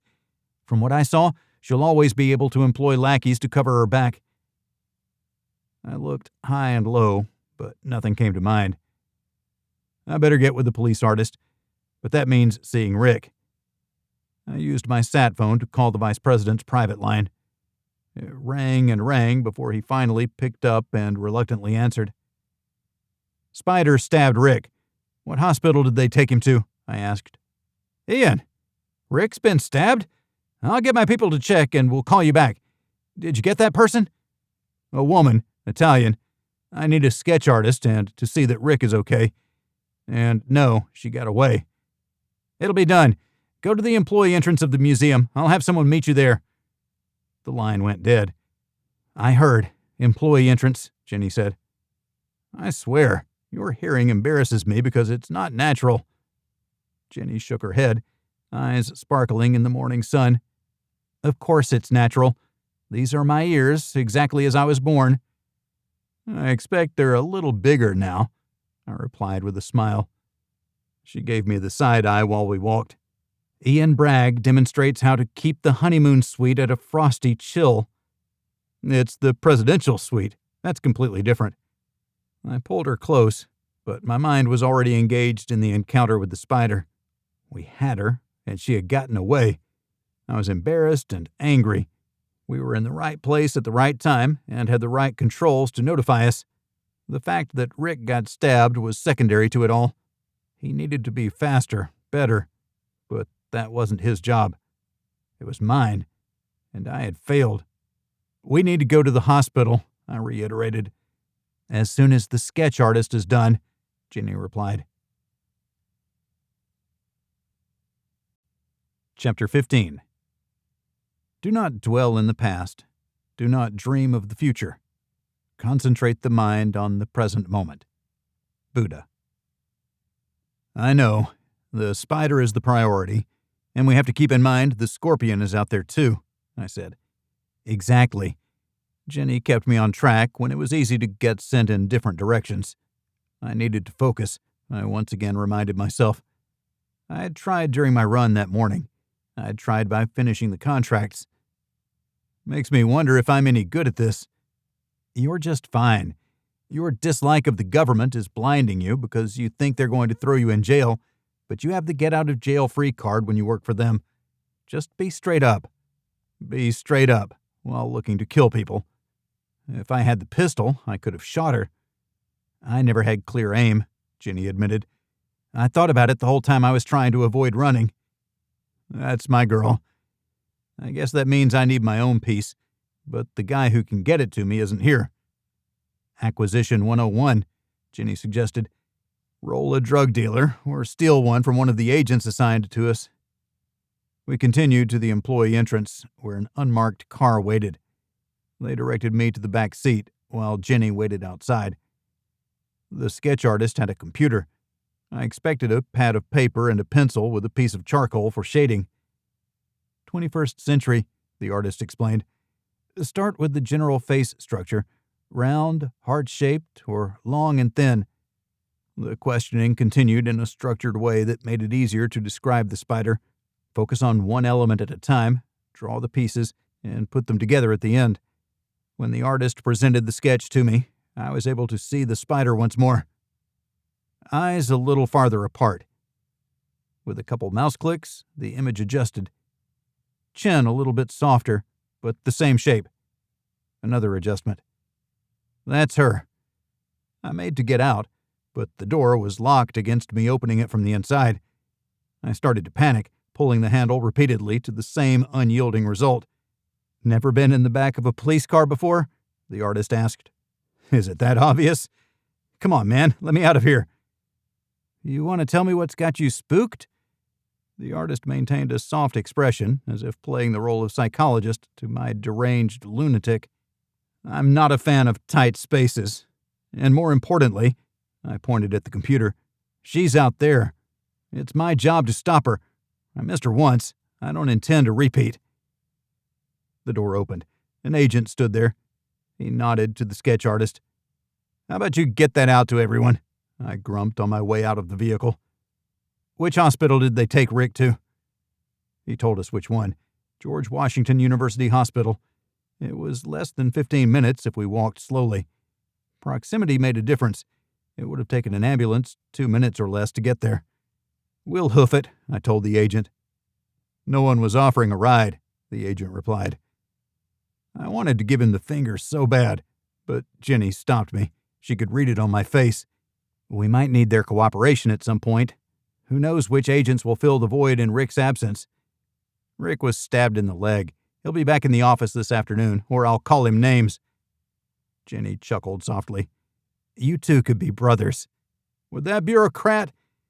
I was appalled, at least as much as I could fake it. I tried to imitate his voice. Here, sign this form. You're never going to let that go, are you? That's the best I have. I'll never stop reminding him of it. Yup. Jenny made a face at me. We walked with a purpose, but not overly quick. There was too much to see when it came to people and things. Even the buildings that weren't monuments were worth looking at. They were history. They were a part of what we were trying to protect. And we figured Rick would still be getting stitched up. It had only been an hour since he'd been stabbed. I checked my watch to confirm. About 65 minutes. Things are happening pretty fast after taking forever to get to this point, I mused. And now everything will slow down while we try to get ahead of the Scorpion. Do you still think the Scorpion is a man? I do, because of who he works with and for. We are 2 steps closer to neutralizing the spider. She can't show her face. We'll plaster that picture everywhere. At least, that's what I'd do. I don't know what the weenies will do. Weenies? Government throbbing blue veiners. You are deplorable, Mr. Ian Bragg. Jenny squeezed my hand. And lovable. Don't forget lovable. And crap. I was angry again. I can't believe she outran me. Your mind works in strange ways. She outran all of us. Are you upset because she's a woman who outran you? I'm upset because the target we should have eliminated is still walking around. I need a gun. Next time. There can be no next time. We made it to the hospital, where there were too many agents to count. It was like they had a 2-for-1 sale. Most had no idea who we were asking for, but soon enough we found the detail that was responsible for our point of contact. Rick was still in the emergency room where they had stitched him up, and not general surgery. He was there with his eyes closed and an IV feeding him antibiotics. Rick, we need your help. You can't leave me alone for 5 minutes, he mumbled, still under a morphine-induced euphoria. It seems not, I said. I know you're in the pain-free zone right now, but has anyone called your wife? Oh, crap, Rick mumbled. Give me your phone. He tried to dig into his pocket, but his pants were gone, probably destroyed since they had blood all over them. Jenny checked with the agent in the corridor who had taken possession of Rick's gear. He refused to give her the phone and joined us in the ER. Let me unlock it with my face. Rick smiled at the camera as the phone came to life. Call her. Hey, phone. Call the love of my life. What? I don't know, but anything better than, hey, you. I looked at the screen. He didn't have voice recognition turned on, which was appropriate for any spook. I was surprised he had a smartphone and not a BlackBerry. I took the phone from him and scrolled down the recent calls until I found one labeled Sadie Bannock. I tapped the button and gave the phone back to Rick. Sadie answered on the second ring. What are you doing calling in the middle of the day? Did you forget something? She spoke loudly enough that even I heard it. I'm in the hospital, honey. I got stabbed, but only in the leg. They say I'll get better because I'm a total specimen, an absolute unit, he slurred. The phone was silent. I took it from Rick, who was unable to resist. Hi, Sadie. This is Ian Bragg. We were with Rick during an unfortunate engagement with a suspect. He's a little stoned on morphine at present, but when it wears off, his leg is going to ache something fierce. Ian? He talked about you. He doesn't like you. What were you doing with him besides getting him stabbed? I made a face at the phone. Jenny took it from me. Hi, Sadie. Jenny Bragg here. It was save the world stuff, and Rick was on top of it, insisting that he go first into a hot area. The assailant got away, despite the amount of resources we'd put against the individual. I hope you can find it in your heart to forgive us. We're heading back into the breach, but we're sending Rick home. Can you make sure he stays there?" "Rick likes you. He said you're the calm one." Jenny gave me a thumbs-up sign. She covered the bottom of the phone and whispered, "She's astute and wise in the ways of the world." I threw my hands up in surrender. Rick had closed his eyes and drifted off. "How bad is it?" Sadie asked in a lower voice. "It was a clean stab into his upper thigh. Docs took care of him quickly since we were close to the hospital at the time. GW, if you're wondering. He's secure, but he wasn't the target, and neither were we, so you don't have anything to worry about. No one is coming after him. Well, Ian may, but that's a completely different issue. Did you know that the first time we met Rick, he handed us a bunch of forms to sign?" "Hey, you're stealing my thunder." Jenny shushed me. Sadie laughed for a moment. "Sounds like Rick. Did you sign them?" "No. Ian claimed victory over bureaucracy on that day," Jenny explained. "I expect Rick is still angry about it, and Ian needles Rick every chance he gets. Bullseye on both accounts. We're working to the same end, but different agencies, you understand. He's best sitting this one out, not because he's not capable, but because this is already spiraling in an unhealthy way for everyone involved. We'll take care of it. That's what we're paid to do." "Like hell," Rick mumbled. "Rick, I need a gun. A bigger one this time." "A 9mm will do, but would much rather have a .45, I said quickly while he had his wits about him. "I already gave you a gun." "We already talked about this," I lied. "Bigger gun." Rick waved at the agent. "Sign your pistol over to him." "Using your words? Like hell I will. I don't care who you are." He looked at me. "And I don't know you at all. I'm not giving you my piece." "What if I arm wrestle you for it?" I offered, giving in to the absurdity of our posturing in the emergency room while Rick was half out of it. "No." The agent crossed his arms and clamped his shoulder holster under his elbow. "Fine. We'll take one off a drug dealer. If we pop up in the blotter, you come and get us out. Rick, swear to it." "It would be better if we gave you one of ours," Rick said in a moment of lucidity. "So you can track me? How about no?" I was seeing the fallacy in my previous request. I didn't want a government-issued weapon. They'd have the ballistics on file. It was better if I had something that wouldn't link directly to me, not at the outset. The danger with the dealer's weapon was that it had probably already been used in a crime. Linking me to a previous crime wouldn't be good, but linking me with a current crime was something the government could hold over my head if they wanted. We'd probably have an alibi, since we weren't in D.C. that often for any previous crimes the gun may have been involved with. Still, I didn't want to sit through a police interrogation. I'd begged Jimmy to get us off the hook. No matter what we did, there was risk.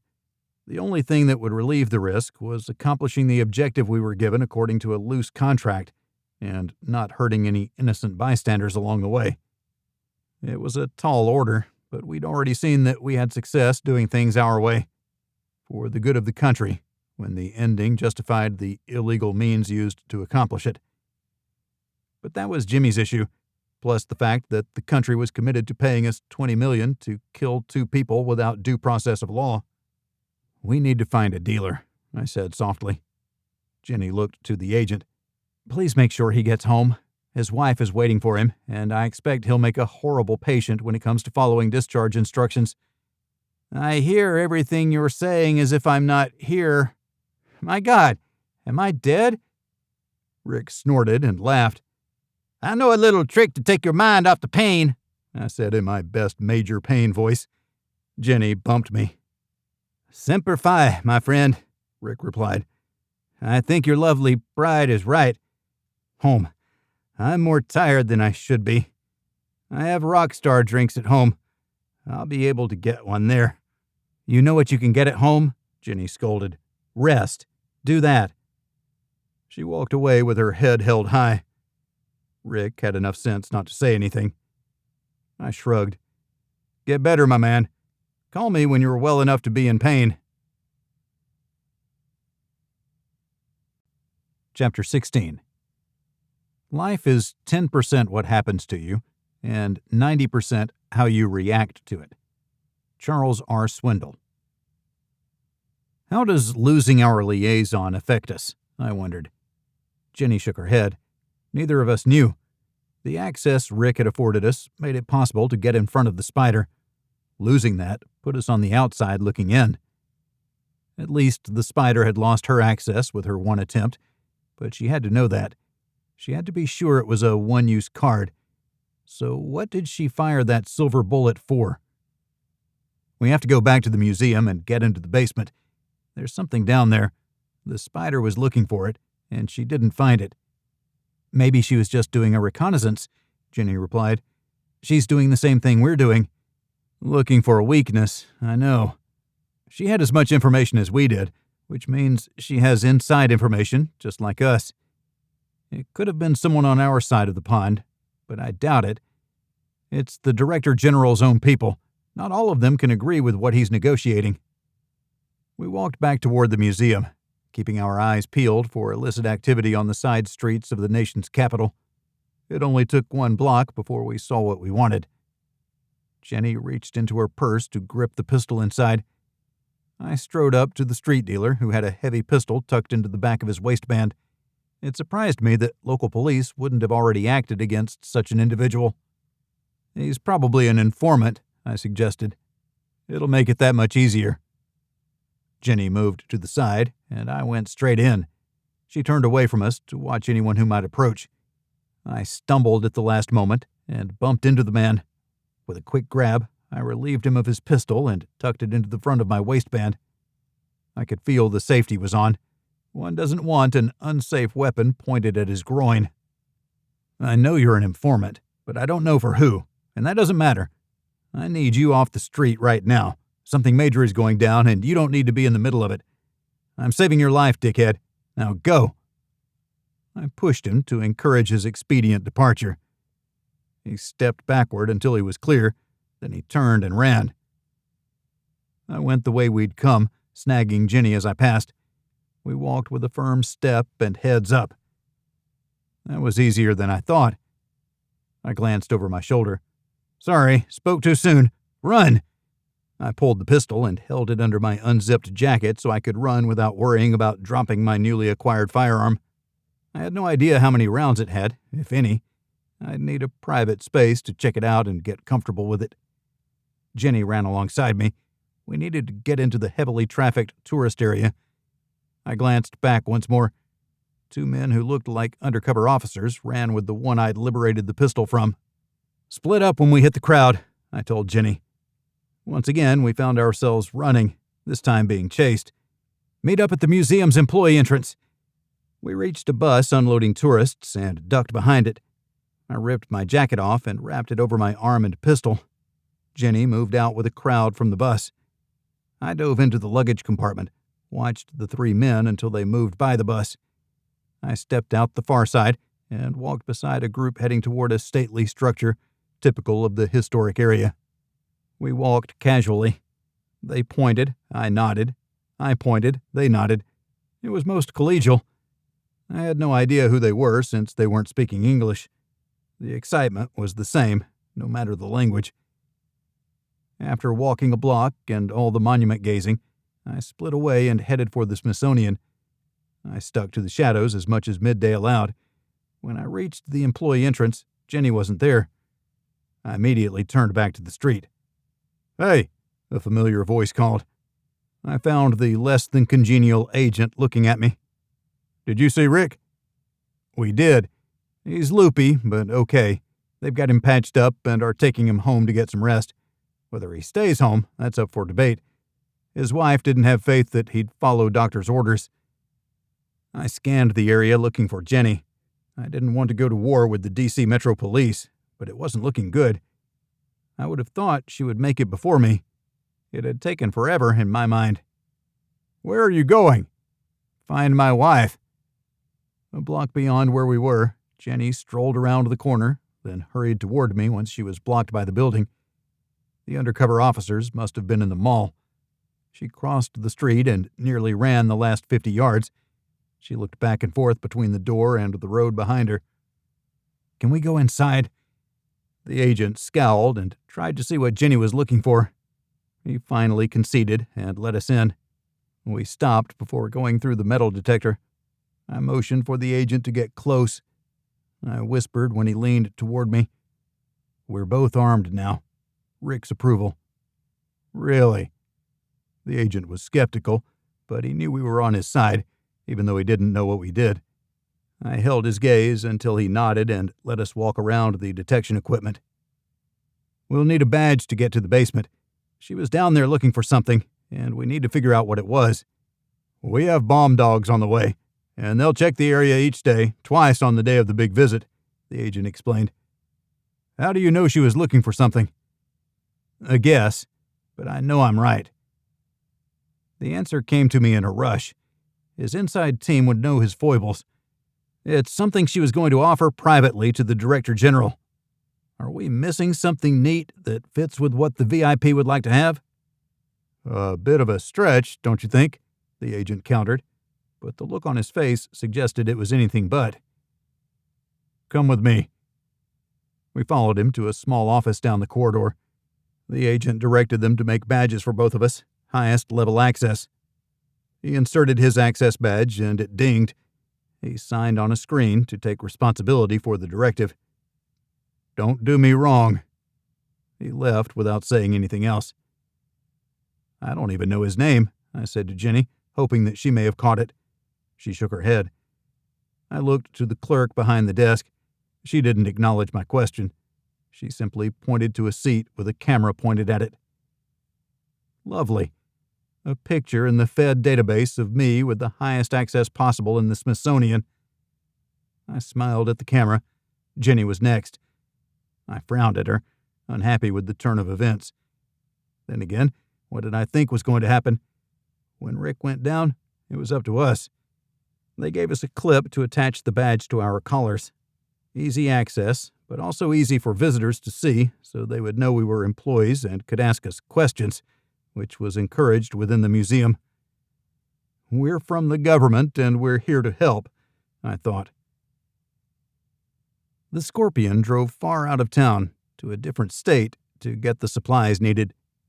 Options were good, but limited. The need was to kill the target with only a scratch.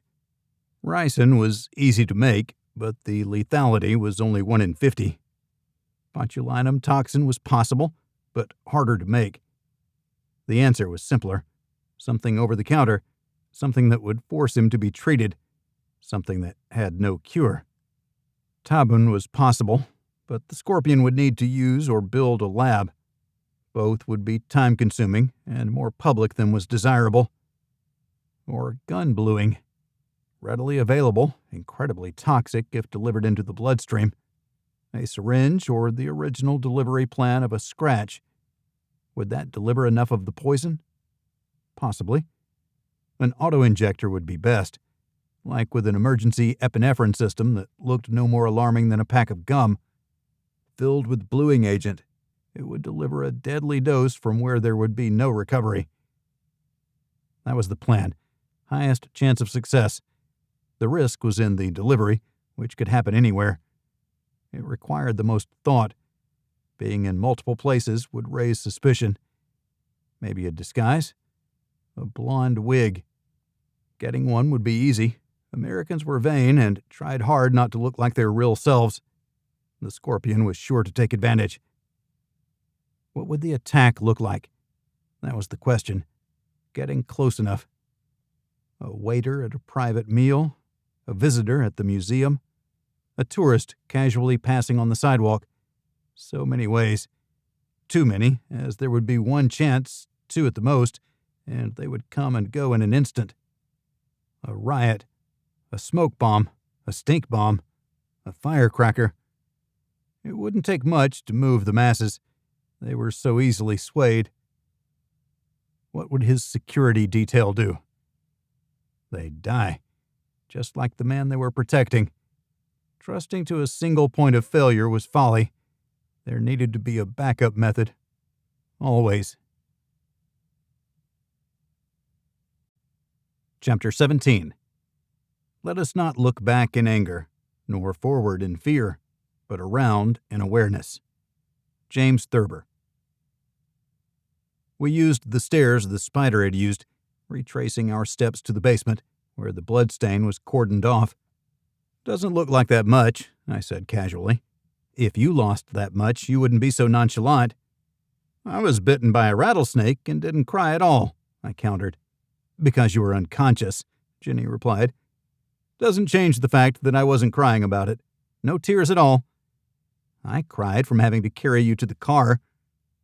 "That makes us even," I declared, while still looking at the blood smear, then backtracking it to where the spider had been hiding.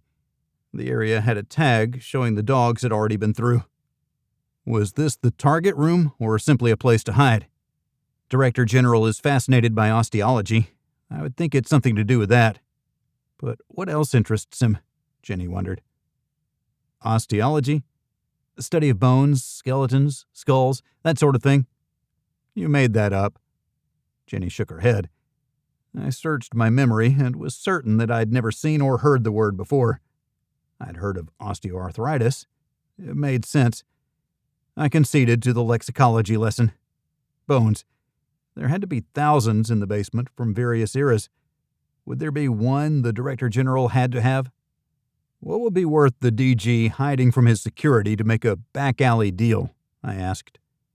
Jenny had no idea, but I wanted the question out there, so if we came across the answer, it would be more obvious. We walked around looking topically at the items in the area. I didn't want to dig into drawers unless they were labeled as containing bones or fossils. We didn't find any in the room where the spider had been hiding. The agents with the dog appeared in the corridor. When they saw us, they made a beeline in our direction. We waited for them rather than continue on our own search. I held out my badge to show that we had access. Jenny held hers out too. They relieved us of our badges so they could take pictures of them, logging them into a system somewhere.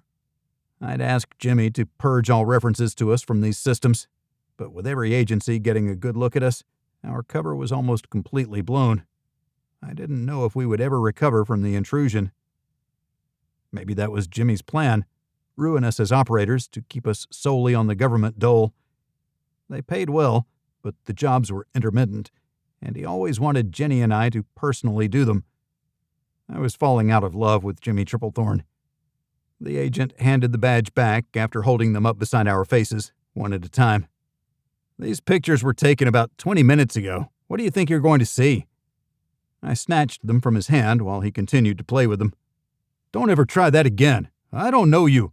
That's dangerous. For you, that is. We have a job to secure this facility, and by you being here, I see it as less secure.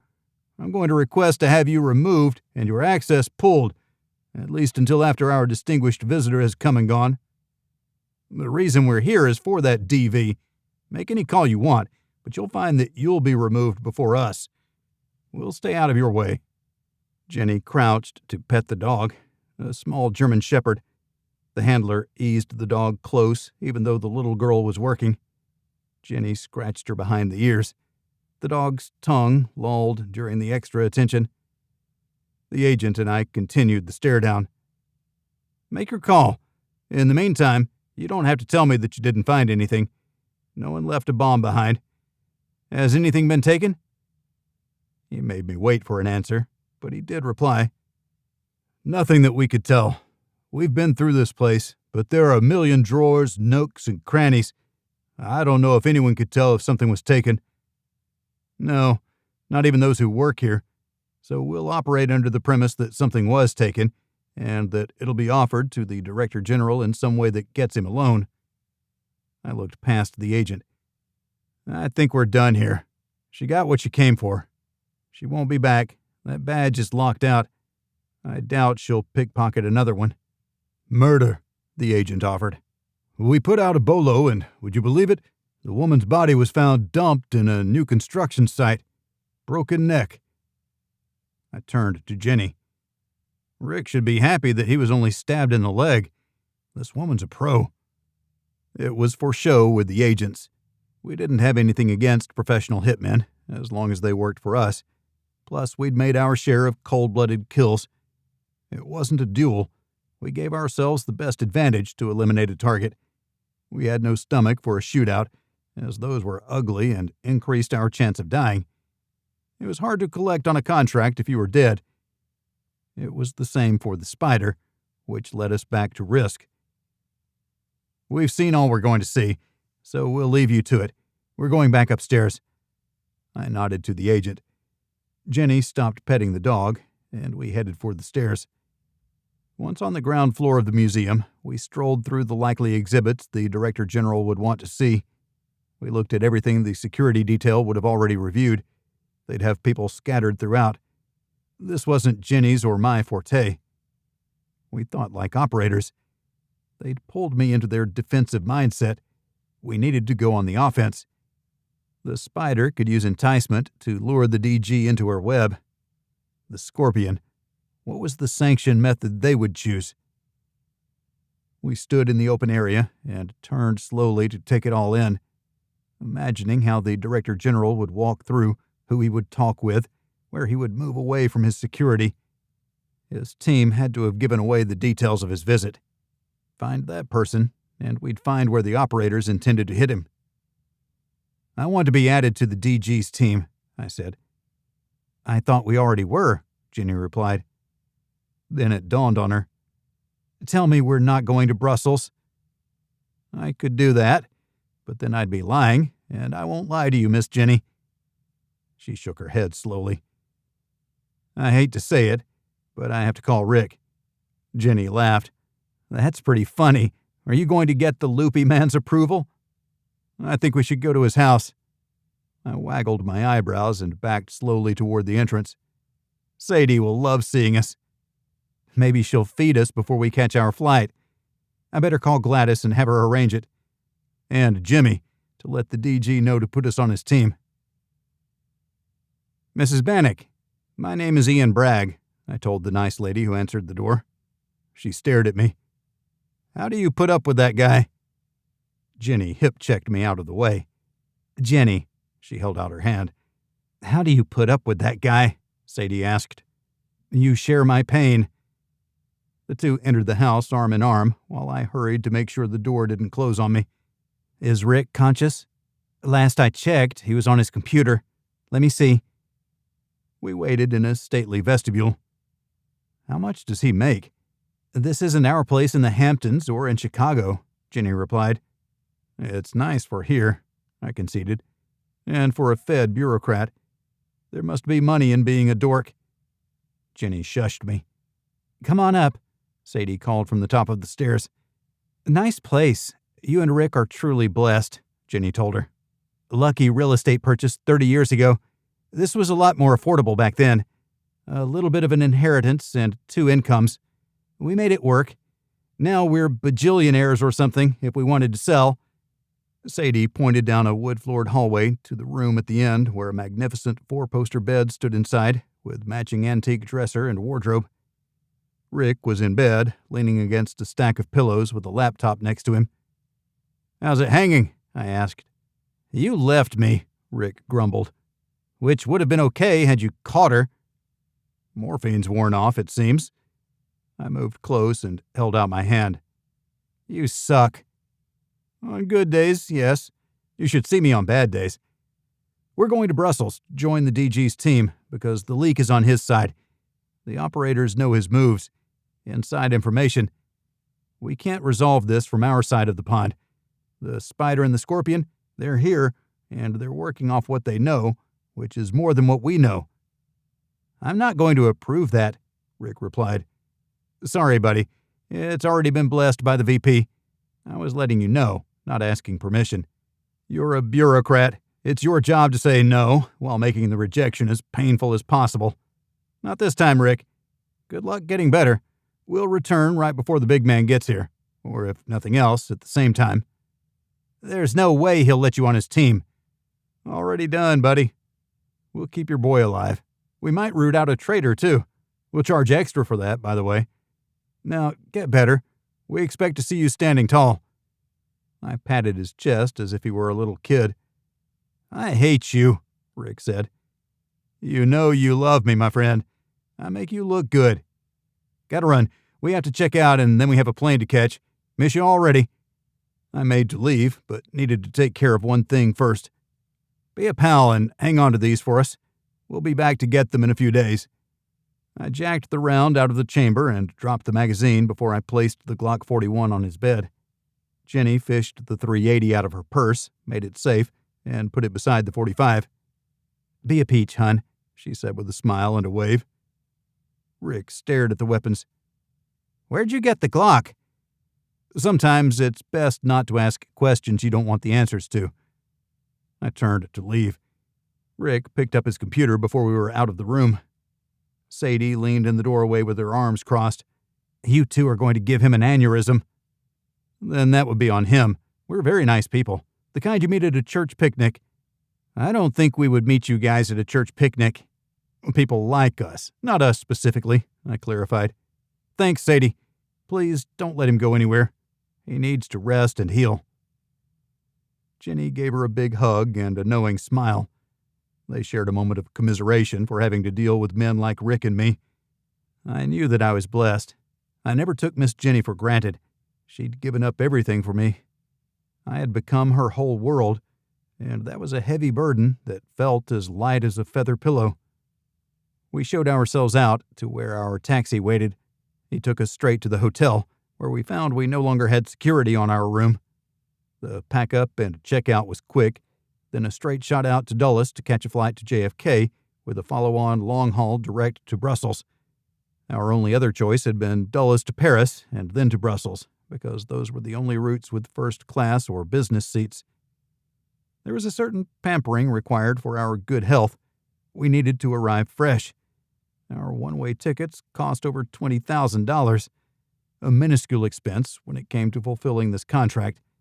We were on schedule to land in Brussels at 9 in the morning.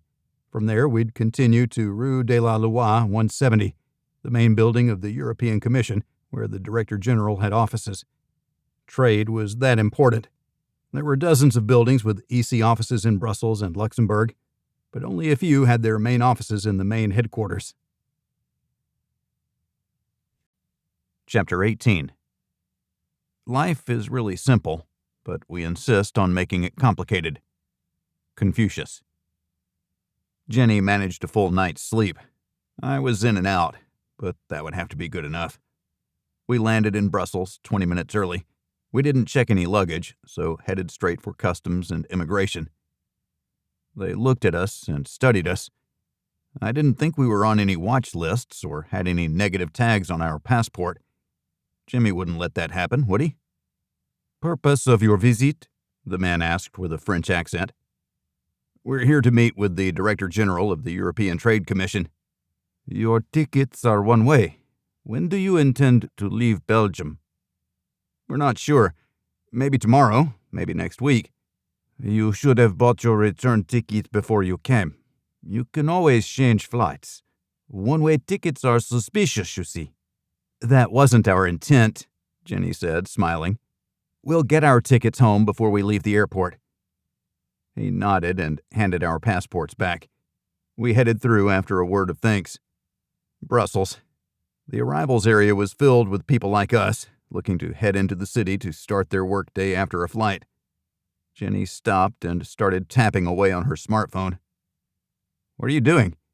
"I'm buying our tickets home." "Sunday sound good?" "Puts us in before the big show," Jenny said. "I could just call Gladys," I offered. "What time is it in Chicago?" My face fell. "I told the agent we'd get our tickets before we left the terminal. I suggest we fly Air France back. Then we go through immigration in D.C. and not JFK, where we'd have to rush to our next flight. An important safety tip when traveling outside the U.S. was to fly into your home airport as your first entry to the States. It made life a whole lot easier. Not that we traveled outside the U.S. very much. Only on vacation, never business. Except this time, when we were most definitely on business. Never say never." "Damn, Jimmy," I complained. "There, we fly out at 8 in the morning. That's not very European." Jenny scowled at her phone. "No matter. What's done is done. You kept your promise. Like we told Sadie, we're good people." "Yes, we are, dear. We're your church picnic people, but not the creepy ones who are all talk and no do." I chuckled. "You're getting as cynical as me. Taxi or shuttle?" How about a hotel shuttle so we can get rid of our bags, clean up, and then find our way to the Director General? Sounds like my plan exactly, I agreed. We looked for the hotel shuttles. We hadn't made reservations. We'd used the club's Diamond or Platinum or whatever account to get the best perks wherever we went, as long as it was a chain of some sort. The hotel shuttles were clearly labeled, at least the stops where they would come. We had to wait until other passengers showed up, since they'd reserved the shuttle ahead of time. We were only along for the ride. "Howdy, partner," a friendly chap called. He'd pegged us for Americans. It didn't hurt to engage him, since we weren't undercover. "Word, big dog," I replied. "Where y'all headed? This is my first time in Brussels. Heard great things. Going to sow some wild oats, if you get my drift. That red light district and all." He nudged me and winked. "I think that's in Amsterdam, or maybe Copenhagen. This is the heart of the European government. It wouldn't do at all to have a red light district." "Whoa!" He studied me. "Y'all are funning me, aren't you? I ditched my girlfriend to come on this trip. Tell me you're joking." "I am not joking. You might have to go about things the old-fashioned way. Start with chocolates. Belgium is renowned for that." Jenny worked on her phone. She pointed toward the taxi stand. "We need to catch a cab." "Good luck, big man." "Can I ride along? Doesn't look like that shuttle is here, and I'm ready to go." He ended with a yip and a woo-hoo. "Sorry, we're on official business and can't share the cab. Otherwise, we'd be all over it. There's no reason to ride the bucking bronco of Brussels all by yourself." I waved, and we hurried away as fast as we could. I avoided looking at Jenny, just like she stared straight ahead. Otherwise, we'd make faces at each other and start laughing. I gripped her hand tightly. We joined the taxi line and inched our way toward the front. I kept glancing around to make sure we hadn't been followed by our new best friend. "Does that always happen?" Jenny asked. I nodded. "Unfortunately, as much as we would try not to, we stand out. Birds of a feather and all that. Everyone wants to visit strange foreign lands, but doing it alone is a step too far. Brave enough to get on the plane, but courage wanes when on the ground and people aren't speaking English. It's intimidating." "You're not uncomfortable?" Jenny asked. "I've got you. I'm not alone. Together, we can handle anything. We've demonstrated that repeatedly over the years." "Years," Jenny repeated. "You know, it's only been 2 since you seduced me." 2 years. We should celebrate by going to Belgium and buying chocolates." "And for the record, you seduced me, Miss Jenny, not so innocent as you look. I remember a bathrobe with nothing on underneath." "I remember Chinese food, Mr. Incorrigible Bragg." "I concede. You can blame me for the boundless joy in your life. By the way, why are we taking a cab?" "Hotel Berlaymont is right across the street from the EU's main building where our DG works." It was a good reason. Proximity was important to keep the Director General from sneaking off and getting away. I wanted to see his team in action, the ones who knew the secret details surrounding the American initiative and upcoming visit. I wanted to study their faces to determine which one wasn't as supportive as he or she pretended to be. I wanted to think that I knew a thing or two about people. Our turn came, and we took the cab. Jenny showed the driver which hotel we wanted to go to using her phone. He nodded, punched it into his cab's GPS, and accelerated away. The hotel was convenient, but access was what we wanted. We needed to talk with the Director General. He was a consummate politician. He would parse our words and believe there was subterfuge behind them. He would give us credence based on his belief of what we wanted, and not what we said. I was talking myself into a deep hole from which the only escape was the Director General's death at the hands of the spider or the scorpion. Would he believe us then? And that was our challenge. Telling him the truth was far different than convincing him of the truth.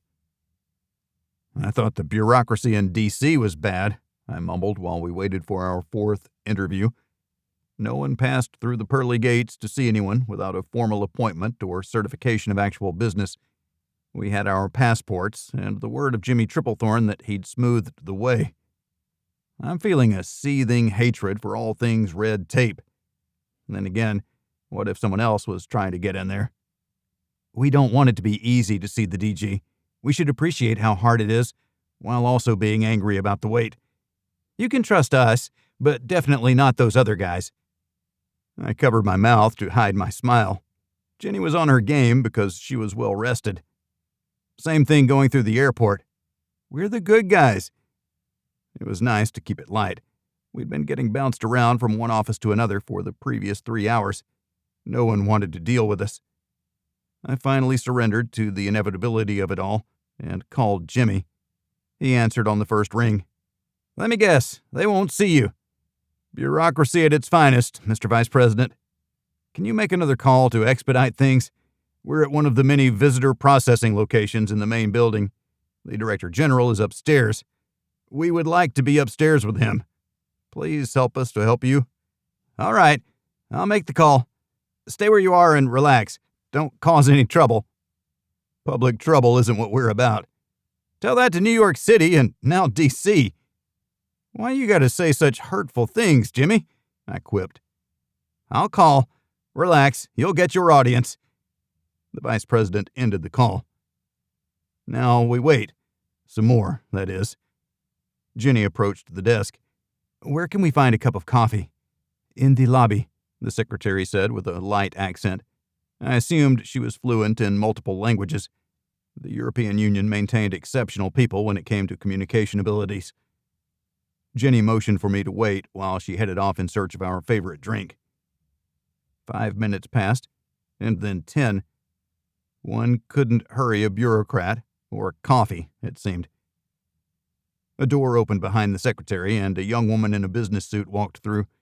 She bowed her head to me. "Mr. Ian Bragg?" she asked. "That's me." "I was told there were 2 who would be waiting." "My wife is getting coffee. She'll be back momentarily. We've been here for a while. We just arrived this morning, and I need a little jolt so I can keep my wits about me." "Of course." The woman stepped to the side and stared at the wall. She wasn't authorized to talk with us. That was how I interpreted her actions. Maybe that was better. I really needed that coffee. It took 5 more minutes before Jenny returned. She handed me a small cup. "I had hoped for something a little larger," I said. "We're not at home. This is a large, and I had to go across the street to get one. There isn't anything in the lobby." I took a sip. It was a large coffee squeezed into a small cup. I could feel hair growing on my tongue solely based on the strength of the brew. I motioned toward the young woman. "Our escort is here," I told her. "Jenny Bragg, meet—" "I didn't get your name." "Elise," she said softly. She held the door for us to walk through. We carried our cups of coffee as if they were priceless treasures. Through the door and up to the trade office, where we were guided to the Director General's office. He stood when we entered. Elise stayed outside to close the door behind us. "You have friends in high places," he said by way of greeting. Let the dance begin. "My name is Ian Bragg, and my wife, Jenny. We're a team, and we're here to save your life." "Interesting. There's usually more foreplay." I instantly liked the DG. He was older, with more silver than brown framing his temples. He was probably in good shape at one point in time, but that was long ago. He smiled easily. I didn't want this man to die. "You are going to tell me how important this trade deal is," the Director General said. "No, I don't care about this trade deal. I don't care about the symbolism of negotiating it in Washington, D.C., but others do. And then there are 2 very specific people who have been hired to stop this deal. We ran across one in the Museum of Natural History, which we're told you are going to." "I don't get to D.C. very often. Actually, never. It's always New York City. I'm sorry, but that visit is important to me. I'm sure your Secret Service have all the exits covered. I will make it easy on them." "And that is what we wanted to talk to you about. The operators have your itinerary, right down to the last detail.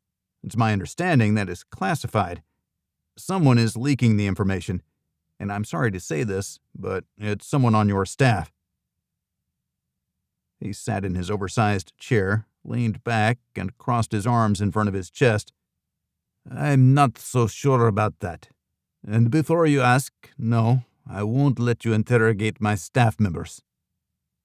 I sized him up. "Would you consider changing your itinerary one more time, but only letting your one closest advisor know about it? We need to take the power of predictability away from those who would use it against you. If you don't know who you can trust, then trust no one." "That's a hard way to do business, Mr. Bragg. I prefer showing my staff the trust they deserve. I don't think I'll change anything on the itinerary. It's been arranged to the last detail. Now, if that's all..." I didn't like him anymore. Not because he was blowing me off, but because he didn't value his own safety. His loyalty was misplaced. The look in his eyes suggested that we'd planted the seed. He was thinking over who might not be completely trustworthy, and that was upsetting him. He wanted to wrap himself in a comfortable blanket of ignorance, stay above the noise. Ignorance wasn't going to save him. Burying his head in the sand wasn't the answer. "I'd love to tell you how that won't work, but you already know that," I replied. Jenny rested her hand on my arm. She didn't want me to go on a full tirade. I had little patience for the verbal jousting. "Let us join your team as a liaison for the visit. What value will you add? What is your expertise when it comes to trade?" "We know nothing about international trade. Our expertise is more in the realm of active security." "What is your expertise?" the Director General asked, looking directly at Jenny. "Teaching and negotiation," Jenny replied smoothly. "To be fair, teaching ninth graders mainly." He stood. "If that'll be all, I have a full schedule for today." "No problem. We'll see you tomorrow morning, bright and early." "Why is that?" "Director General, we have a job to do. Your life is in jeopardy. You may not believe this is the case, but it is a fact. There are 2 assassins hired to kill you. One is Italian, and we've come across her, but she escaped. She's very good at what she does. The other, we believe, is a Serbian who trained in Chechnya, as well as the Middle East. They are going to try to kill you. Our job is to make sure they fail." "How are you different from the Secret Service?" the Director General asked. "Like I said, we have a more active role in this. Stop the information leak, which you can do passively by changing your schedule and not telling anyone. Then see who is the most upset about it. The other way includes finding those 2 before they find you," I replied. He sighed while staring at his hands. "Fine. Meet me at 8 for an early breakfast in my private dining room." "You have a private dining room?" I asked. I hadn't seen anything that suggested the building contained anything other than utilitarian office spaces and a grand cafeteria. "No, but it sounds impressive. I'll have something brought to my meeting room. We can talk again. Maybe tomorrow you'll convince me of the veracity of your claims." Jenny and I both stood. She said, "We look forward to it. There's no rush right now, but time is of the essence." He nodded. Elise appeared as if by magic. It made me wonder if she was listening in to the entire conversation in the DG's office.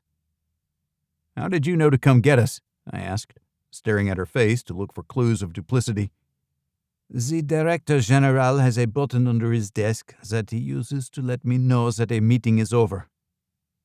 Her delivery was smooth. That made more sense than listening in, since there had been no verbal cue that the meeting was over. I can see where that would come in handy. Maintain the mystique along with the efficiency. "The Director General embraces efficiency in all matters," Elise explained. The smell of cigarette smoke wafted by. I surreptitiously sniffed at the director's aide, but it wasn't her. We looked for a trash can to drop our coffee cups, but they eluded us. We settled for carrying them outside. I was tired and would have liked to go to the hotel and rest, but it was our first time in Brussels. "What would you like to see? We have a whole day to kill," I said to Miss Jenny. Chapter 19. We do not remember days. We remember moments. Cesare Pavese. The Scorpion carried a jar of bluing solution, bought for cash, leaving no record at a gun shop in the middle of nowhere. The auto-injectors had been more problematic. They weren't available over the counter, so they had to be acquired from those who had prescriptions, like high school kids who left their bags scattered haphazardly with the epinephrine injectors in the most easily accessible area. It took a few trips on city buses, but in the end, the Scorpion had been able to collect 2 of them with minimal effort, and then disappeared with prizes intact. A small toolkit to open the devices and replace the epinephrine with bluing solution. The Scorpion used gloves because touching the fluid was bad too. It absorbed through the skin almost as readily as if it were ingested. Time was on the Scorpion's side. Using a burner phone with the data plan, the Scorpion contacted the ones who had issued the contract. Their answer was more than expected. Execute the original contract. We'll add 50% to your fee if you can sanction the operator by the name of Federica Marconi. She is there to implement her own contract on your target. The Scorpion contemplated the implications. 2 operators to execute a single target, but only the Scorpion was allowed to complete the hit. Who cared, as long as the target was eliminated? And hit the other operator, too? That made this operation far more complex. Instead of simply watching the target, the Scorpion had to watch the target and find someone else who was watching the target. An Italian female. Was that the best they could do? Why did her employers want the Director General dead? Then again, the why didn't matter. The only thing that mattered was reputation. Successfully executing this contract would build upon an already impressive resume. Getting close to the Director General, close enough to use the auto-injector. That was the next challenge, but one that had occupied a great deal of the Scorpion's thoughts. Clothing to blend in. Used clothing stores were inexpensive and plentiful in a way that showed their utility to more than just operators looking to disappear into the populace, paying cash to check out because no one looked twice, and there was no record. Exactly as it needed to be. It was the freedom from intrusion for those people simply trying to live their lives. Commerce in a free market. It was something bad guys could exploit, but there were other indicators, like stealing emergency auto-injectors from susceptible teenagers. If one of them died because they didn't have their epinephrine, it wouldn't bother the Scorpion. They needed to figure out that they were missing it sooner rather than later. Taking your lifeline for granted is folly. Such people don't deserve to live, the Scorpion thought. The next generation isn't going to make it. But that's what current generations had been saying for centuries. The teenagers were going to grow up to complain about the youth of that future day. Easily panicked. Youth groups, adult groups. A plan formed. A better plan, even though it counted on the unpredictable actions of a mob. The Scorpion needed only 3 more items to complete the kit needed to complete the first part of the contract. The second part would be a little more difficult, but counted on the first half to shine the spotlight on Federica. I moped as I sat. I didn't sleep well again, this time due to jet lag. We nursed our coffees purchased on the way in, happy knowing we'd get more at breakfast. Jenny lightly pushed me. You want to be back in D.C., don't you? It's hard not to. We have a significant challenge before us. We have to convince a world-class negotiator that he has a problem on his team. He's already shown that he's not open to the idea. He's giving us time because Jimmy asked him. Like you always say, it doesn't matter how you get in the door. Prove you're worth it once there, or something like that. I smiled at her and added a virtual penny to the jar I maintained. I added a coin every time I thought she was beautiful. The coins in my virtual jar were spilling onto a virtual cave floor. It made me think of a hoarding dragon.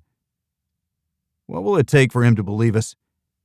I searched for leverage, but the harder we leaned on him, the more he'd resist. He needed to trust us.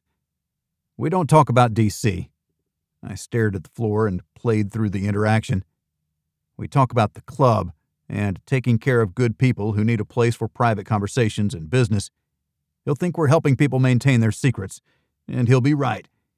Some secrets aren't meant to be shared in public. I like it. Jenny agreed. We both took a sip to find Elise waving to us. She took charge of us from security, and we headed in. We skipped past the dining room and headed straight to the Trade Directorate's small meeting room. A limited buffet had been set out on the table. The Director General was already there, a muffin with jelly sitting on a plate before him. He had not yet started to eat. "Please, help yourselves," he gestured toward the spread. There wasn't any coffee. He noticed the disappointment on my face. "No bacon and eggs, Ian?" the DG wondered. I looked at my cup. "It's coming," he replied. "It would have been cheaper had I known you only wanted coffee, but then again, I didn't ask." He glanced toward his assistant, Elise. She looked down. "That's not it at all, Director General." I smiled to help relieve any tension. Coffee is always a priority, but a good breakfast comes a close second. Thanks for this, Elise. We helped ourselves to one of each, American style with a big breakfast. The coffee arrived before we took our first bite. Croissants, jams, and Nutella, along with meat slices and cheese. The coffee was strong and did its job. We made small talk and kept it light during breakfast. I finished quickly. The Director General stared at me. I spent time in the Marine Corps. I've never broken the habit of eating quickly. I should probably work on that, but it gives me extra time in my day. I'm a slave to my schedule. As am I. We have that in common, it seems. I heard that if you want something done, you give it to a busy person. He contemplated my words for a moment. That makes more sense than it should. Your English is exceptional. Where did you learn? Undergrad from Yale, graduate degree from Harvard. You don't have any degrees, do you? I wasn't sure how to take that. I had already decided that I didn't like him. This statement, disguised as a question, didn't improve on my dislike. Let's talk about the club, the business that Jenny and I run. We provide a forum for high-quality conversations between those who don't want their business made public. Sounds like the mafia, the Director General replied, frowning. Sounds like people who want to maintain their competitive advantage by partnering with the right businesses at the right time, Jenny said smoothly. You understand, of course, about that. Like your impending negotiation. Wouldn't it be best to keep that secret? It is. Then it dawned on him. If we only had a place like the club to discuss our business. It's not too late, I added. Change the itinerary and tell no one. He shook his head immediately. It's too late for that. I can't show my people that I don't trust them. If there is a leak, I wouldn't know who. There is a leak. That part is a fact. Where from? Who knows? It could be the communications department, or the visa office, or somewhere in between. It could be on our end. I don't think so, just like you don't think it's on yours. I fear we're at an impasse. I'll tell you that I didn't want to talk about our itinerary or any of that. I only wanted to build rapport. I need you to trust us. Your life is in jeopardy. The assassins are very good. You know that firsthand? The Director General had taken control of the conversation. I conceded that I sucked at negotiating. Even Jenny was on her heels. That would be difficult because we're still alive. Had we been the target, we would not be. I won't surrender to such a defeatist attitude. I'm counting on people like you to protect me. What is it you do again? It sure as hell isn't work as a negotiator. I'm at a loss as to what to say. I fear that you're going to get yourself killed. It's not so much that, as they'll probably blame me. Why you? Don't you have an army of Secret Service who will secure me during my trip? We have an active contract. Reach out and touch someone, as it may be. If you go ahead with your visit as planned, I guess we can use you as bait. Active? Are you an assassin? Even your lovely wife? Not as far as you know. Can you change your itinerary, please? No. Is there anything else on your mind? I guess we can go home then. When you see us again, we won't be looking at you. We'll be looking out. We'll have to get them before they get you. Make no mistake, Even with an army of Secret Service, they are going to try. The Director General stood and offered his hand. Jenny and I took turns shaking it. "See you in the land of the big PX," I told him. "Military parlance. Not the kind of language I was exposed to in Ivy League schools, but I understand." He walked out, leaving us with Elise. "Please take as much time as you need. I will escort you out when you're ready." I held my hands up as if surrendering. "We can go now. We have nothing else to do here." We had to try. I was disappointed that we had no success with the Director General, and worse, I didn't feel like I knew him any better. Or did I? He was fanatically loyal to his people. When his team arrived in the States, we needed to pay attention to them. I was convinced it was someone on his team. Would that person be close to the DG when the hit went down? I would think not.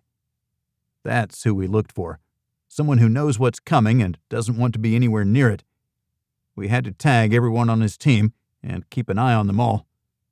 "I hope Rick is back to being himself," I said. "I doubt it. He's probably stiff and in a lot of pain." "He won't take any pain meds," Jenny guessed. "We'll find out soon enough. We're chasing our tails." I sighed in disgust. "Let's see if we can get the next flight out." Chapter 20. When you are content to be simply yourself and don't compare or compete, everybody will respect you. Lao Tzu. The spider sat alone in her hotel room. The curtains were closed and the lights were off. Meditating helped her stay on track. Plus, they'd seen her, so she needed to limit her visibility. Next time she appeared in public, she'd be wearing a blonde wig and big sunglasses, maybe even an exotic hat. She wouldn't hide her figure, draw attention as a diva. That would help to set the stage for Plan B. She had hoped to steal an item that the Director General would find irresistible, but she didn't have time, not even to find something to take a picture of in order to bluff the director. Bluffing would get her caught. The way inside was now closed to her.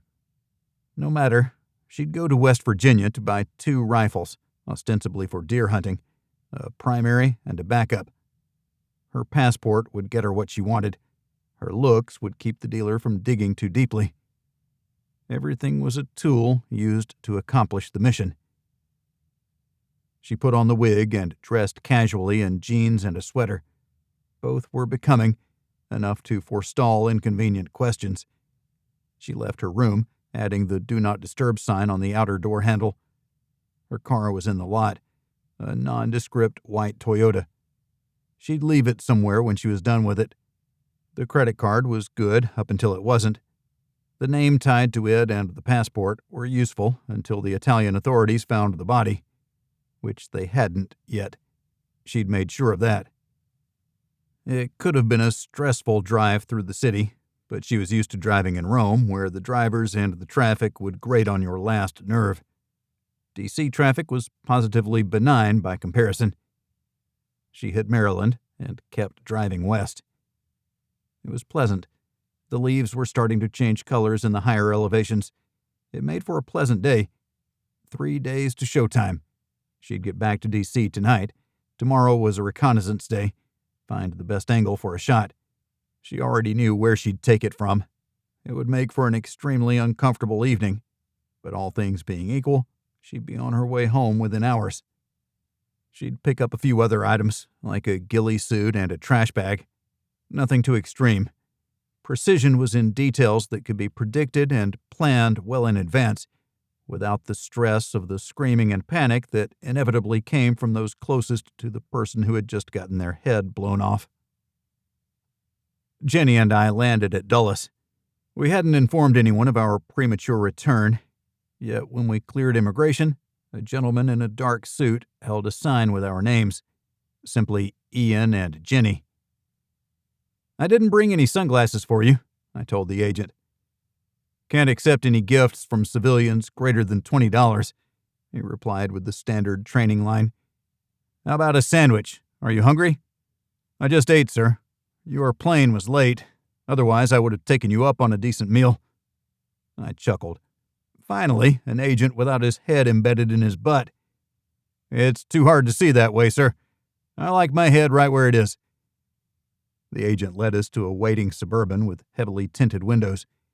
He held the door open for Jenny, and when I stepped up, he climbed into the passenger seat. A true gentleman, Jenny said from inside. Must have been in the Marines. They have their priorities right. I did the same thing after one look in your eyes, I admitted. Were you in the Marines? Jenny asked. Can't tell you that, ma'am. You seem real nice. I don't want to have to kill you. Your husband? No problem. But not you. Big problem, I called toward the front seat. I whispered to Miss Jenny. He was. I know, she replied. We sat in silence until they tried to head downtown. We need to go to Rick's house first. Got to see the boss man. Boss man's still broken, the agent replied. Don't care. Boss man has some of our equipment. The agent handed us a package. We found our pistols inside.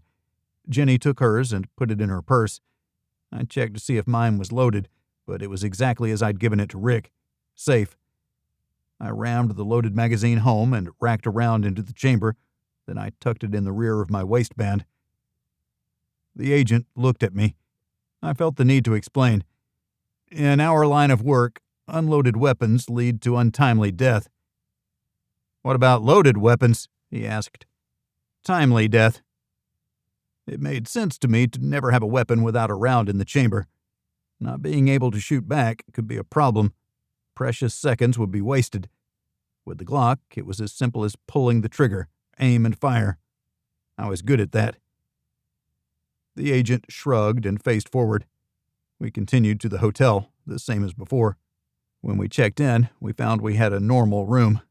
The one we'd been in before was available, but they wanted us to pay the upgrade fee. I was happy to, and presented my gold card, which had an unlimited credit line and was from a bank out of the Cayman Islands that wouldn't give up any of our data.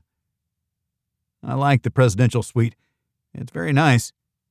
Comes with free access to the pool, the concierge said from behind us. Don't even, I replied before turning to shake his hand. Thanks for covering for us. You're good people. You make the hotel safer. I like having you here. I'm glad to be here. Can we order some Chinese for delivery? He nodded. I gave him a $20 bill, and he gave us a phone number. In our room, we made the call, ordered in, and reviewed our options. It wasn't what we had envisioned, but it was what we were going to get. We knew the spider. We had no idea about the scorpion, and we needed to find out.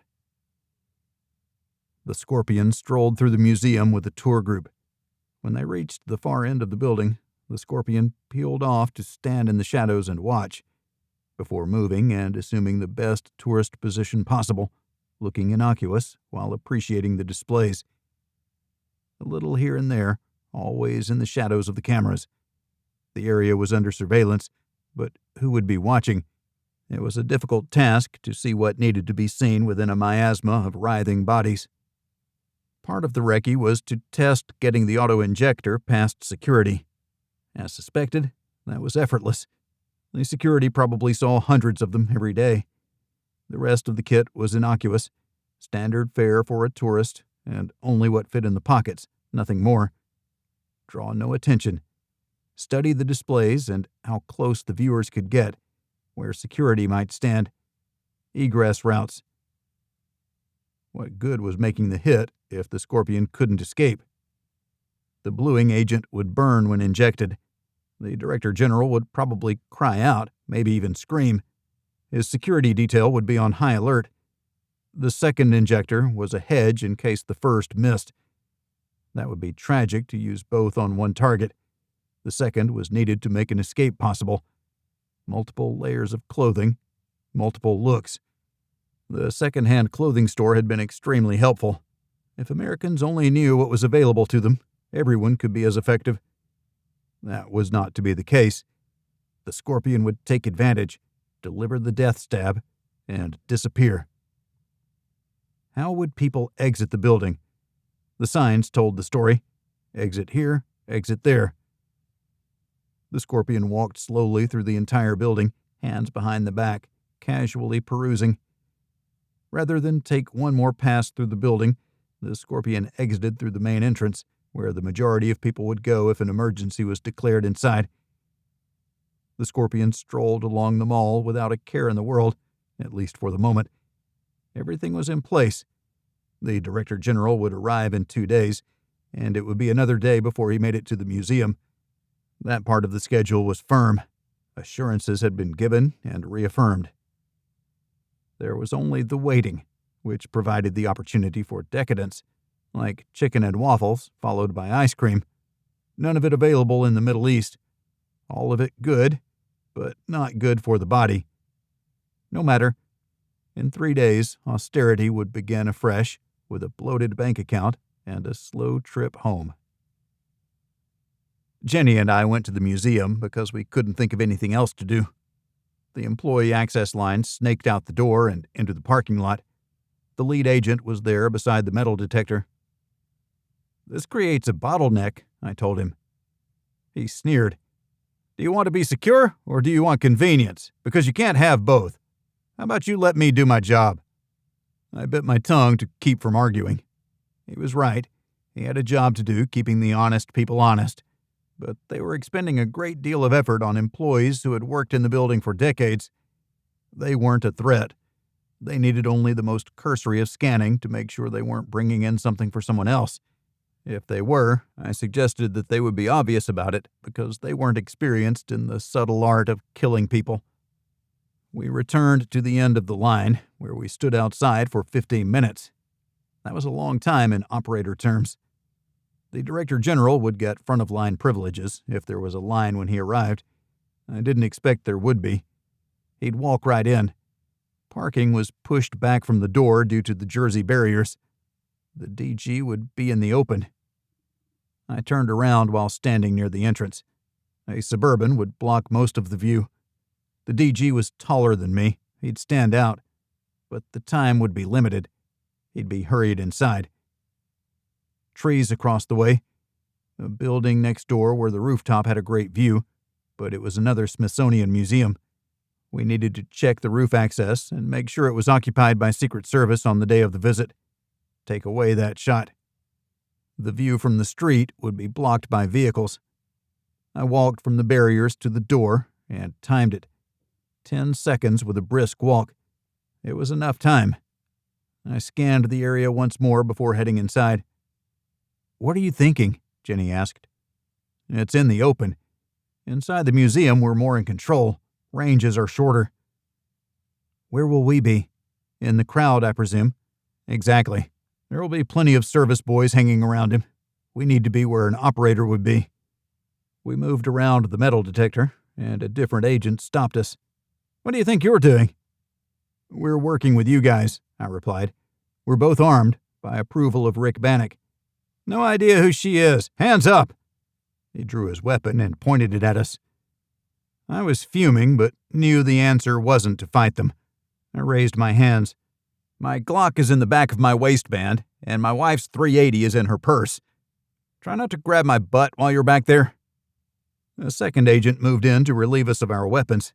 He dragged the front sight post up my skin and into the small of my back. I was sure he had drawn blood. I grunted with the pain, but didn't give him the satisfaction of more. He ejected the round onto the floor. "Loaded, with one in the chamber," the agent reported. "Cuff them." Jenny and I complied, but we weren't happy about it. They led us to a support room that had once been a break room. We were forced into the plastic seats that were common in government break areas. "Call Rick, or better yet, call the vice president." "Nice try. You're civilians, so you don't understand what a chain of command is, but I'll forgive your ignorance." I turned to Jenny. "Have I said today how much I hate bureaucrats?" "Not today, but now is about the right time for it. We're checking your identification right now. If you're somebody, we'll turn you loose, but I doubt it. We're going to confiscate your access badges for the Smithsonian in any case. 2 days until the DG arrives, and now we're blocked from doing our jobs. Nice. I'm not returning what we were paid for this. You can pay it back out of your salary. I think that's fair, don't you, Miss Jenny?" "I doubt he makes enough, but it'll pay the interest," Jenny replied. The agent who took our weapons opened the door and rushed inside. He whispered to the lead agent, who nodded. They moved around to remove our cuffs.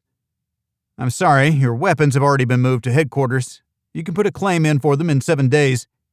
In 7 days, we won't need them. We need our guns right now. Give me your pistols and spare mags. I don't think so, the lead agent said. I held out my hand. Give me your piece. I stared him down. I don't know who the agents talked to or what they were told, but stealing our weapons wasn't a joke. He did it to be mean, and the second agent had raked a sight post up my back. I ought to break your face, I told the second agent.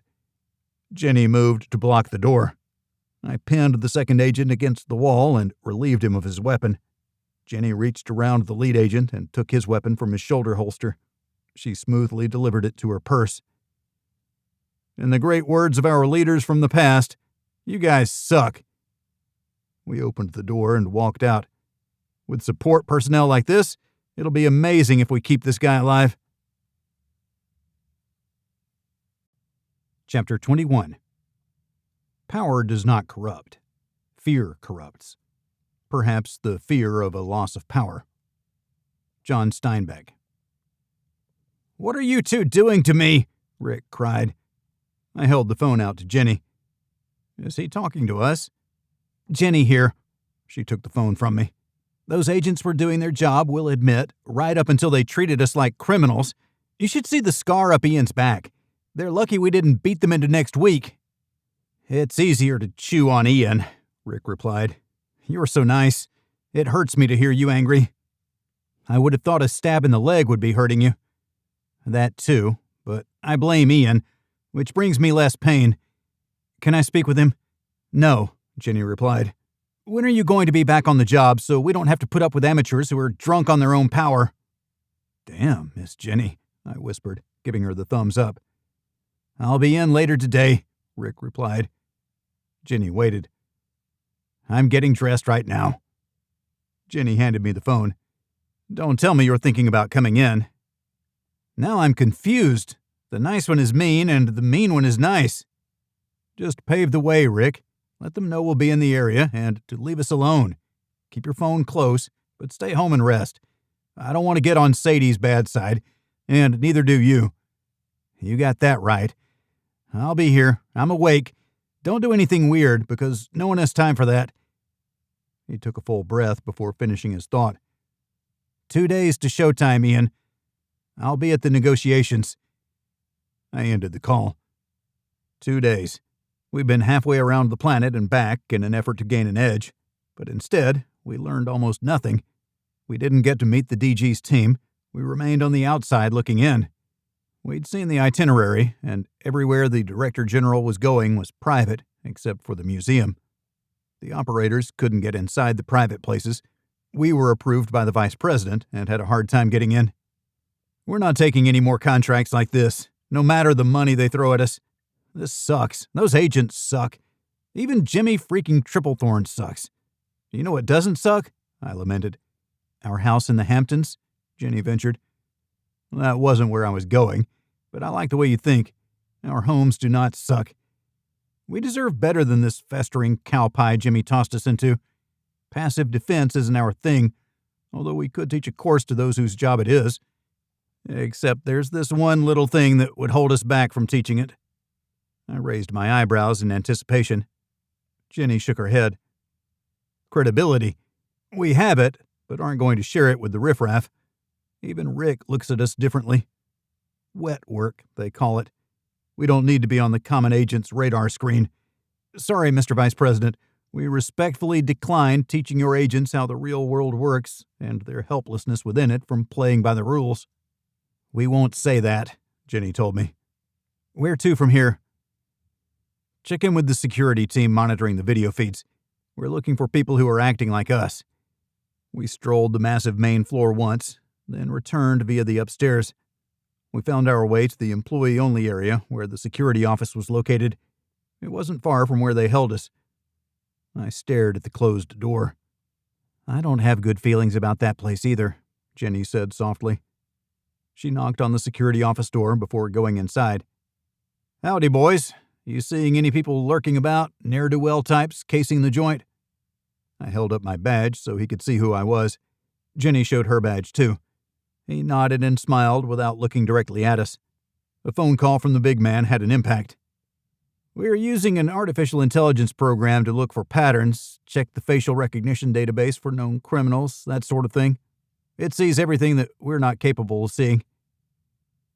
Jenny and I looked at each other, and then at the agent. I thought facial recognition programs were illegal. He held a finger to his lips. Not if we don't use them for evidence or getting a warrant.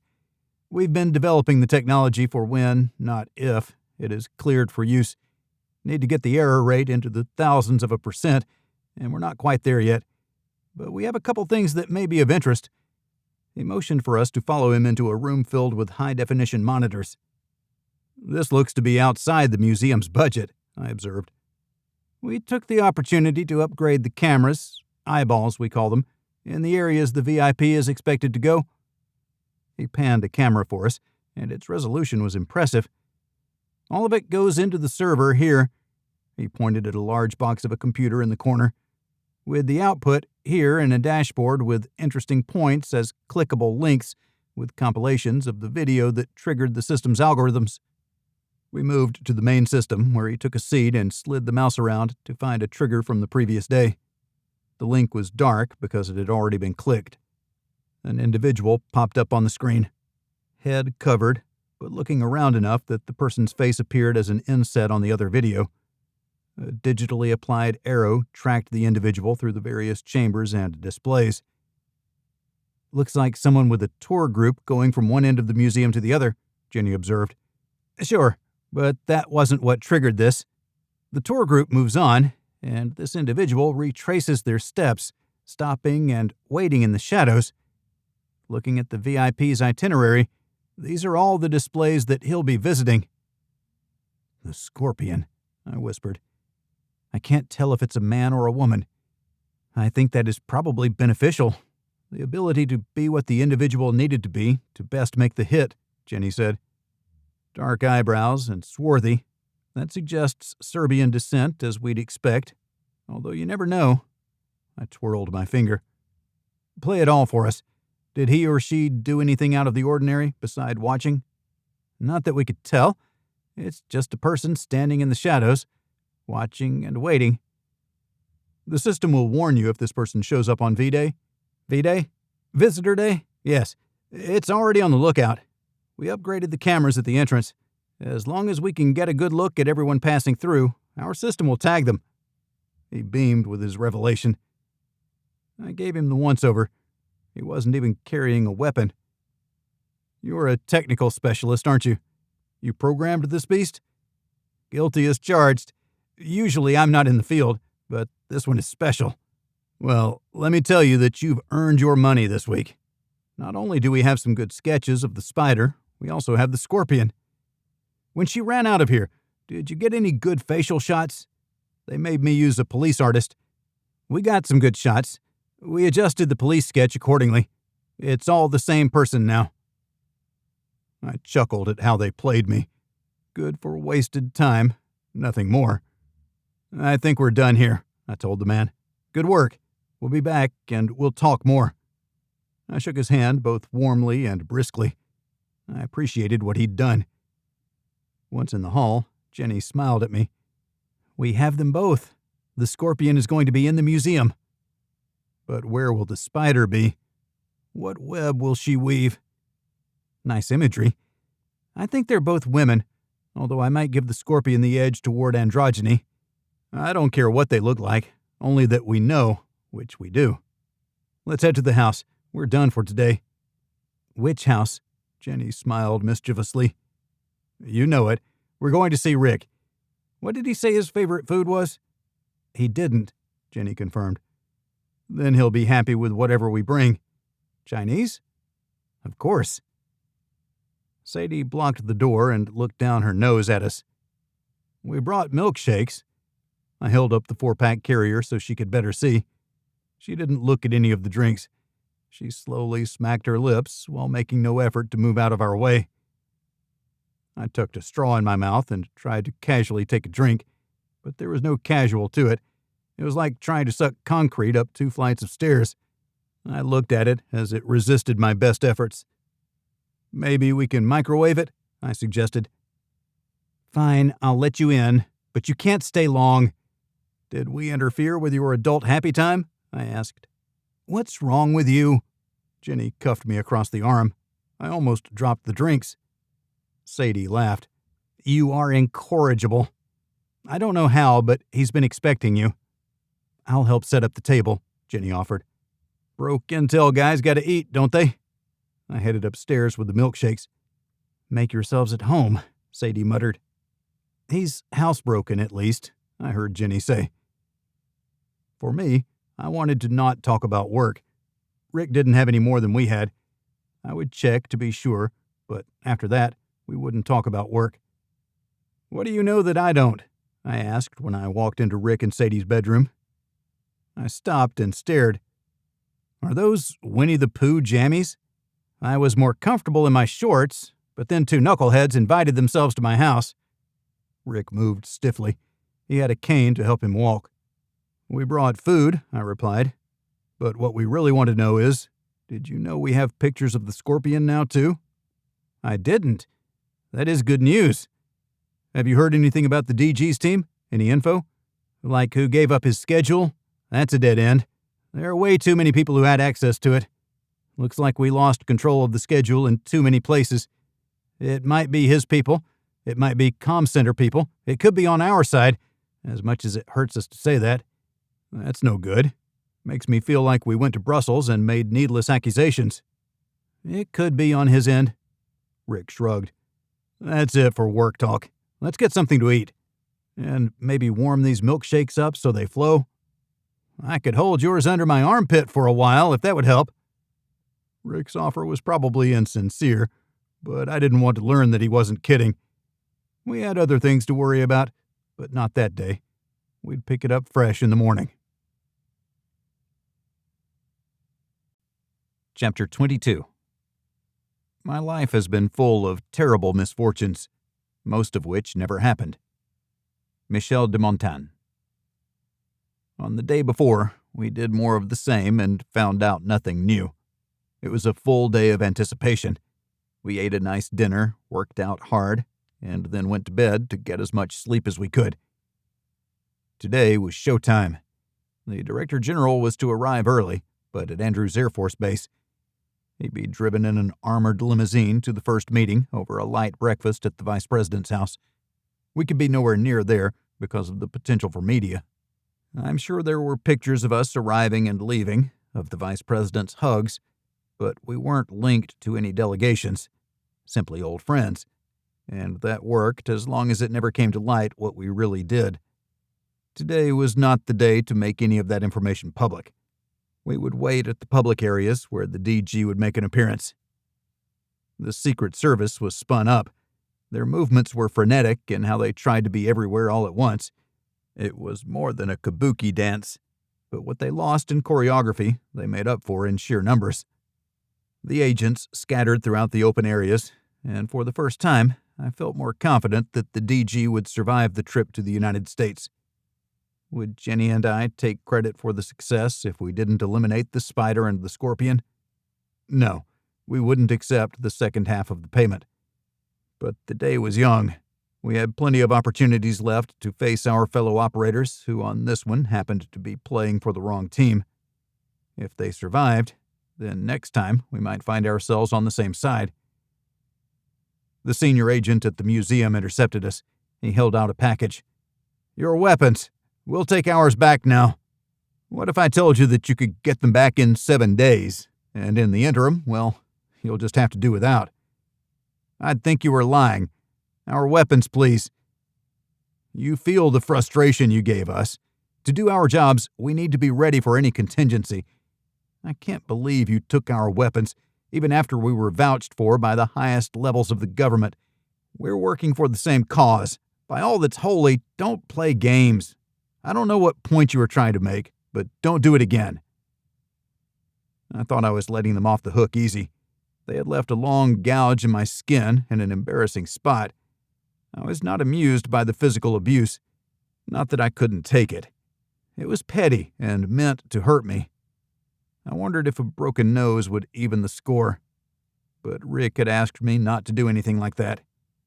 Was it worth $10 million to put up with the agent's garbage? Damn straight, because we still had their service weapons. I looked to Jenny, but she was already digging in her purse. I surrendered to the inevitability of it. Today wouldn't be the day that I got my pound of flesh from these pud-knockers. I pulled the Glock from the back of my trousers. I scowled while looking at it. Sorry, it's a little bit sweaty. I dropped the magazine and pulled the slide to the rear. I caught the round and handed all 3 items to the agent. He accepted them, but unhappily so. I pulled the Glock 41 from the package they'd given us. I checked it, racked a round into the chamber, and tucked it into my waistband. I locked the slide on the .380 and handed it to Jenny. She checked the barrel and sent the slide home, chambering around. She stuffed it into her purse. Stay out of our way, I told the agents, and drove my shoulder into his chest on my way past. It was juvenile, but these guys needed to know where they stood. I spoke over my shoulder. We have no time for this. Do what you have to do, and we'll do what we must. Keep the Director General alive. That's our mission. I stormed out, and Jenny hurried after me. Once we reached the open area of the museum, I slowed. I was comfortable with the place. We'd been through enough times to recognize the nooks and crannies, the places off the beaten path and out of direct lines of sight. We knew the places from where we'd attack a target perusing each display. All it would take was for the escorts to stick to the itinerary. As much as I argued they should change it, if the Spider and the Scorpion received any changes before we did, then we'd be at a tragic disadvantage. We couldn't lose the Director General. Under no circumstances could we allow him to die. The images of the Spider and the Scorpion were burned into my mind. Out of all the faces we would see that day, those were the only ones that mattered. We ended up killing time, milling about aimlessly until Rick arrived 2 hours prior to the Director General. One final check? I asked. With those in charge, special agents, and museum directors. What about workers and maybe Italian interns? I wondered. The intern shouldn't be here today, but we'll double-check with the check-in system and then in person. Follow me. Rick limped off, relying heavily on his cane in a weaving locomotion. I couldn't let him hobble like that, and made him put his arm over my shoulder, with Jenny on the other side so he could hop. It wasn't seemly, but did the trick of moving more quickly out of the open area. Once on the elevator, we let him return to using his cane. He mumbled a thanks. In the video capture office, we found the programmer himself. We greeted him warmly. He was giddy in anticipation of D-Day. The Director General's visit was imminent. He's in the States, but sequestered on McNair right now. He rides in an armored Suburban as part of a security convoy additionally escorted by the police with lights and sirens, Rick explained. That's why we discounted an attack en route. Individual operators aren't going up against armored vehicles. Think scalpel and not wrecking ball. That's why we're here. You obviously had no luck dissuading him. Did he tell you why he wouldn't change his itinerary? Trust. He didn't want any of his team to get the idea he didn't trust them. The only way a change had any value was if he didn't tell his own people, which he refused to do. Perception as reality. Good leader stuff. He kept the ball in our court and made it our problem. That's a lot of trust. I couldn't contemplate someone who would put his faith in his people above that of his own well-being. That wasn't true. I'd seen it again and again while serving in the Marine Corps. The entire premise of the Marines was that loyalty to the Corps was more important than personal security.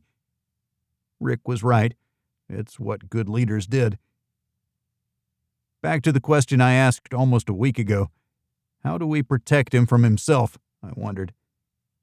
What have you found for opportunities from your perspective? Jenny and I both nodded. I answered, inside the museum proper. Even if a detail is surrounding him, he's in the public and under observation of everyone. Makes him susceptible to a shooter or even a blowgun. A blowgun? Rick twisted his face up while he contemplated the weapon. They could get it through a metal detector. It would be noiseless. Inject a toxin or poison. Damn. Is that how you people think? It's why we were hired, because we aren't constrained by societal norms, I replied. Jenny added, Nothing is off the table. Any option is a good option until a better one can be found. I turned back to the technophile. Which employees are checked in, and where are they currently located? He beamed anew. I have that information. He brought it up on a side computer and sent it to the room's single printer. I scanned it quickly. I pointed to a name at the same time Rick and Jenny saw it. The Italian intern. We walked as quickly as we could to the laboratory in the basement. We were comforted when we passed an agent at every access point, 2 at the ends of the main hallway and 1 at each corner. We found the young woman working, with an agent standing in the corridor and watching her. I waved to get her attention. She rolled her eyes and tossed her head in exasperation. Intern's got an attitude, I said. She's a scientist, Jenny replied, and we keep interrupting her. The intern took off her mask, but not her clean suit. She stared at us. You can't be here today, Rick told her. Please get your stuff and leave. You have 30 minutes to be gone. Who are you? I'm on an internship with the Museum of Natural History. You don't tell me what to do. Her accent became more pronounced the more upset she got. Rick held his hand up to forestall her tirade. Here's your ultimatum. If you don't leave, you'll be arrested and detained until a time that you'll be allowed to return. I've done nothing wrong. This is illegal. You break the law. I'm sorry. Were you told not to come in today? Rick looked down on her since she was much shorter. Yes. There was a reason for that, and we couldn't tell you, but I'll tell you now. A DV, a distinguished visitor, will probably come down here, and only the curator, director, or someone in the know can be here. Only 1, maybe 2, but we'll have a comparable number of people. We can't account for you, so I'm asking you nicely to go home. Just today. Please don't make us haul you out of here in handcuffs. Please, Rick reiterated. She looked around and decided that surrender was the better part of valor. I will have to secure my work first. I have a question, Jenny interrupted. You said you work at the Uffizi, but the Uffizi doesn't have an archaeological branch. You caught me. It is easier to say Uffizi, as people know it rather than the Polo Museale della Toscana, which runs the National Archaeological Museum. They have close ties to the Uffizi. Visitors with a ticket can get into the Archaeological Museum. I'm sorry for the misunderstanding. It's okay, Rick told her. Now get your stuff and the agent will escort you out. He'll take your badge and you'll be able to recover it at the employee entrance tomorrow. Why would you take my badge? Because you used it to bypass the employee entrance. That is outside of your employment parameters. I don't see any need to cancel your access, but you have caused some strife here. Security is paramount, and when people bypass our security controls, we don't take it well. It suggests you have something to hide. Rules exist for a reason. I smiled, but kept myself from laughing. Rick was right in his element, acting the bureaucrat. Although he was right. She was giving me fits. She returned to the laboratory to close down what she was working on and carefully cover it. I think you should have her followed, I suggested. Rick shook his head and then stopped, reaching out to support himself against the viewing window. He breathed slowly with his eyes closed. When he opened them, he was steadier. We don't have any extra manpower. We're tapped out between the 3 agencies supporting this visit. I'm still concerned. Despite all the manpower, I see gaps and opportunities for the operators to exploit. Jenny nodded toward the airlock-style entry. Here she comes. Rick tapped the agent to see her out. She glared for a moment before giving in to the inevitability of the situation. The agent held out his hand and took her access card. He'd use hers to let her out, but didn't want to get into an arm wrestling contest with the intern once she had the door open. It was a sound approach. We watched them go. Rick leaned against the window. Are you okay? I asked. No, I'm not okay. I got stabbed in the leg a few days ago, and it hurts a lot. You could be stoned out of your mind and blown us off, I replied. This has to go well. I can't have the DG dying on my watch. That wouldn't be a career-enhancing maneuver. I snorted. Getting stabbed is no excuse. Buck up, Bannock. That's what you SES types are getting paid for. I know you're being facetious, but you're not wrong. We walked slowly to the elevator. Where are you going now? I wondered. Back to the ops center, the place with all the monitors. I wouldn't be able to keep up with the tour. Sec State will be escorting him, the Secretary of State. An old intel guy like me would get in the way. We'll be out and about where we saw opportunities for an operator who is all-knowing, like us. I don't think we know anything more than what the Spider and the Scorpion know, which is annoying, but it's the best premise. Never underestimate your target. Good luck. I would have shaken Rick's hand, but he was leaning heavily on his cane. I settled for clapping him on the shoulder, but not hard enough to further upset his equilibrium. We checked the time. 20 minutes to the DG's arrival, and we hadn't made a circuit of the museum. We better get outside. Running out when the Suburban is driving up accomplishes nothing besides making us look incompetent. We strolled out the front door and increased our stride to get around the building to the employee entrance. The setup was in place. The Suburban would have to stop where we estimated, on the other side of the Jersey barriers.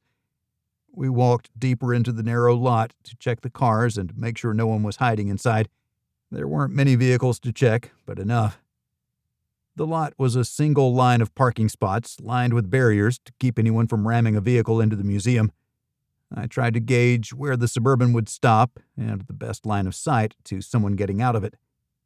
I checked the rooftops of the Museum of Natural History, although getting away from that building would be problematic. They had an agent up there, or at least someone who looked like an agent. On the Museum of American History, there was another agent using binoculars. I called Rick. Do you have people on all the rooftops?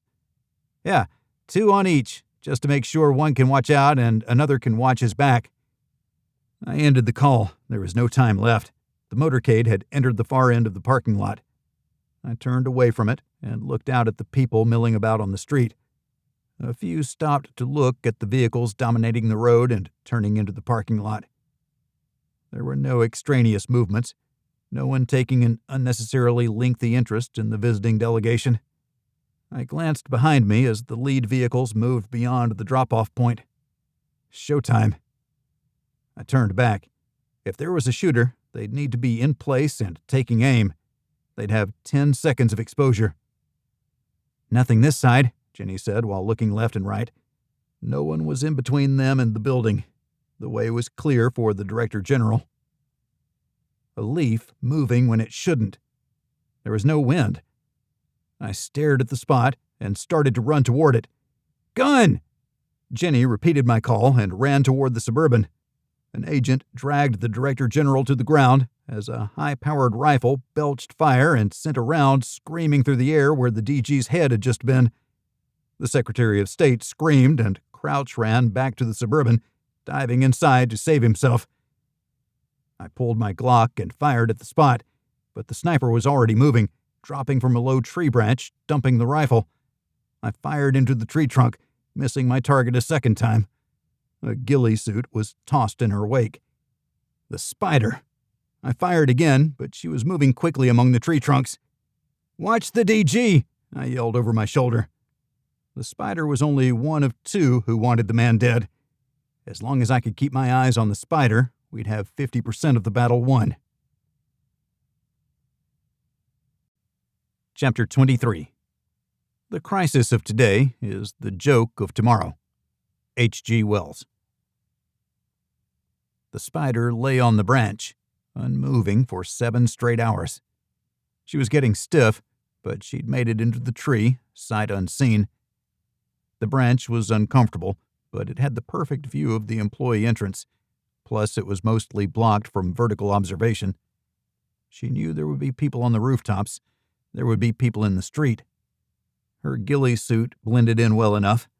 The rifle was already aimed. She needed to only adjust slightly. She had zeroed the scope for 100 yards after she bought the weapon. It seemed the right distance.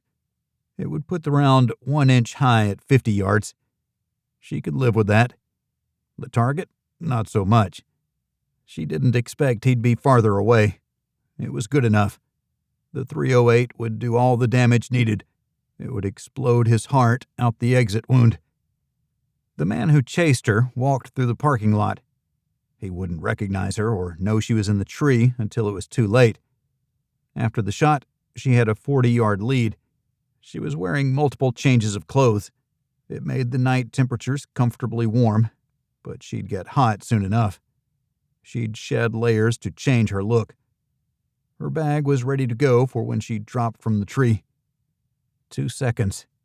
That's all she needed. The Director General's motorcade pulled in, right on time.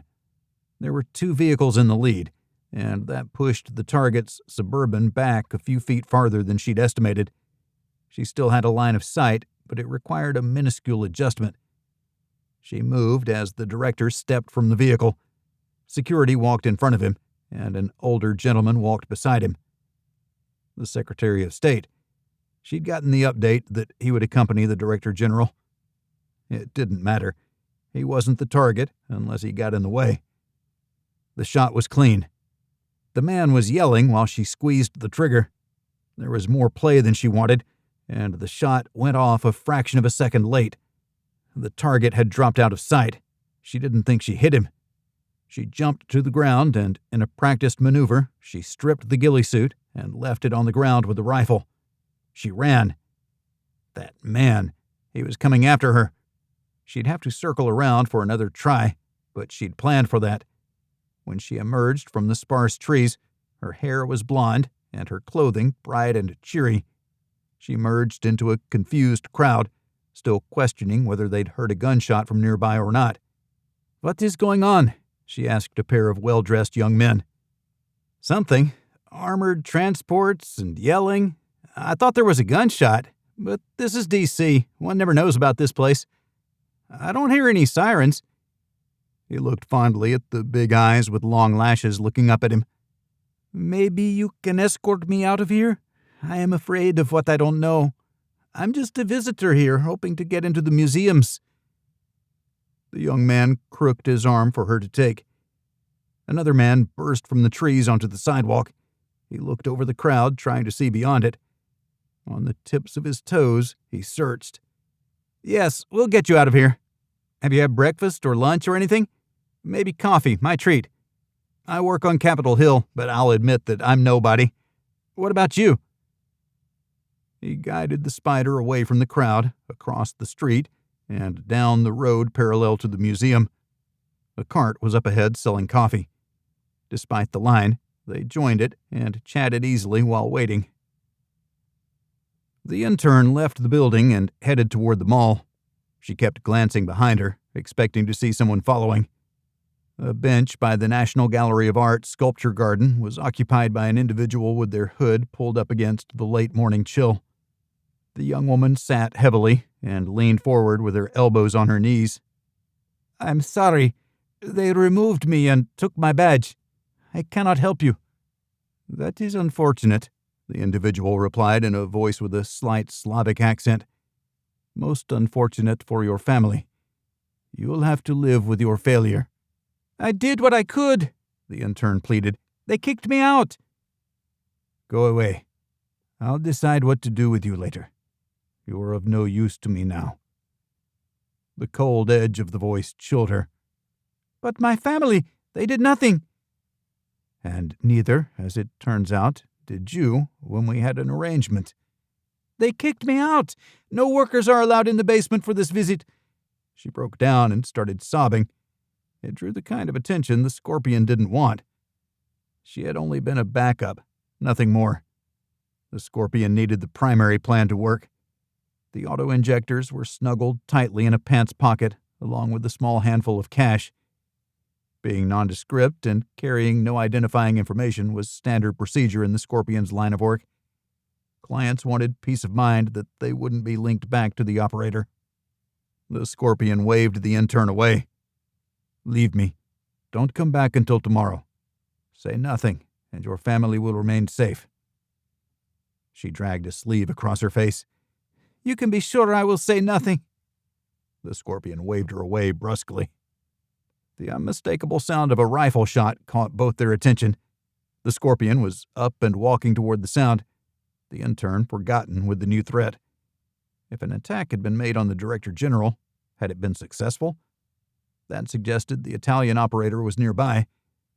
The Scorpion wondered why she didn't leverage the intern, one Italian to another. Too slow and too late. That opportunity was gone. But the shot.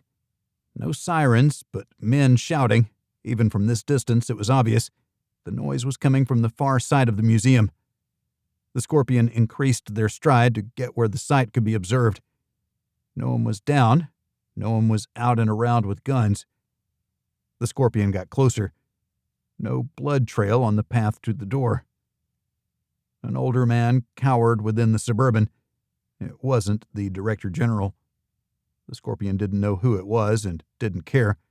The vehicles were still there, and the Director General wasn't in them. The way forward was inside. The Scorpion pulled off the hood to reveal a shaved head and a face with heavy makeup. The sweatshirt came off and was tied above the belt line. A baseball cap appeared with payas hanging, the side curls worn by Hasidic Jews. The appearance conflicted mightily with any norms. The impression created was one that people would stare at for a moment, only to hurriedly look away to show their tolerance. A weakness that the Scorpion was exploiting. No one would challenge the individual. The Scorpion scanned through easily, not having a phone or anything metallic besides the 2 auto-injectors, nothing alarmed. The museum was open and operating. The protective detail, an army of agents, stood at obvious locations, watching the crowds. The Director General was still coming through. There was no other conclusion to reach. "No!" I shouted at the sky. I saw her removing clothes as she went, but with the shade from the trees, it wasn't obvious to what. She disappeared into the crowd again. I looked for her moving away, but couldn't see anyone swimming against the flow of people.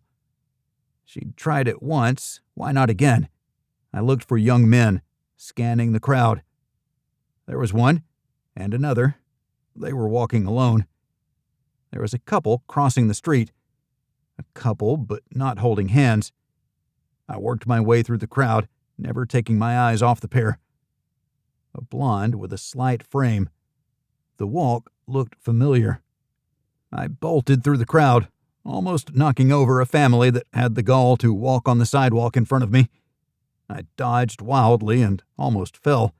The mother called me names, drawing the attention of everyone within earshot, including the spider. She said something to the young man with her before she rocketed away like she'd been shot out of a cannon. The young man faced me and dodged back and forth with his arms out like a linebacker. "That's enough!" he called in his most menacing voice. He was afraid. I almost pulled my pistol out, but I didn't need to do that. It was my turn to play the game of football. I ran directly at him. He backed up, which was the wrong thing to do. I hit him with a stiff arm right in the chest. He tumbled over backward in the middle of the intersection. He lashed out with his leg and caught my back foot. I was too far committed to catch myself. I hit and rolled, coming back to my feet. The pistol flew out of my waistband and skidded across the street. I grabbed it on the run and tucked it in my hand in an attempt to hide it from casual observers. She was extending her lead and making sure I didn't get a clear shot. She had to know I was willing to kill her. Her maneuvers were slowing her down, but they were keeping her alive. She ducked left, away from the museum. A small pistol appeared in her hand. She faced me and aimed. I dove to the grass and rolled to the side. I aimed my Glock, but she was already gone. Damn it! I popped to my feet and ran once more. I rounded the corner, but she was gone. There were few people around. I accosted them, aggressively seeking someone who would point me in her direction. A pretty young woman running from a fanatical man? No one was going to tell me anything. I tucked the pistol back into my waistband and scanned the area, looking for any sign of her. Damn it. It was time to return to the museum. Jenny should have been with the DG. There was still one more shooter out there. I hoped that Rick hadn't pulled any agents from the inside details. I looked around and didn't see anyone who might have been an agent. I had gone after her alone when there was an army of law enforcement professionals only a few steps away. I jogged back toward the museum. The young man I had rolled over had gotten a police officer's attention. I didn't have time to deal with that. I raced the other way to come around the museum from the side opposite the employee entrance. This was turning into a nightmare. In the Marines, we had a saying that no plan survives first contact. I was upset that my shots at the shooter missed. I'd taken 2, had a solid backdrop with no danger of collateral damage. She was at most 40 yards away. The Glock 41 should have managed that. I had hit high. Bark had flown off the trunk above her. I needed more time at the range. I shouldn't have missed that shot. I grunted my dismay while running to the front of the building. I looked over the public entry, but I didn't know any of the people working the access. I flashed my employee badge, and they let me skip around the metal detector. I rushed inside, looking for signs of the Director General's detail. I backtracked down the archaeological exhibits. Chapter 24. Winners make it happen. Losers let it happen. Evander Holyfield. Jenny rushed in behind the Director General, running in a crouch.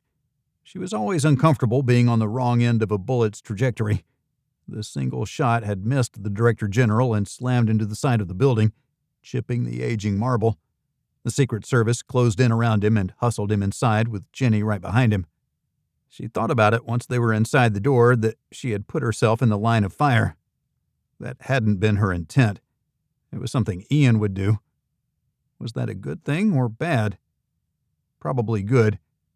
Rick waited beyond the small security checkpoint. "Director General?" Jenny asked.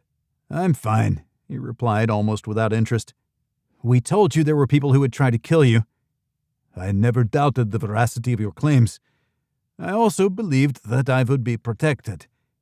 He turned to the agent inside the door while 2 others moved outside with pistols drawn. "Are your people okay?" "All of them. 1 shot, and it didn't hit anything, thanks to Mr. Bragg." The agent's lip twitched at the admission.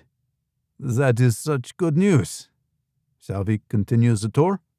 I'm keen to see the best of the best." The Director General rubbed his hands together and smiled. Jenny glanced at the faces of those present. Immediately following an attempted assassination, one would think that the rest of the schedule would be postponed or canceled. As it was, they were still on time should they choose to continue. It boggled her mind that the Director General was so easily dismissive. "Where are your people?" Jenny asked. "They're at the work site. They have research and information to provide me by tomorrow. No fun for them, unfortunately, but my passion for archaeology and natural history is not theirs. I doubt they would look at this museum visit as fun." He gestured for anyone, to take the lead, although he looked perfectly willing to venture forth on his own. Rick stepped up, and 2 agents fell in behind the Director General. "Although I may be limping, I hope I'll be able to maintain a respectable pace for you," Rick said. "It'll be fine. I take my time in these museums to get the most from each and every one, since I probably won't visit here again. There is far too much to see in this world to keep going back to the same places, don't you think?" "No," Jenny replied candidly. "It's human nature to like what we like. I temper the new with the old to make sure that I am always close to something I know that I like. We tend to order the same food when we go out to eat." "Interesting. I shall think about that. You live your life in balance with Ian, then. Very good." He gestured ahead. "Shall we?" Jenny walked behind them and nearly out of sight, which she was fine with. She needed to get into the shadows and find the lines of sight. She didn't have any faith that the normal entrance security could find everything that was lethal. With a professional like the Spider or the Scorpion, chances were near zero, even with heightened awareness. Jenny looked for Ian, but they had yet to recross paths. I saw the entourage before I could make out any individuals. As much as the Secret Service tried to hold people back, visitors moved in close to the Director General as they tried to view the same displays. He was taking a long time at the display where I found him. He was one of those tourists who read every word of every plaque. God bless him. He was there for knowledge and not to check a box or take pictures that he'd never look at again. I didn't see Jenny, but she wouldn't be next to him. She'd be milling through the crowd. Did either the spider or the scorpion know what she looked like? I didn't think so. The spider had gotten a good look at me on 2 different occasions. I moved toward the wall and almost ran into my wife. "Great minds think alike," Jenny said softly. She got away. So the spider was the one who took the shot. Jenny had been leaning toward it being the scorpion because they were operating under the premise of offering a valuable piece of history to the DG to lure him into the open. She snagged a guy again to intercept me. I ran him over. When it comes to pretty girls, men lose all reason and become malleable, silly putty in our hands. I winked at my wife while scanning the crowd for either the scorpion or the spider. We still have 2 operators out there with plans to do in a target who has put his complete trust in pure dumb luck. The scorpion, looking nothing like the pictures on hand, eased up to the 2 people trying to look inconspicuous. They might have gotten away with it if the Director General hadn't been the target of every other glance. They were speaking in hushed voices behind their hands in a crowded room with marble floors that amplified every sound. Their conversation couldn't be heard. The scorpion moved past and into the next chamber of the museum. It was the inevitable next stop on the tour. The Director General was taking his time, a lot of time. He'd stand at each display for too long. When was the best time to make the hit? Where the target was still and engrossed. The bluing would burn, and he'd be instantly aware of the needle prick. The scorpion wandered the hall to return to the display that was next on the Director General's tour. More bones. The scorpion couldn't fathom why anyone would care about such things. The Director General was on his deathbed, enjoying the final moments of his life, studying information that would die with him. There was no value in any of that. He should have been working on the agreement. Work would survive him, not play. He should have been more of a professional. But then the hit would have been harder. He was making it easy by playing when he should have been working. Another government stooge on the dole. The scorpion justified the hit, even though it wasn't necessary. The contract had been accepted and half the money paid. It was time to earn the other half. Hands in pockets, palming the 2 auto-injectors, the scorpion was ready. The Director General stepped over the threshold and approached the display. I maneuvered through a school group to get into place before the DG made it to his next exhibit. I assessed each person in the crowd, size and shape first, since operators were chameleons. They had to be. An individual close to the exhibit, a Hasidic Jew reading the plaque. The DG was moving in. The individual stepped aside to give him room. Too many people to see clearly. Side curls and a ball cap? It was DC, and Strange was embraced, but not by me. Others studiously avoided the stranger. I moved in between the 2. "Hey there," I said to the individual, keeping the DG behind me. The face didn't look familiar. Too much makeup, side curls, and a ball cap casting enough of a shadow over the face to confuse facial recognition. "Rick," I called over my shoulder while keeping my eyes on this person. Someone tried to nudge their way around me. The DG. I blocked him with my arm. The target of my focus looked up. The scorpion. The individual tried to reach past me with their fingers wrapped around something. I blocked it and crouched, ready to fight. The scorpion turned and thrust backward at me with whatever was concealed. I blocked it with both hands and gripped the wrist for all I was worth. This was a hit. Whatever was in that hand was a one-way ticket to the cemetery. The scorpion jumped up, using my hold on their wrist for leverage to deliver a 2-legged kick into my midsection that felt like I'd been mule-stomped. I couldn't maintain my grip. The scorpion pulled free, landed on their back, and rolled to their feet. The Secret Service agents were spreading out. A snarl on the Scorpion's face suggested they didn't like to lose, and the realization was coming fast and furious that they weren't going to kill the Director General. The figure slashed through the crowd and slammed into the Scorpion's back, driving through the individual like a linebacker making a tackle. 2 cigarette pack-sized items burst from their hands as they stumbled forward. I kicked upward and caught the Scorpion under the chin. Their heads snapped back into Jenny's face, and she lost her grip. The ball cap came off, showing a bald head. The Scorpion popped to their feet while Secret Service agents moved in tightly around the Director General. Where were the rest of the agents? There was supposed to be an army of them in and around the museum. Chasing the spider. I eased forward, but the Scorpion dove into the crowd, grabbing a toddler to hold as a shield. "You can't escape!" Rick shouted from behind me. I pulled my pistol and aimed, but there were way too many people, and they were panicked. The screaming echoed through the halls. Bodies dove this way and that as they couldn't tell if the agents were holding the suspect or if a criminal was somewhere else. Many didn't look behind them, focusing on the man with the gun. Me. "Get down!" I roared, but my voice couldn't penetrate the cacophony. The Scorpion ducked into a crowd of fleeing visitors. I tried to run after them, but people were bouncing around the hall like free ions. I shoved people out of the way with my pistol high in the air. I almost fired to get their attention, but couldn't bring myself to defile the historic museum's ceiling. "Close the doors!" I shouted. It made more sense in my head. The last thing panicked people wanted was to get locked inside a building with criminals, terrorists, or crazies. They hit the exits like a tidal wave, with greater vigor than I would have thought possible. The toddler appeared in some woman's hands. She fell back and held the little girl up as if advertising to find her parents. I felt the relief in not having to risk a child's life, even though the responsibility was on the Scorpion, who didn't care about the child or anyone else. They had a mission to accomplish. They failed spectacularly, but were doing everything humanly possible to live to fight another day. I moved to the side of the flood of bodies cascading out the front door. That much panic, and no one had fired a shot.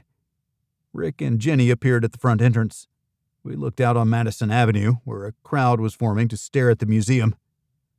"Did you find what the Scorpion was carrying?" I wondered. Rick nodded.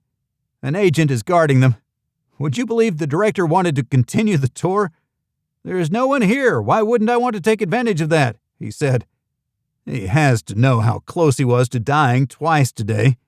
You'd think he'd call it a day and settle into his room with a fine whiskey and a mindless movie," I replied. My fists clenched of their own accord and shook in frustration. I hated to lose, and twice in one day was unthinkable. "Good work, Ian. You saved the DG twice in one day." I snorted and shook my head with no better than a half smile. I was thinking how I'd failed both times. I took a shot at the spider and missed. I had the Scorpion by her wrist. And yes, I think the Scorpion is a woman who passes as either a man or woman, whatever is convenient for their mission. And she broke free. Jenny took her down, and she ran off like she hadn't been body slammed on marble. "That hurt me, and I didn't land directly on the floor," Jenny admitted. "Damn it. Slippery and sly. Masters of disguise. And they're both still out there." Rick's lips were white from being pressed together so tightly. He wanted to celebrate the DG's survival, but the threat hadn't been eliminated. The experts to do that had done the jobs of the physical security team, while they'd done the job of the Director General's conscience. The only one who hadn't done anything was the target himself. "We need to lock down the DG, no matter what he wants to do." "Where's Sec State?" "The secretary left." Rick looked around to make sure no one was within earshot. "He was a basket case after the rifle shot." "Look at the DG." I nodded toward the man. "He's oblivious, but he's way too smart for that. How can he be so carefree?" I realized I was still holding the pistol in my hand. I tucked it into my waistband. "At peace with the world?" Jenny ventured. Rick shrugged and finally relaxed. "Doesn't he know how bad he'll make me look if he gets killed?" He clapped us both on the back. "Let's see what the Scorpion had in mind." We returned to the display where the Director General was starting to get angry. "There's no reason not to continue the tour. We have to be safe now, don't we?" Rick nodded once. "Surround him. We'll catch up. Don't go into the basement without us. We'll take care of these."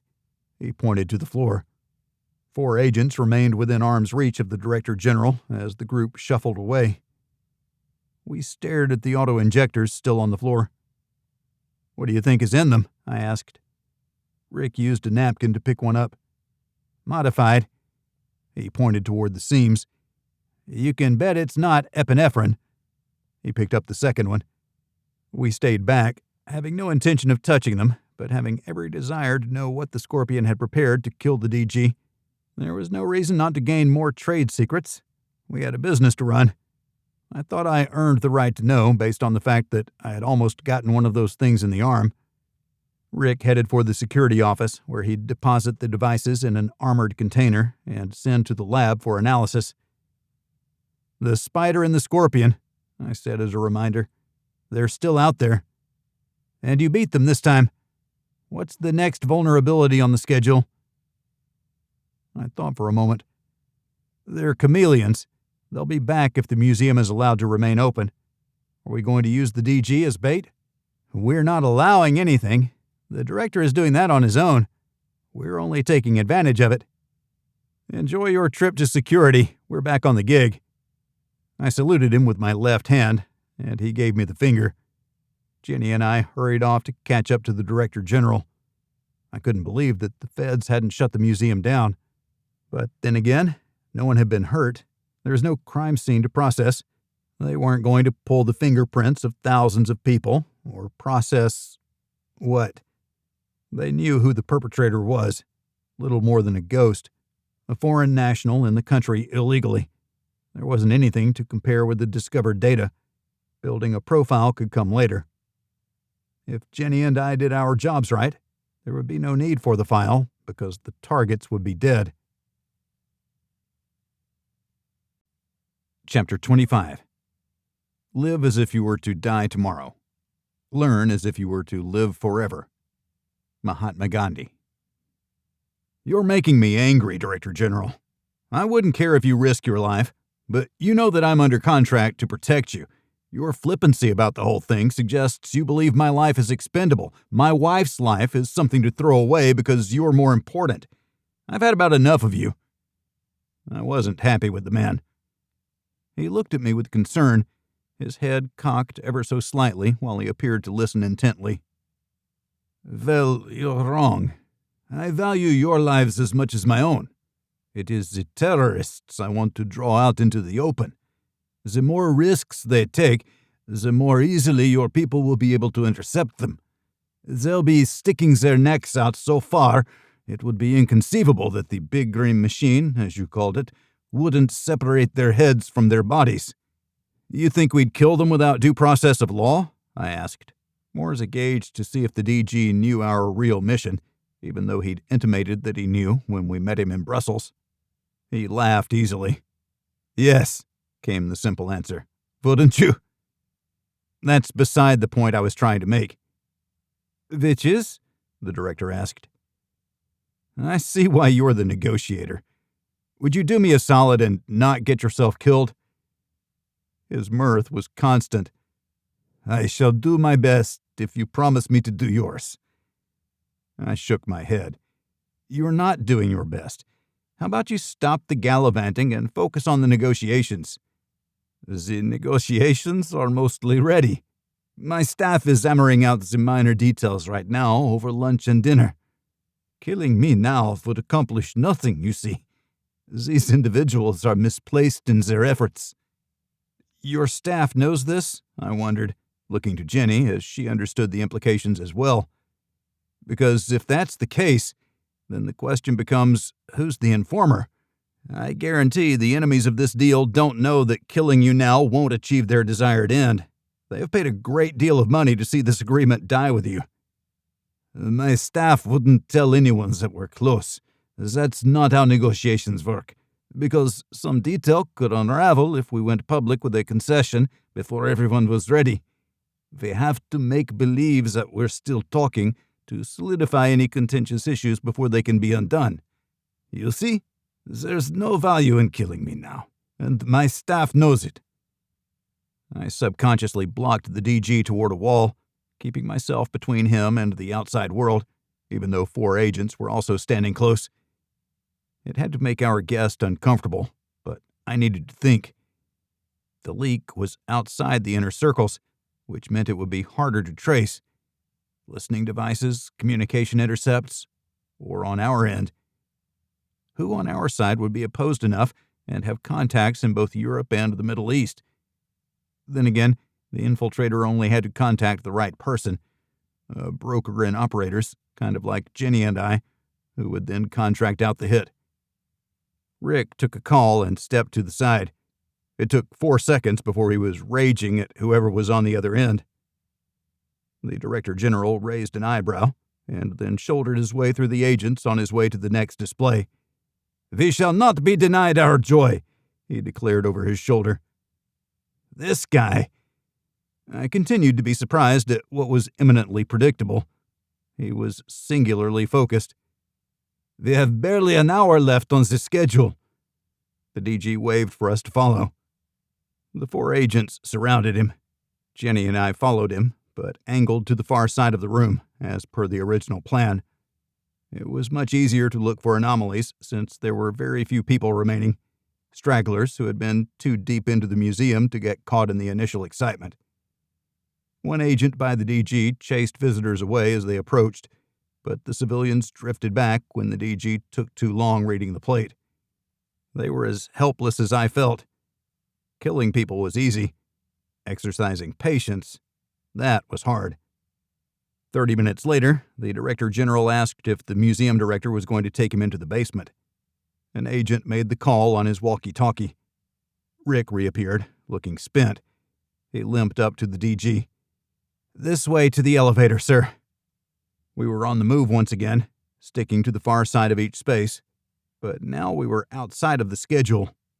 No one knew what was next except for the basement part of the trip. Rick contacted the security office to be sure no one had passed through security who wasn't authorized. No one was in the basement already. No one at all besides authorized agents. The voice on the other end confirmed that there were no additions, and we took the elevator down, leaving the 4 agents behind. We found 2 waiting for us when the doors opened. Rick greeted both by name. The curator was there, the same woman who had taken us on a tour a week earlier. Rick introduced the DG, and we stepped back. The woman had been thoroughly vetted, but 2 agents were close enough to keep her at arm's length. "I'm sorry, I don't understand," she said, looking to Rick for an explanation. "There's already been 2 attempts on the Director General's life today, both at the museum.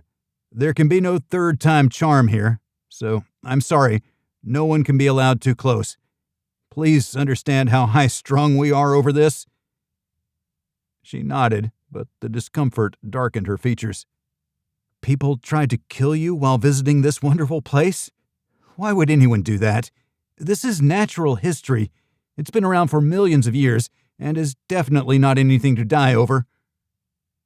The Director General let out one of his deep laughs. "These men worry far too much.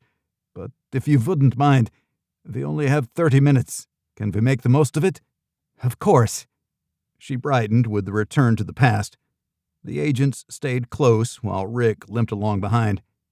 When they stopped, we moved ahead to do another walkthrough of the spaces they'd enter, even though other agents had observed all the possible entrances and exits. We didn't find anything. I wasn't sure if I was surprised or not. Jenny and I both breathed a sigh of relief when the DG was back in his armored SUV, where Sec State waited for him. They drove away unhindered. Rick scowled. "Where are they going to try next?" "Dinner," I said without hesitation. We had driven around Fort McNair, and that was the only place the DG would be that was exposed to the outside world. With the short timeline, it would be problematic to get on the military installation, and more importantly, to exit unmolested. No, it made the most sense to strike the target from relative safety. "Off to McNair, then. We have 5 hours to figure it out." Rick looked at us. "Do you want to talk about it?" Not especially. Not a lot of street cred when you see one target twice and have the other in hand, and they both escape. We'll be thinking about this for a long time. Jenny kept her hand on me as a physical sign of emotional support. It was hard not to feel down. We successfully predicted both hit attempts, stymied both, but didn't sanction our targets. We failed. We never fail. The spider and the scorpion don't fail either, but both of them did. Jenny was trying to be reassuring. They're coming back with a vengeance. I was sure of it. I expect you and I will be high on their list of acceptable collateral damage. I expect the scorpion will have a bruise or two. I hit her pretty hard. I have to say that I'm proud of you for that one. I'm not sure it was much more than a glancing blow, though. She squirmed out of your grip almost before you hit the floor. Jenny growled at me. You're harshing my buzz. I'm certain I'm not, I replied, and we both smiled. The trip to McNair was short, but the challenges grew. It was so simple, yet extremely complex. We'd already been lucky twice. The operators only had to be lucky once, and only one of the two had to get lucky. Masters of disguise, both women. You can update your files, I told Rick. So much for highly paid profilers. You two were at least 50% correct. I shrugged. We're getting paid more than your profilers, I suspect. I don't want to know because it's embarrassing. Being a law-abiding citizen doesn't pay well. But you sleep well at night. That's worth a good price, I suggested. You don't sleep well? Rick wondered. I sleep great, Jenny. Like a baby, she replied. It's probably all the sex. Rick closed his eyes. I knuckle-bumped Jenny on the quality of her comeback. What do you think they'll do? Still thinking that over. If it were me, I'd be lining up a shot from somewhere on the Potomac. A moving boat isn't optimal, but it's a great vehicle to use to escape, especially when your target's keepers don't have their own boat. The operators don't have to go very far before they'd lose us. We can lock the marina down, Rick said matter-of-factly. We'll do that right now. Won't matter. Locking the doors won't even slow them down. How many other marinas line the fingers of land stabbing into the Potomac? I'd like to think closing a few marinas will hamper them long enough to hold off round 2 of attacks. It won't, because we'll be out there too. Give us space to work. We'll find them, and I implore you to move the Director General away from that dinner location, although it's better than the museum. We didn't spend as much time scoping this site as we should have, since we were convinced the operators would make their move in the museum. You were right about that. Rick looked out the window with the 1,000-yard stare. You okay? Leg hurts, murderers are running loose, and I'm in the impact area. No, I'm not okay. Then all is well. I'd be surprised if you lied to us and said you were fine. Why don't you stay in the Suburban? Relax, take a load off, eat a crumpet. Rick continued to stare out the window. We let him contemplate his life while we climbed out. We walked briskly along the shore of the Washington Channel, keeping an international school at our back to gauge firing angles. A dog barked nearby. They'd run bomb sniffers through the building, but that returned us to our initial premise that getting on the base would have been too hard to do while providing a limited egress. Getting to the channel from the school was easy. Maybe my premise was wrong. Why'd they pick that place for an executive dinner? There has to be better places that are more secure, like the Officers Club on Fort Myers. It was in the package. Nostalgia. His good friend went to that school and was later killed in Afghanistan. They're paying homage and celebrating life. By exposing themselves. Exposure isn't paying anyone's bills, I grumbled. Then again, if the Director General made it easy on everyone, we wouldn't have this job. That wouldn't be a bad thing. We appreciated the big payday, but damn Jimmy Triplethorn was keeping us from stepping back from the active part of the business. I was getting close to being done with the wet work. I didn't want Jenny and me to get caught up in the trap of just one more. It's a trap. Quoting Star Wars? I was confused. I hadn't been thinking about Star Wars at all. No, making the hits on the spider and the scorpion. It's sending a message." Jenny looked to the sky for answers. "Foreign policy through superior firepower." It was exactly that. Sends a strong message that whatever subterfuge they try, the big green machine will do it twice as hard. If we find them, maybe foreign players won't send more operators our way, and Jimmy can stop calling. If that's the case, then our role is a lot different than just keeping the DG alive. Damn Jimmy. I scanned the channel. A small pleasure boat cruised by at a sedate pace. I thought it was too cold for pleasure craft, but the captain and his passengers seemed undeterred by the bite in the air. It kept the beer cold. Where, oh where have all the operators gone? The quip was lost on Jenny. She hugged me from behind and whispered, "You're a good man, Ian Bragg. You do what you do because you want what's best for this country and even the world. You tried that in the Marines, but that wasn't enough. Now we're here in the highest stakes game there is. We bet our lives in every job. It's exhilarating and exhausting at the same time. We'll finish this one because time marches forward no matter what we do. Next week, will the world be better or worse? That depends on what we accomplish today, then tomorrow, then the next day. If we don't do it, Ian, who will?" I reached behind me to her hip and kept my hand there while she nuzzled my neck. Lovers walking along a river, enjoying each other's company while contemplating the deaths of peers. We have to win. I turned around and pulled Jenny to me. We'll need a vacation after this. You mean we'll go back to Chicago and get to work on the next flurry of contracts after soliciting work in New York? Jenny replied. Exactly. We'll be doing the easy stuff, not the stabby, shooty things. If we can pull this off, we're going to need another training session. Bring the Southeast region together. But first, dear, you need to focus on the spider and the scorpion. Jenny kissed me and smiled. I love you, Ian. It made everything better. There was a time and place to be macho, like chasing after the lithe spider who raced down the street, leaving men swooning in her wake. Had I caught her, I would have beat her into next week or killed her outright. She'd already killed a museum employee for nothing more than the woman's access badge. Despite her looks, the spider was evil. She gave operators a bad name. I had to laugh at my own joke. Jenny watched me out the side of her eye, as she always did when my internal monologue didn't marry up with the outside world. I'd say a penny for your thoughts, but I'm sure I don't want to know. What's our next play? She asked. We have to steal a boat. Can't we just rent or borrow one? Jenny wondered. Steal a boat? Is that your way of flying under the radar?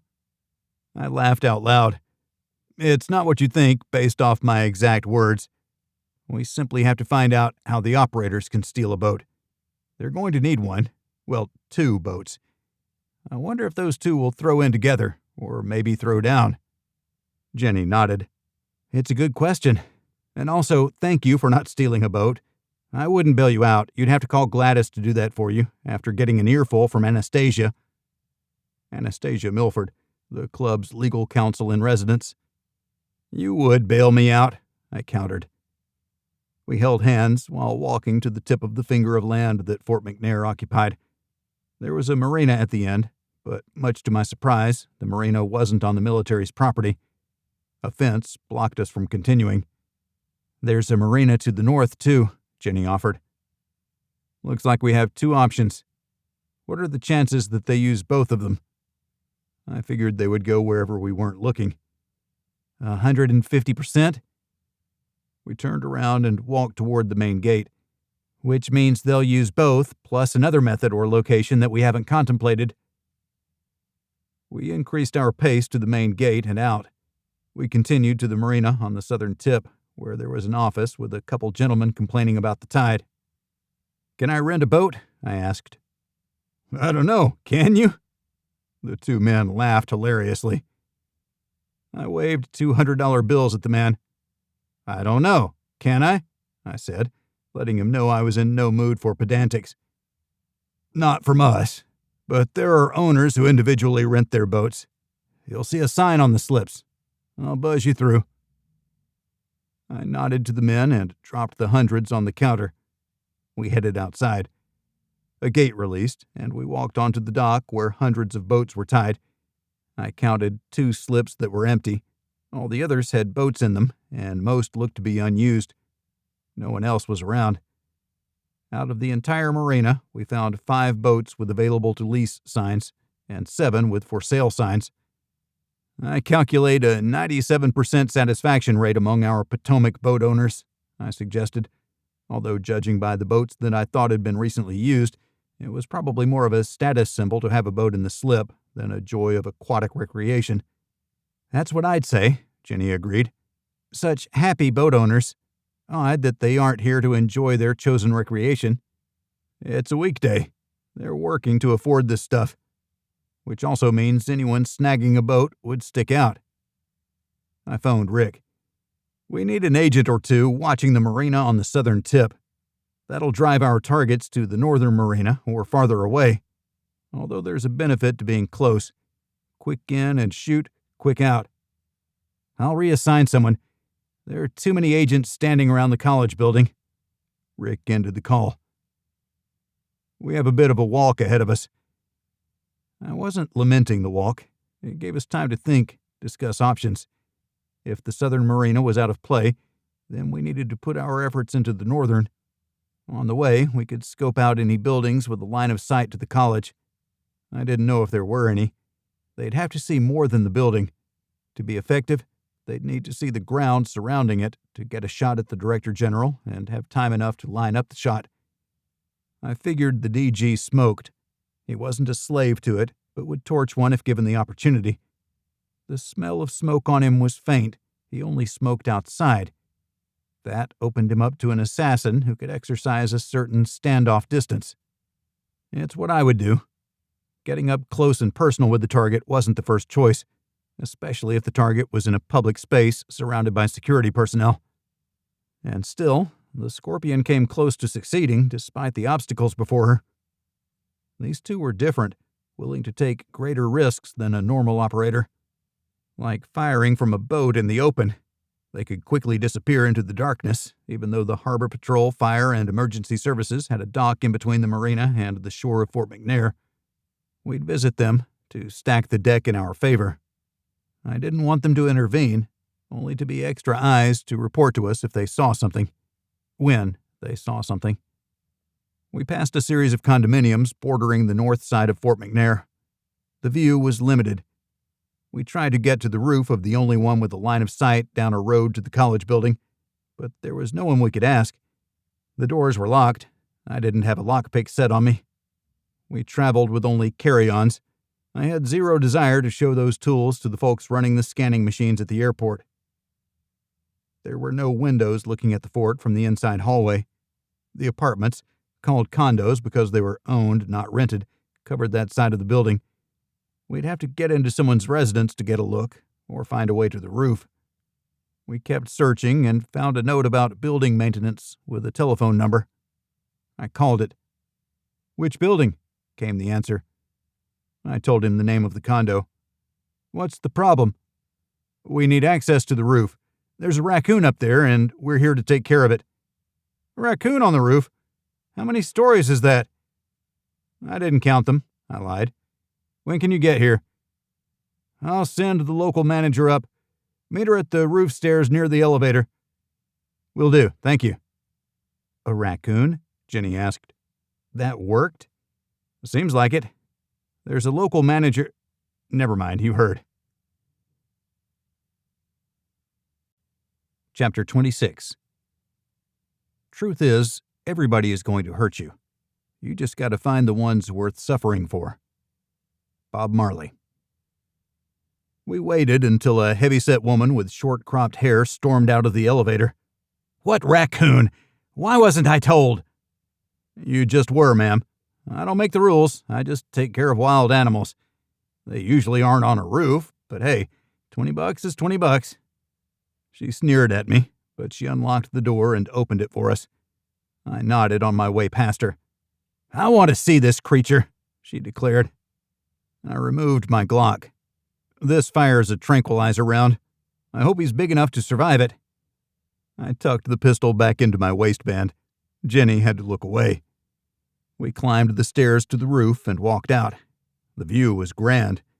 I could see the socialites having a big party up here, but for the gravel on the rooftop and minimal safety barriers, it took 5 seconds to figure out that there wasn't an unrestricted view of the area where the Director General would be. No raccoon. Looks like another false report. I hate those. Jenny and I returned to the stairs while the building manager stared in disbelief. I did the right thing and handed her a couple $20 bills. She looked at them and shrugged. I guess that was worth 10 minutes of my time. Once out of the building, I looked up the series of balconies that faced the military installation. Most of them were blocked by trees whose leaves had not completely fallen. The higher levels were blocked by buildings and old infrastructure like power lines and streetlights. There would be no shot from here. We continued to the marina, but it wasn't one marina. It was a series of wharfs, docks, and jetties that lined the channel until it flowed under a bridge. The first dock was for the police, fire, and rescue.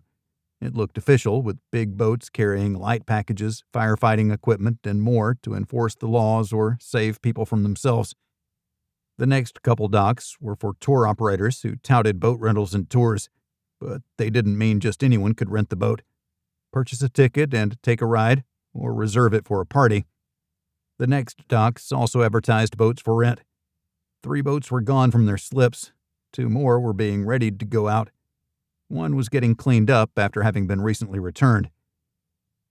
We looked for someone in charge and found a man with coveralls and a name tag that said Bill. Hey, Bill, are there any boats rented for today? He rolled his eyes. I'm not Bill. I stared at his name tag. I have his coveralls. I'm going to cut this stupid name tag off. Should I call you William then? I joked, but he wasn't playing. What do you want? He asked gruffly. His unkempt hair and the greasy finger marks on his face suggested he had put in a full day of hard work. I couldn't begrudge him that. I handed him a 20. Sorry for the interruption. We're looking for 1, maybe 2 young women, both with foreign accents, trying to rent a boat for today. He pocketed the 20. I wouldn't know anything about that. You'll have to ask the manager. He made to walk away, but I moved in front of him. I had $20 invested in this conversation and needed to get a little more. Where can we find him? He nodded toward a small building near the ramp at the far end, about 5 piers down. I thank you kindly, I said, and we strolled away. I glanced back and forth between the pier and the boats. I didn't want to fall into the water, but I didn't want to miss an operator hiding in open view. Unlike us, they weren't opposed to stealing a boat. We reached the small building and stood there looking out over the numerous docks. There's a lot of money out there, Jenny said. That was undeniable. The boats at the marina on the other side of McNair had small boats, runabouts that held 4 people. These were small yachts or pocket cruisers. They would be a nice ride for anyone so inclined to take one out. We entered the small building and asked for the manager. Dressed almost comically in yuppie yacht club garb, he was a middle-aged man sporting the executive gray at his temples and a visage that belonged in a boardroom. How may I help you? He asked with a slight New England accent. Jenny used her phone to bring up pictures of the spider and the scorpion.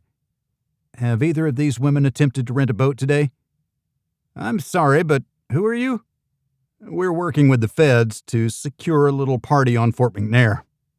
Fort McNair is that way, he pointed. A couple 100 yards. What could we possibly have to do with the security of an event down there? Boats provide an unrestricted line of fire. Please give us a hand. These 2 stick out because they might not look like you see in the pictures. They stick out because they don't look like that? The man scowled while staring at the floor. I don't follow. Jenny stepped up and smiled. Has anyone rented a boat today? A couple families, that's it. None of the locals are here today. Our maintenance guy, and that's it. Was that so hard? I thought. It was best to let Jenny handle it rather than continue with my ham-handed efforts to get people to play nice. Then again, it was Washington, D.C., where everyone needed a healthy dose of skepticism. They played games in this town, games of manipulation and horse trading, something for something. No one played nice just to be nice. "Can we sit at that little table out front? I expect it's for members only, but we have a little cash to spare and would like to look out over the incredible ride stocked here and daydream."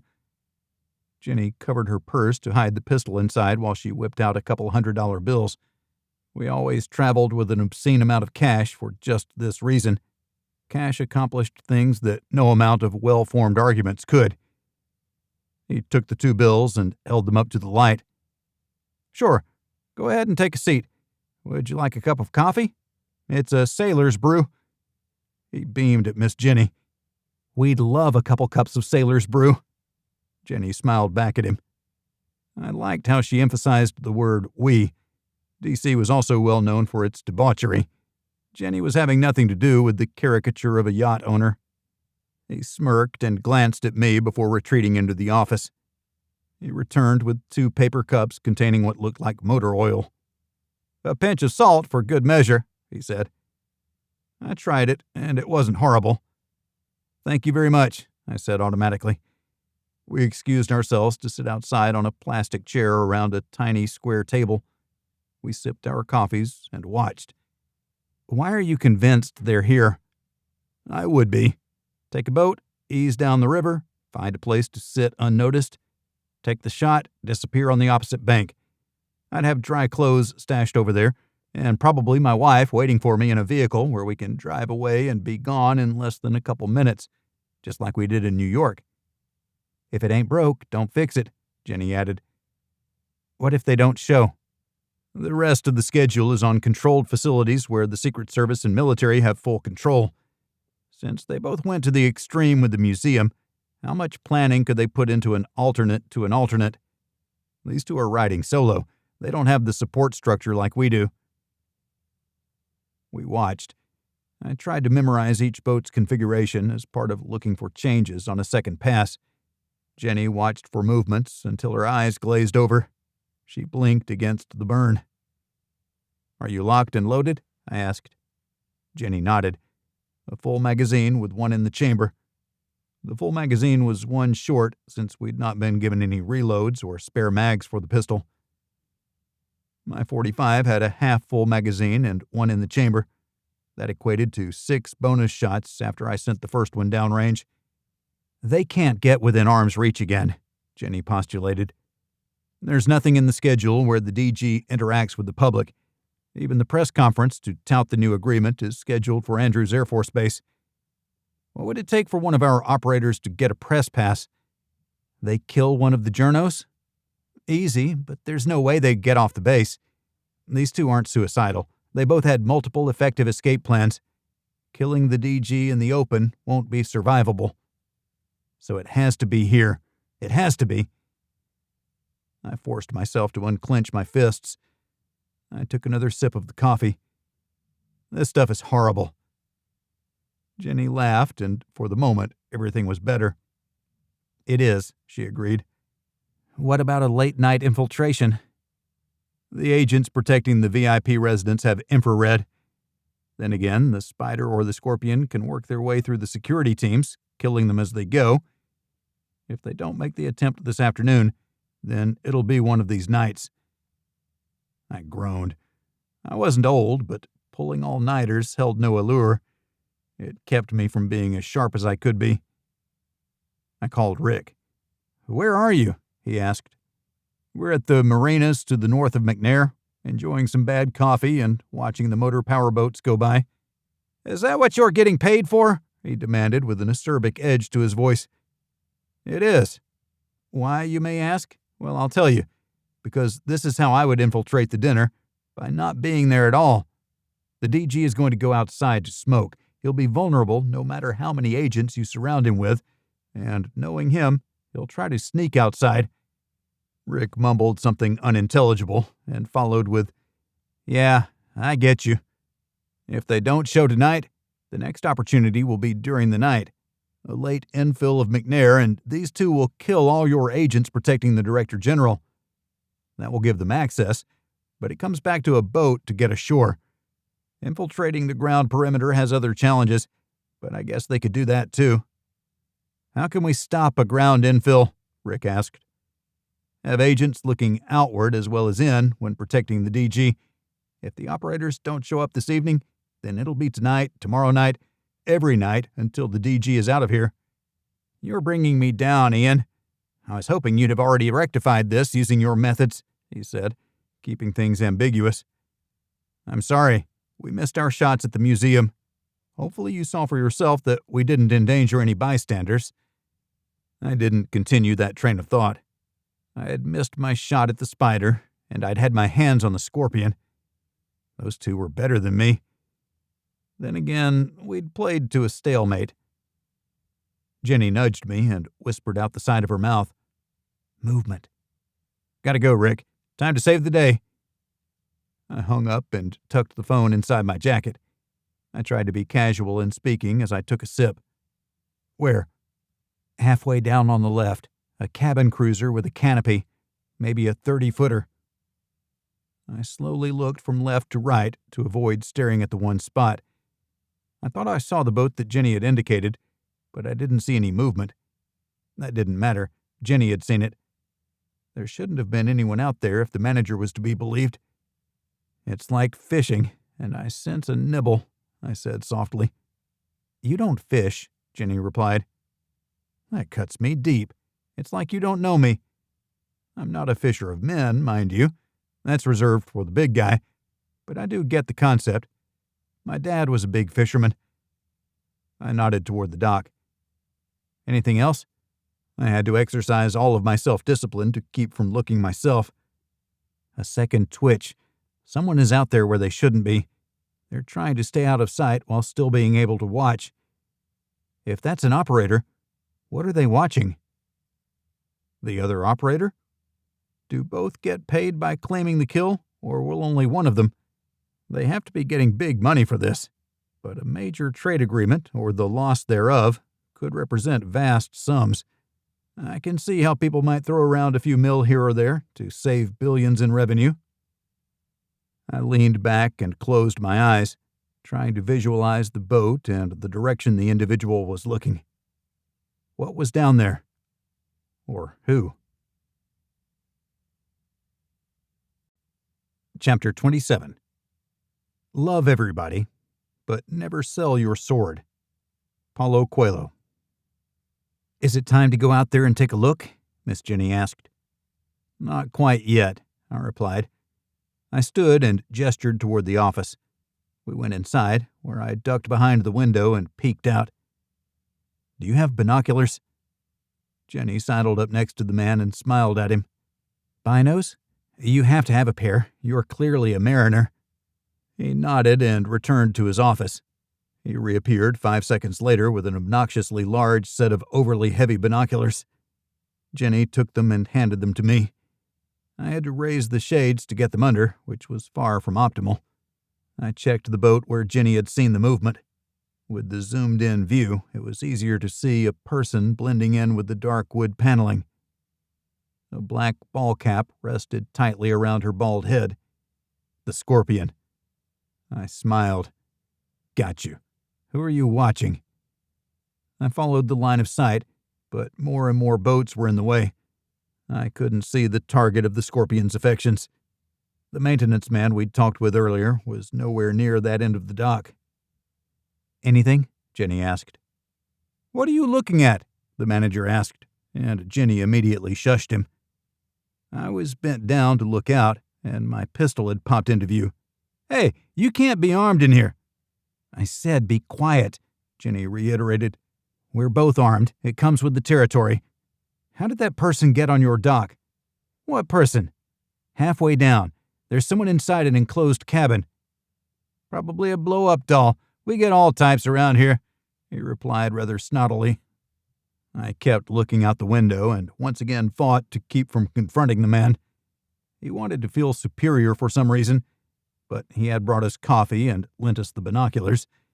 If he tried to get handsy with Jenny, she'd level him. She needed no knight in shining armor, although she had one if she wanted.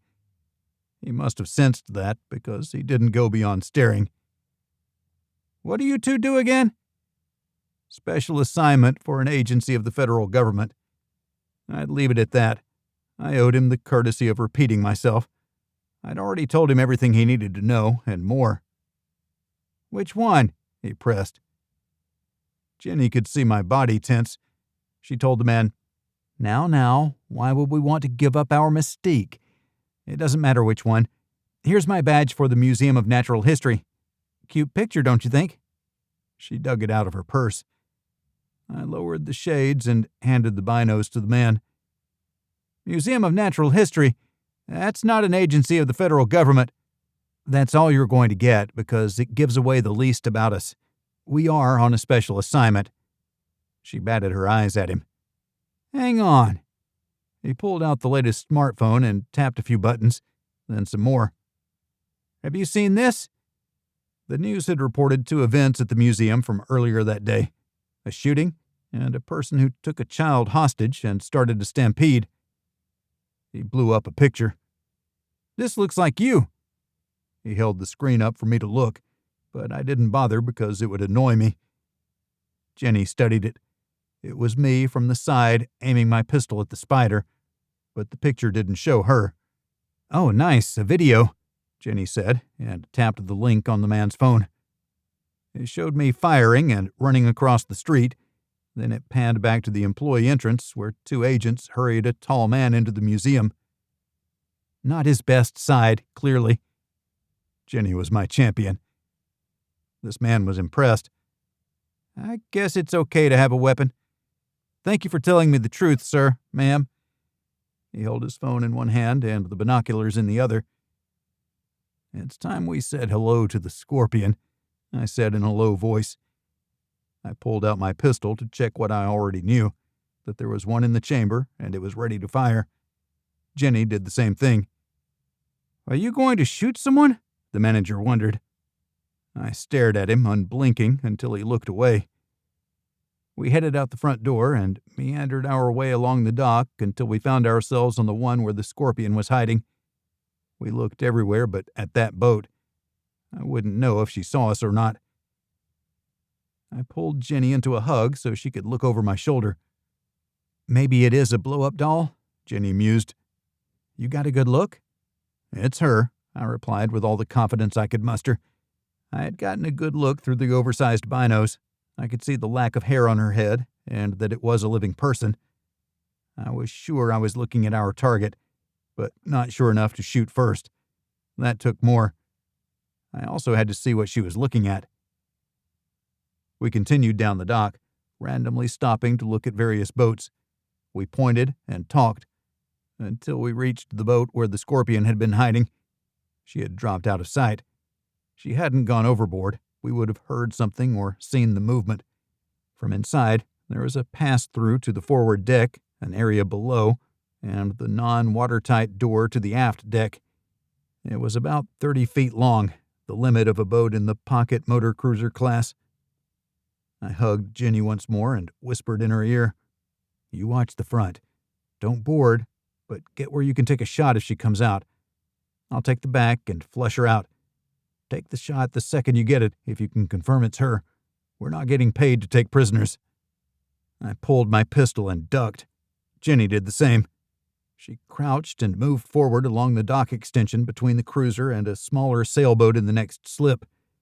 She visually checked the sailboat to make sure no one was behind her, and then stood straight up with her .380 trained on the forward hatch. I jumped aboard and moved quickly to the rear door, looking over the barrel of my pistol. I was ready to fire. The door was closed. I held the Glock in my right hand and reached with my left to fumble with the handle. It took 2 tries to open the door. I pulled back, opening it as I dropped to a knee. I swept the inside of the cabin, but saw no one. It was getting more dangerous. I wasn't going in after her. Sometimes a siege was the better plan. "Come out with your hands up. We know you're here to kill the Director General. I respect how lethal you are, which means I'm perfectly happy burning this boat to end you. I'd rather not do that, but I'm not coming in there. You have 10 seconds to decide if you want to come out or you want to die by getting burned to death." I moved back farther. No one in their right mind wanted to die inside a burning boat, and I was willing to torch it. I wasn't going to risk my life any more than I already did. A flash of movement inside. I held my front sight post on the figure as they popped open the front door to find Jenny standing there.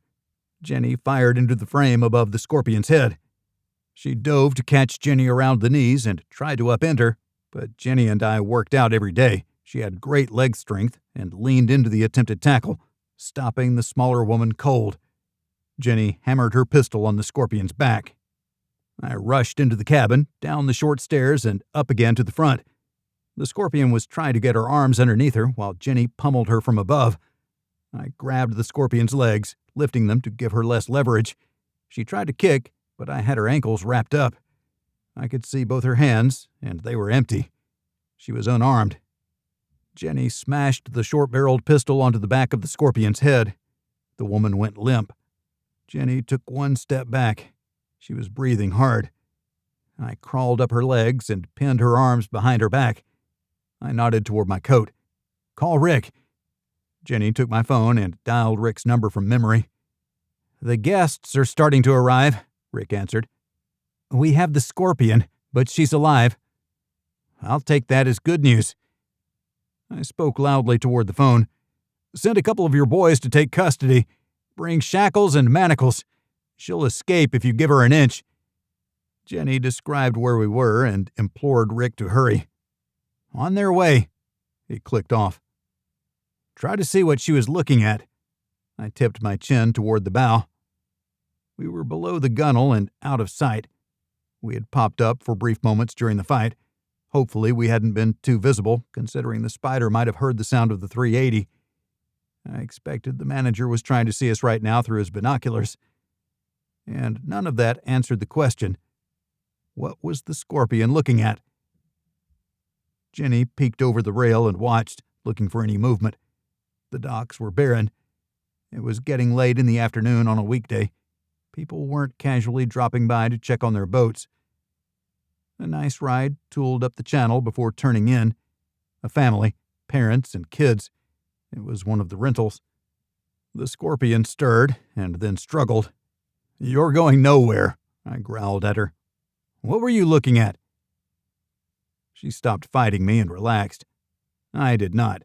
I pushed her wrists between her shoulder blades until she grunted from the pain. I held them there while continuing to straddle her smaller frame. "Tell me what you were looking at. Do you want to save your life? This is the way to do it.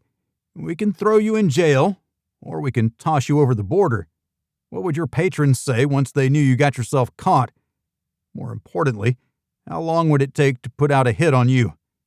"Not long," the scorpion admitted in a raspy voice, like she'd spent her youth yelling too much, or she'd been kicked in the throat. Probably the latter.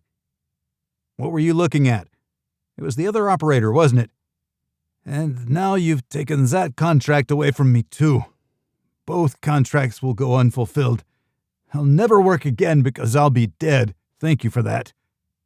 Despite the nature of the conversation, the jousting, I didn't let up by even an inch. She would be gone in an instant if she felt me relax my grip. "No problem.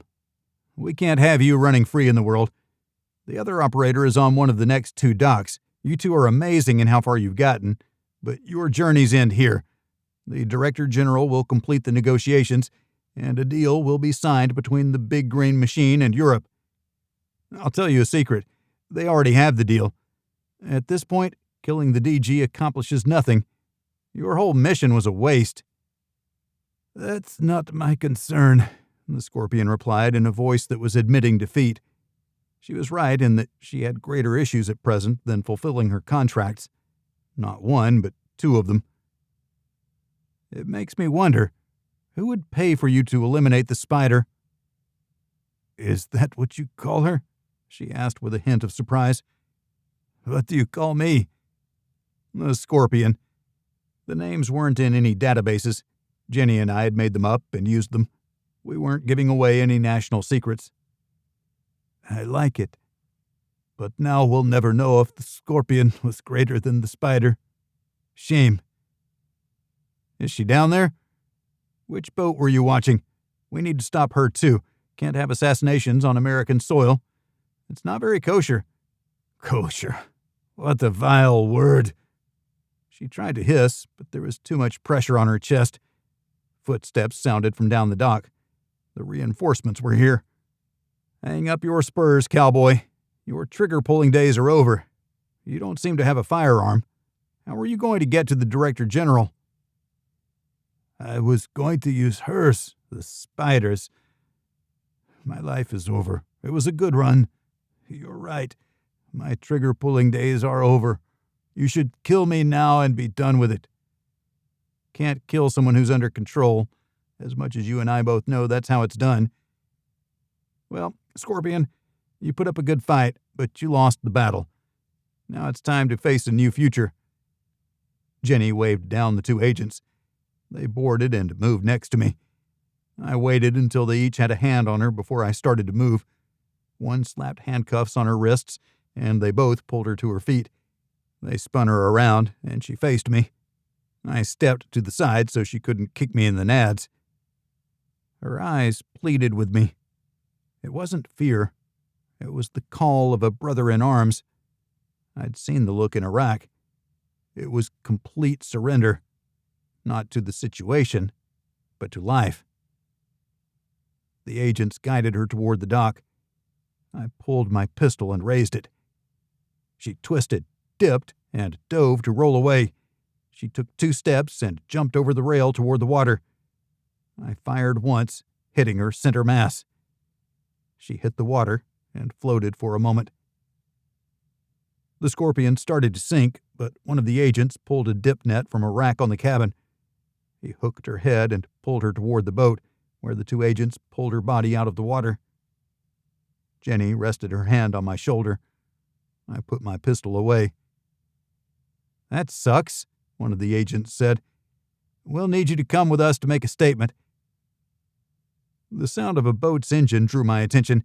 Behind us, a boat had been backed out of a slip and was starting to move toward the open channel.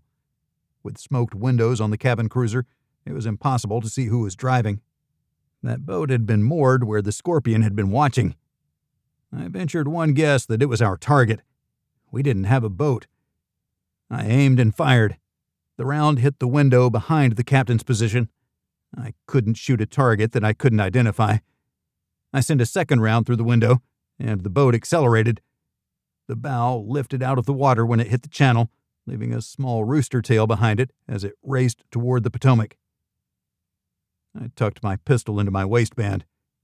3 shots. I had 4 rounds left. We're not going to come with you. We're still on the job to keep the Director General alive. We'll work through Rick for our statements. I had no intention of giving a statement. This was another mess that Rick could clean up, although this was exactly what we'd been contracted for. I don't know why I felt as bad as I did. She had no chance to fight back, which was how I liked to prosecute contracts. This was different. A chess match, and not a Wild West quick draw. I was an operator. I killed people for money. But not like this, with her hands cuffed behind her back. She'd already lost, but it was her choice. She gave me no option. It's okay, I heard Jenny saying. She repeated it more than once. We need a boat, I said evenly. Let's see the manager. I needed to focus on the work. It was time to compartmentalize. The only person that existed was the target, the spider. Jenny and I needed to corner and eliminate her. I called Rick as we walked down the dock, leaving the 2 agents with the body while they waited for a cleanup crew with a gurney. Rick, what did you find out about the spider's rifle? She bought 2, didn't she? I don't know why you ask questions you already know the answer to. It's like you're a cheap suit-wearing lawyer. Who wears cheap suits? I didn't wear suits, but if I did, they wouldn't be cheap. Jenny bought me an Armani once. I think it was in the closet in Chicago. I had yet to find the right occasion to wear it. I was getting distracted. What are those things the Scorpion dropped? Auto-injectors filled with bluing agent, the stuff used on gun barrels. Nasty stuff. Highly toxic. Death within a minute with a full dose right in the bloodstream. The Scorpion is dead. The Spider has a boat, a cabin cruiser. We need to get Harbor Patrol into the channel in the area where she might have a shot. She had a better backup plan than the Scorpion, whose plan was to kill the Spider and take her rifle. I thought the agents had gotten there in time. They did. They let her out of their grasp. She didn't make it 2 steps. We're in pursuit of the Spider. I'll keep you informed. I ended the call. Jenny pulled me to a stop. I looked down instead of at her. She lifted my chin. You want to sit this out? She asked. I thought it was an odd question. Jenny could handle herself, but asking her to be the primary shooter was a step too far, especially when we got up close and personal and finding out our targets were just like us. No. In for a penny, in for a pound. We'll take it to the end, and then get the hell out of Washington, D.C. I didn't know why, but I always felt dirty whenever I came here. We continued to the manager's office. My good sir, I started, we need to rent a boat. Do you have one ready to go right now? We don't rent the boats. We facilitate rentals through the owners. Whatever, I thought. He was making me angry again. He looked past us to the dock where an ambulance crew carried a stretcher. They produced a body bag. The manager gasped. Did you kill that person? He asked. I took him by the lapels. I asked nicely, we want to rent a boat. Contact whichever owner can get us into the channel in the next 5 minutes. I know someone. Let me make a call. Chapter 28. Tell me, and I forget. Teach me, and I remember. Involve me, and I learn. Benjamin Franklin.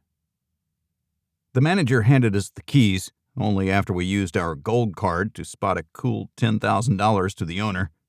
Jenny and I ran to the slip with the manager close on our heels. I climbed aboard, unlocked the door, and would have raced out, but there were more buttons, levers, and dials than I suspected were possible on what I considered to be a simple craft. The manager ran through the list of what was important and what wasn't, including the emergency radio, GPS navigation, radar, throttle control, bilge pumps, and more. I had to slow down and take it all in. Jenny listened too, as a backup in case I forgot some of the main details. We started the engines, chased the manager away, cast off the lines, and slowly backed out. I eased the throttle controls back to go forward, slowly, less than 5 miles per hour until we reached the channel. She has a 20-minute head start, Jenny said. I was well aware we'd lost the immediate scent, but we didn't need to chase her into the Potomac because she was coming back. Her target was alive and well. There was a narrow area from which she could get a shot. We only had to allow her to come back, if she wasn't there already. We slowed the boat almost immediately. There was a massive golf course across from Fort McNair, but it was sparse with trees, level, almost completely open. A shooter from there would be exposed, except in darkness. It was late afternoon, early evening. Night was coming. Our window for spotting the Spider was closing. I pulled the throttle control back a little farther, accelerating past McNair and into the Potomac. There weren't many boats in the broader expanse, and none of them looked like the cruiser the Spider had taken. We stayed close to the shore and followed it around to the southern end of the golf course and up the other side. The GPS said we were still on the Potomac River. There wasn't a single boat on this stretch until we reached a bridge packed with traffic. I-395, the interstate. We cruised under it and then turned right, under a smaller bridge and into a tidal basin. If someone were to hide, this would be a good place. It was out of the spotlight. We found a cruiser anchored under a smaller bridge with an outlet to the Washington Channel, where our dock was located. A window behind the captain's position had been shot out. She's on alternate plan number 3, I mused. We pulled up next to the craft, reversed, and idled the engines. Jenny wrapped a line around a cleat on the other boat. I jumped aboard, expecting to find it empty but taking the least amount of chance possible. She had bought a rifle, but not a pistol. Then again, I never had a problem acquiring a pistol. There was always someone carrying who needed it less than I did. I simply relieved them of their responsibilities of being armed. I targeted drug dealers, but the spider would hit anyone. She was ruthless. She was everything we were not. I slowly worked my way into the boat, checking the main spaces and then the smaller closets and storage holds. It was empty. "She's gone ashore. Plan C. Shoot him from the far bank." I sized it up when we drove past. 300-yard shot with a .308. That means a drop of maybe 3 inches. She can make a head shot or center mass, and the DG will die all the same. "We better hurry," Jenny suggested. "Untie us." I gestured at the cleat on my way by. Jenny pointed at the shore. "Why walk when we can drive?" I hurried inside the cabin. Jenny pushed us away and goosed the throttles to move us slowly into the basin, then accelerated under the bridge to hit the Potomac with the throttles wide open. I had to back off once I realized what the big boat was capable of doing. Jenny joined me at the wheel. "Where are we going?" "There was a dock by the golf course about 30 yards from our slip. We'll go there and then run the rest of the way." "Won't she see us coming?" "Probably," I admitted. It wasn't my best plan, but we were racing against the clock. The dinner reception was already underway. Since they weren't sitting and eating yet, they might be milling about outside. The less savory option is we park the boat in the line of fire, making us a target. I'm not good with that, especially since we didn't get hired as cannon fodder. Our cruiser nearly soared along. It was fast and sleek. I slowed to round the corner of the tip of land with the 2 18-hole golf courses and a number of memorials. We skipped around a sailboat using its motor to navigate this stretch of water. We dodged into the Washington Channel and accelerated once more, slowing with a big surge of water before us. The cruiser bobbed while we checked the facility to our right, where people were outside under tea lights with the upright heaters on the lawn before the International College building. To our left was a retaining wall, a road, and parallel parking spots. 2 had cars in them with the windows rolled up. Would she have a car? I wondered. Then again, she'd play the distraught woman card and someone would pick her up. She'd kill them, and then, yes, she'd have a vehicle. Jenny nodded. She was trying to size up the shot. "She'll have to shoot between the trees on the shore. The branches are above head level. Only the trunks are in the way. It's better than no shot." I accelerated the short distance to the pier. "Why didn't she just do this from the start?" "The boat gives her an unlimited number of egress options once she reaches the Potomac. This strip of land here is an island. Getting off could be problematic." The harbor patrol boat eased away from its dock. I called Rick. If the local police were going to block the shot, we could take our time. "It's started. Any luck?" Rick answered. "She's on the island opposite the college. I know the DG will want to glad hand on the lawn while smoking. Make sure he doesn't." "Is the harbor patrol going to sit offshore?" "They are," Rick confirmed. "We're 90% of the way to ensuring the DG will survive the night," I replied. "And if you get police to block off what I'm calling Golf Course Island, we may even catch the spider and be done with all this nonsense." "I'd like that. Let me make a call." We waved as we passed the harbor patrol. We slowed and approached the pier opposite the docks where we rented the boat. Jenny hopped off and lashed us to a dock cleat. The harbor patrol used a megaphone to yell at us. "You cannot dock there. Please move immediately." If I ignored him, they might pull away from their mission of blocking the shot from the shore. We couldn't have that. "We're with Rick Bannock," I shouted. It was as good as him showing his creds in public. "This is temporary. We need to check out this shore. We'll be on our way shortly." I waved and ran off the boat. The harbor patrol hesitated before continuing on their way. "Nothing like being incognito," Jenny quipped. "This place makes us look stupid. I hate coming to D.C., I grumbled as we jogged. I carried my pistol in my hand. I couldn't conceal it all the way, but I tucked the barrel up the sleeve of my jacket while holding the grip backward. We ran down the sidewalk, passing a couple walking slowly hand in hand, as it should be. Those moments give life meaning and give purpose to death. We ran the quarter mile, checking as we went to confirm the harbor patrol had moved into position in the middle of the channel. We reached the area with the line of sight to find no one in the open, and both vehicles empty and locked. "Did we get ahead of her?" Jenny wondered. I scanned the area. Golfers were finishing up and heading for the clubhouse. No. I gritted my teeth and looked around again to see if there was something I missed. I'd checked the branches already, but made a more thorough look at them. Jenny looked under the cars before heading to the wall that held erosion at bay, keeping the land on the land and the water in the river. There was a constant din of noise, but something new appeared. A boat coming up the river, a motor cruiser like the one we'd rented.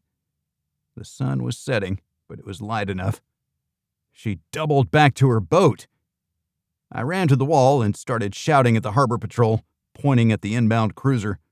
The boat dipped toward the Fort McNair shore. The harbor patrol turned on its lights and siren, but that didn't deter the Spider. She swooped close to the McNair shore. A siren blared, echoing off the buildings of the military facility. A voice on the loudspeaker ordered the boat to heave to. The Spider had no intention of complying with that order. The police realized it quickly enough. Their engines roared to life, and the patrol boat tried to cut off the cruiser. She raced past and immediately throttled back. The bow dipped, and then the boat rose on its own wave.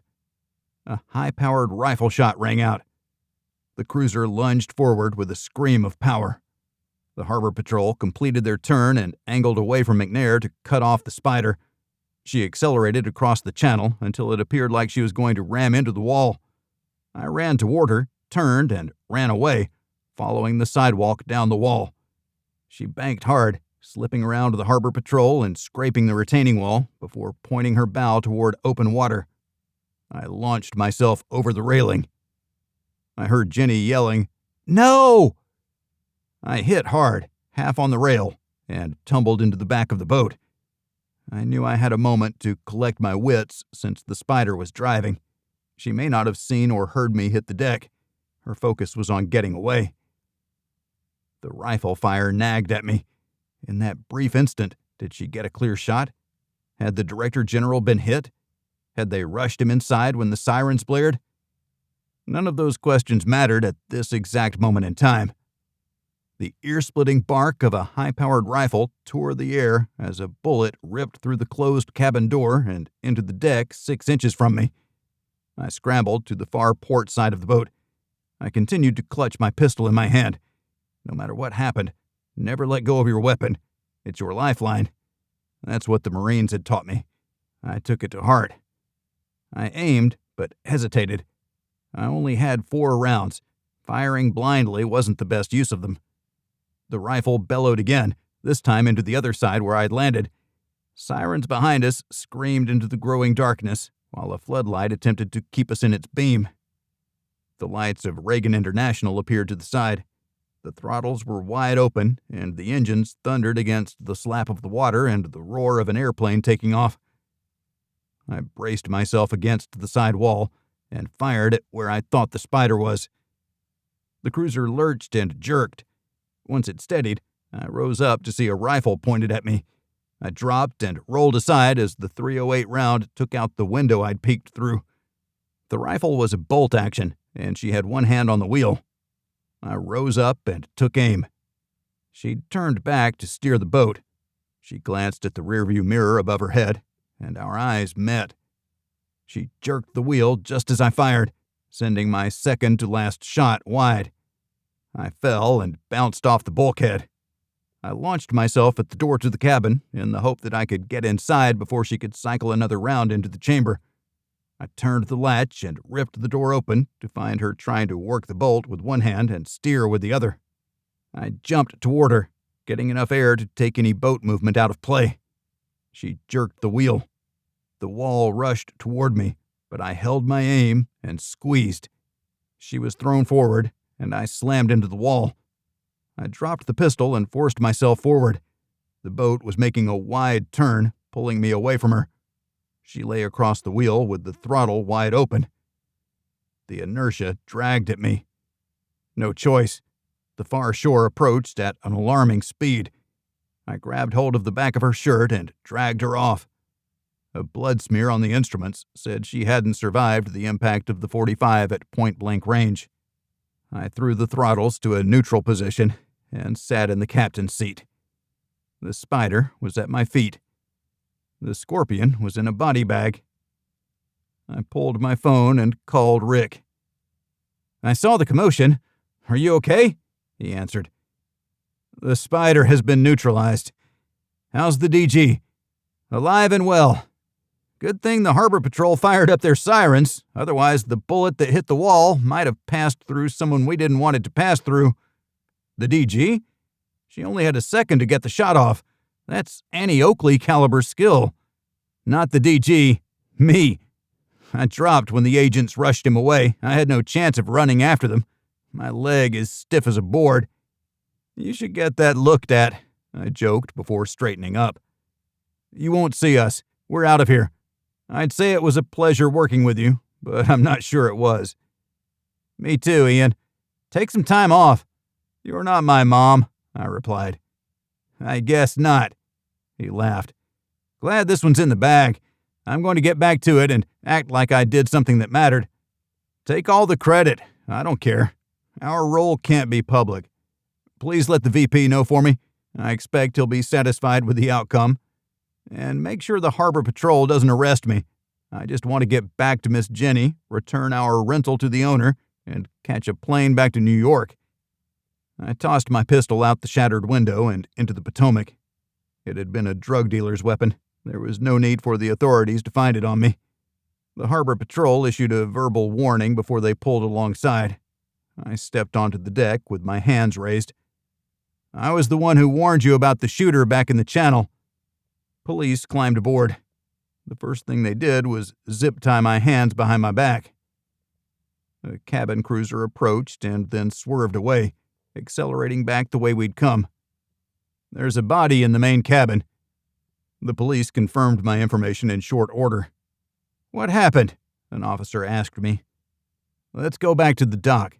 There will be people to take custody of me. They'll have the answers you seek." Chapter 29. When you are enthusiastic about what you do, you feel this positive energy. It's very simple. Paulo Coelho. "Have it your way." One of the men stayed aboard the cruiser to drive it back to the Harbor Patrol dock. The police boat followed. I hadn't been sure how far we'd gone, but it took a lot longer to get back than I would have guessed. They drove at a measured pace, which limited the sea spray.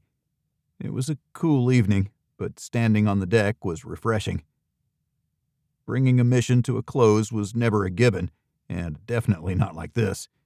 The Spider and the Scorpion had exit strategies. Mine consisted of counting on Rick Bannock. In the world of processes, that's what was called a single point of failure. If Rick left me hanging, I'd get tried for murder. If they let me make a phone call, it would be to the club's lawyer in Chicago. We'd been preparing her for this kind of criminal defense ever since she agreed to join us. She had her own issues because of other cases she involved herself with. Her time would free up quickly when I called. It was nice to be the boss, the one signing the paychecks. When the boats pulled up to the dock, I found relief in seeing Rick standing there, leaning heavily on his cane. It took less than a minute for the police to release me. I appreciated that kind of horsepower, although I wasn't sure how jurisdictional boundaries and those issues worked. These were the local police, and Rick was a Fed. The reasoning behind it was irrelevant. All that mattered was that I was free. Jenny stood on the shore, on my side of the river. I glanced across the channel to find that our boat was no longer tied to the far dock. Jenny had returned to the boat and followed us. That's my girl. Once she was sure I was okay, she had peeled off and returned the boat to the slip. No small feat under the dock lights. "You got her?" Jenny whispered when she hugged me. I did. Good old-fashioned shootout. Thank goodness she was trying to drive the boat while shooting at me. Have I said lately how much I dislike this place? My sister, brother, and their families live here, Jenny said. Makes me wonder about their intelligence, having made such questionable life choices. We strolled away. I wasn't sure where we were going, but there were a couple nice restaurants beyond the docks. I looked at how we were dressed. We had run and we had fought. I had a blood stain on the front of my shirt. When did today start? Jenny asked. I tried to think. 2 hit attempts at the museum, and 1 more here, with an added bonus of intercepting the scorpion before she was able to make her second attempt. It had all happened today. I think today started a week ago, I finally answered. Let's go back to the hotel and sleep for a couple days. Get a massage, a long shower, and lots of sleep, Jenny agreed. We returned to the dock where Rick was just hobbling away. Any way we can get a ride to our hotel? We were trying to sleep in, at least past 7 in the morning, when an incessant knocking accompanied the ringing of my untraceable phone. I knew who was summoning us. I whipped open the door without planting my eye against the peephole to find one of the 2 usual escorts standing there. To my amusement, he was wearing the sunglasses we'd bought for him. You're to come with me, he deadpanned. We're not completely up yet. We want to take a shower. No time. Get dressed. In 5 minutes, all 4 of us will be leaving. Sweet. I shut the door in his face. Miss Jenny, get dressed. We've been summoned. I hurried back to the bedroom, but Jenny was already up and fumbling through getting dressed. We put on casual clothes that we'd only worn once before. We had hoped to go home today. Maybe we still would. Clothes were a secondary concern. Even taking a shower was down on the priority list. We met our escort at our 5-minute deadline. He turned and strode briskly away. He waited for the elevator while we took the stairs. He abandoned the call and followed us down. He moved past us to get outside and open the car door for us. I thank you kindly, I told him. Sorry I didn't bring a sandwich for you. I know how you guys are hungry all the time. He didn't dignify my quip with an answer. We weren't driving for more than 10 minutes before we pulled into the Naval Observatory and up to the side entrance where a member of the staff ushered us inside. We found Jimmy Triplethorn waiting for us in his vice presidential logo pajamas and bathrobe. You're killing me, Jimmy. I would have thought you'd be sporting something more like SpongeBob or maybe Beavis and Butthead. Always a pleasure, Ian. Jenny, what do you see in this Neanderthal? A man, Mr. Vice President. It's a low bar, but hey, it works for me. You too. An aide delivered 3 cups of coffee. Jimmy led us to the room where we'd sat with him before. He waited for the aide to leave and closed the door behind him. I set you up to fail, didn't I? The VP said. Jenny and I looked at each other, but didn't answer. That tells me what I need to hear. We sat and sipped our coffee in silence. I didn't know what to say. I had been plenty angry with him earlier, but I wasn't so gung-ho now that the contract was concluded. The rest of the contract funds have been transferred. I won't give you the standard line about the service to your country. I'll tell you that I personally thank you for helping us move forward in these negotiations. Looks like a good day for U.S. and European relations. Glad we could be of service. People paid a lot of money for those competing interests. Jimmy nodded. What are your plans for today? Going home. Which one? Jimmy asked. We can't let you in on all our secrets, I replied. Promise me one thing, Jimmy. Don't call us for a month. No, don't call us for the rest of the year. Maybe even forget that we exist. Jimmy's wife appeared, the one I used to call the Wonder Beast. She deserved it at the time. We called her by her name, Tricia, now. She had changed into a new person, or maybe she returned to being the woman Jimmy had married. Her dad saw to that by hiring me to remove her boyfriend from the equation. That guy was a complete scumbag. Good morning, she said pleasantly. It turned out she liked being in D.C. with all the power of being the vice president's wife. angling for an even bigger role when the current president finished his second 4 years. "Thank you for helping us. I have no idea what you did, but I know that Jimmy and the president are both quite pleased with your support." She raised a hand. "I don't want to know what you did, but thank you." She shook both of our hands and excused herself.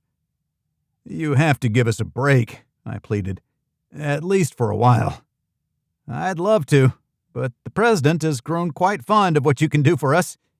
"It's off the books. That's not a good way to run the country, Jimmy. Use us less, please.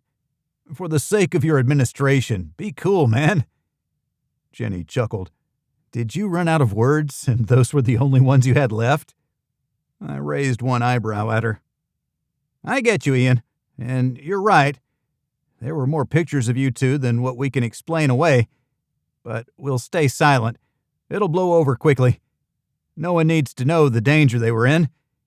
When we announce the agreement, it will change things rather significantly, and I fear some of our old enemies will raise their heads and express a certain amount of dismay. I think Europe will bear the worst of it." He stood, so we stood. Jimmy continued. "I wanted to catch you before I got too deep into today's schedule. Sorry about the early wake-up call." "We were already up and had finished working out," I lied. "Uh-huh." Jimmy squinted at us as if sizing us up.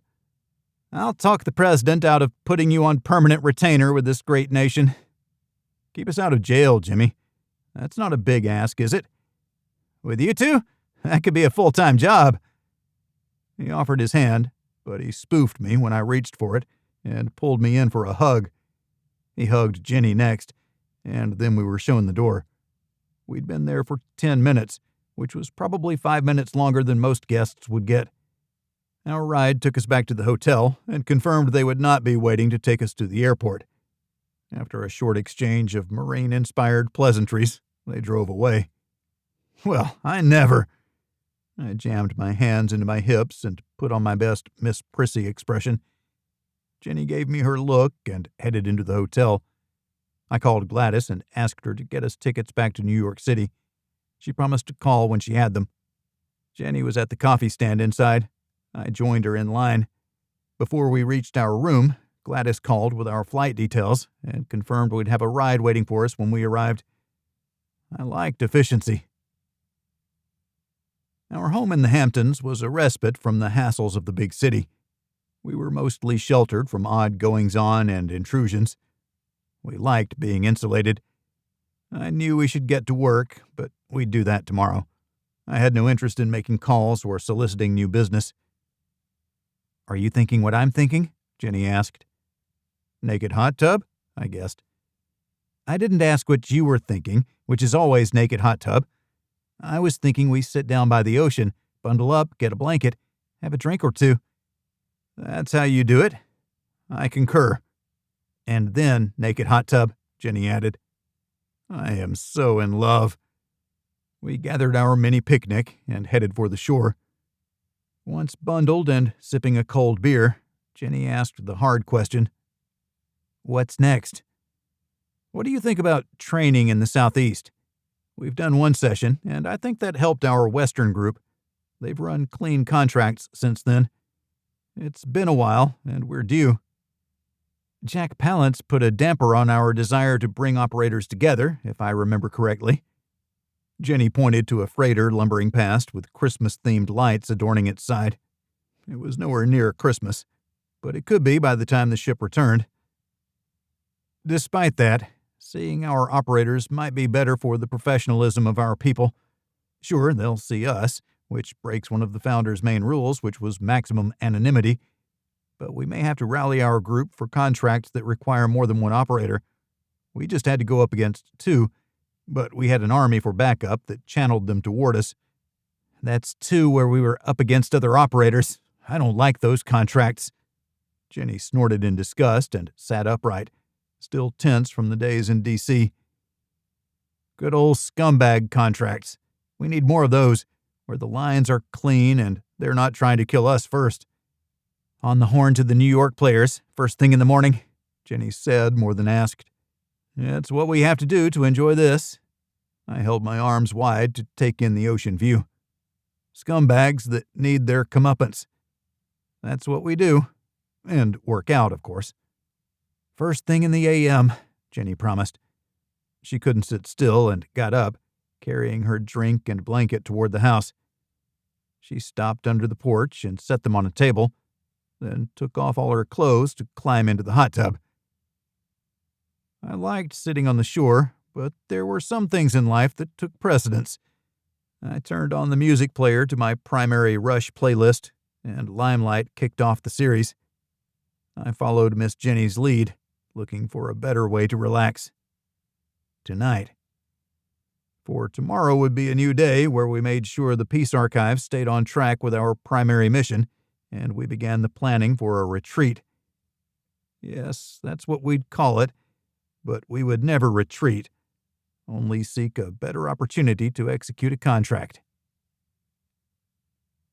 The end of The Spider and the Scorpion. This has been The Spider and the Scorpion, Ian Bragg Thriller Book 6, written by Craig Martell, narrated by Chris Abernathy. Copyright 2024 by Craig Martell. Production copyright by Craig Martell.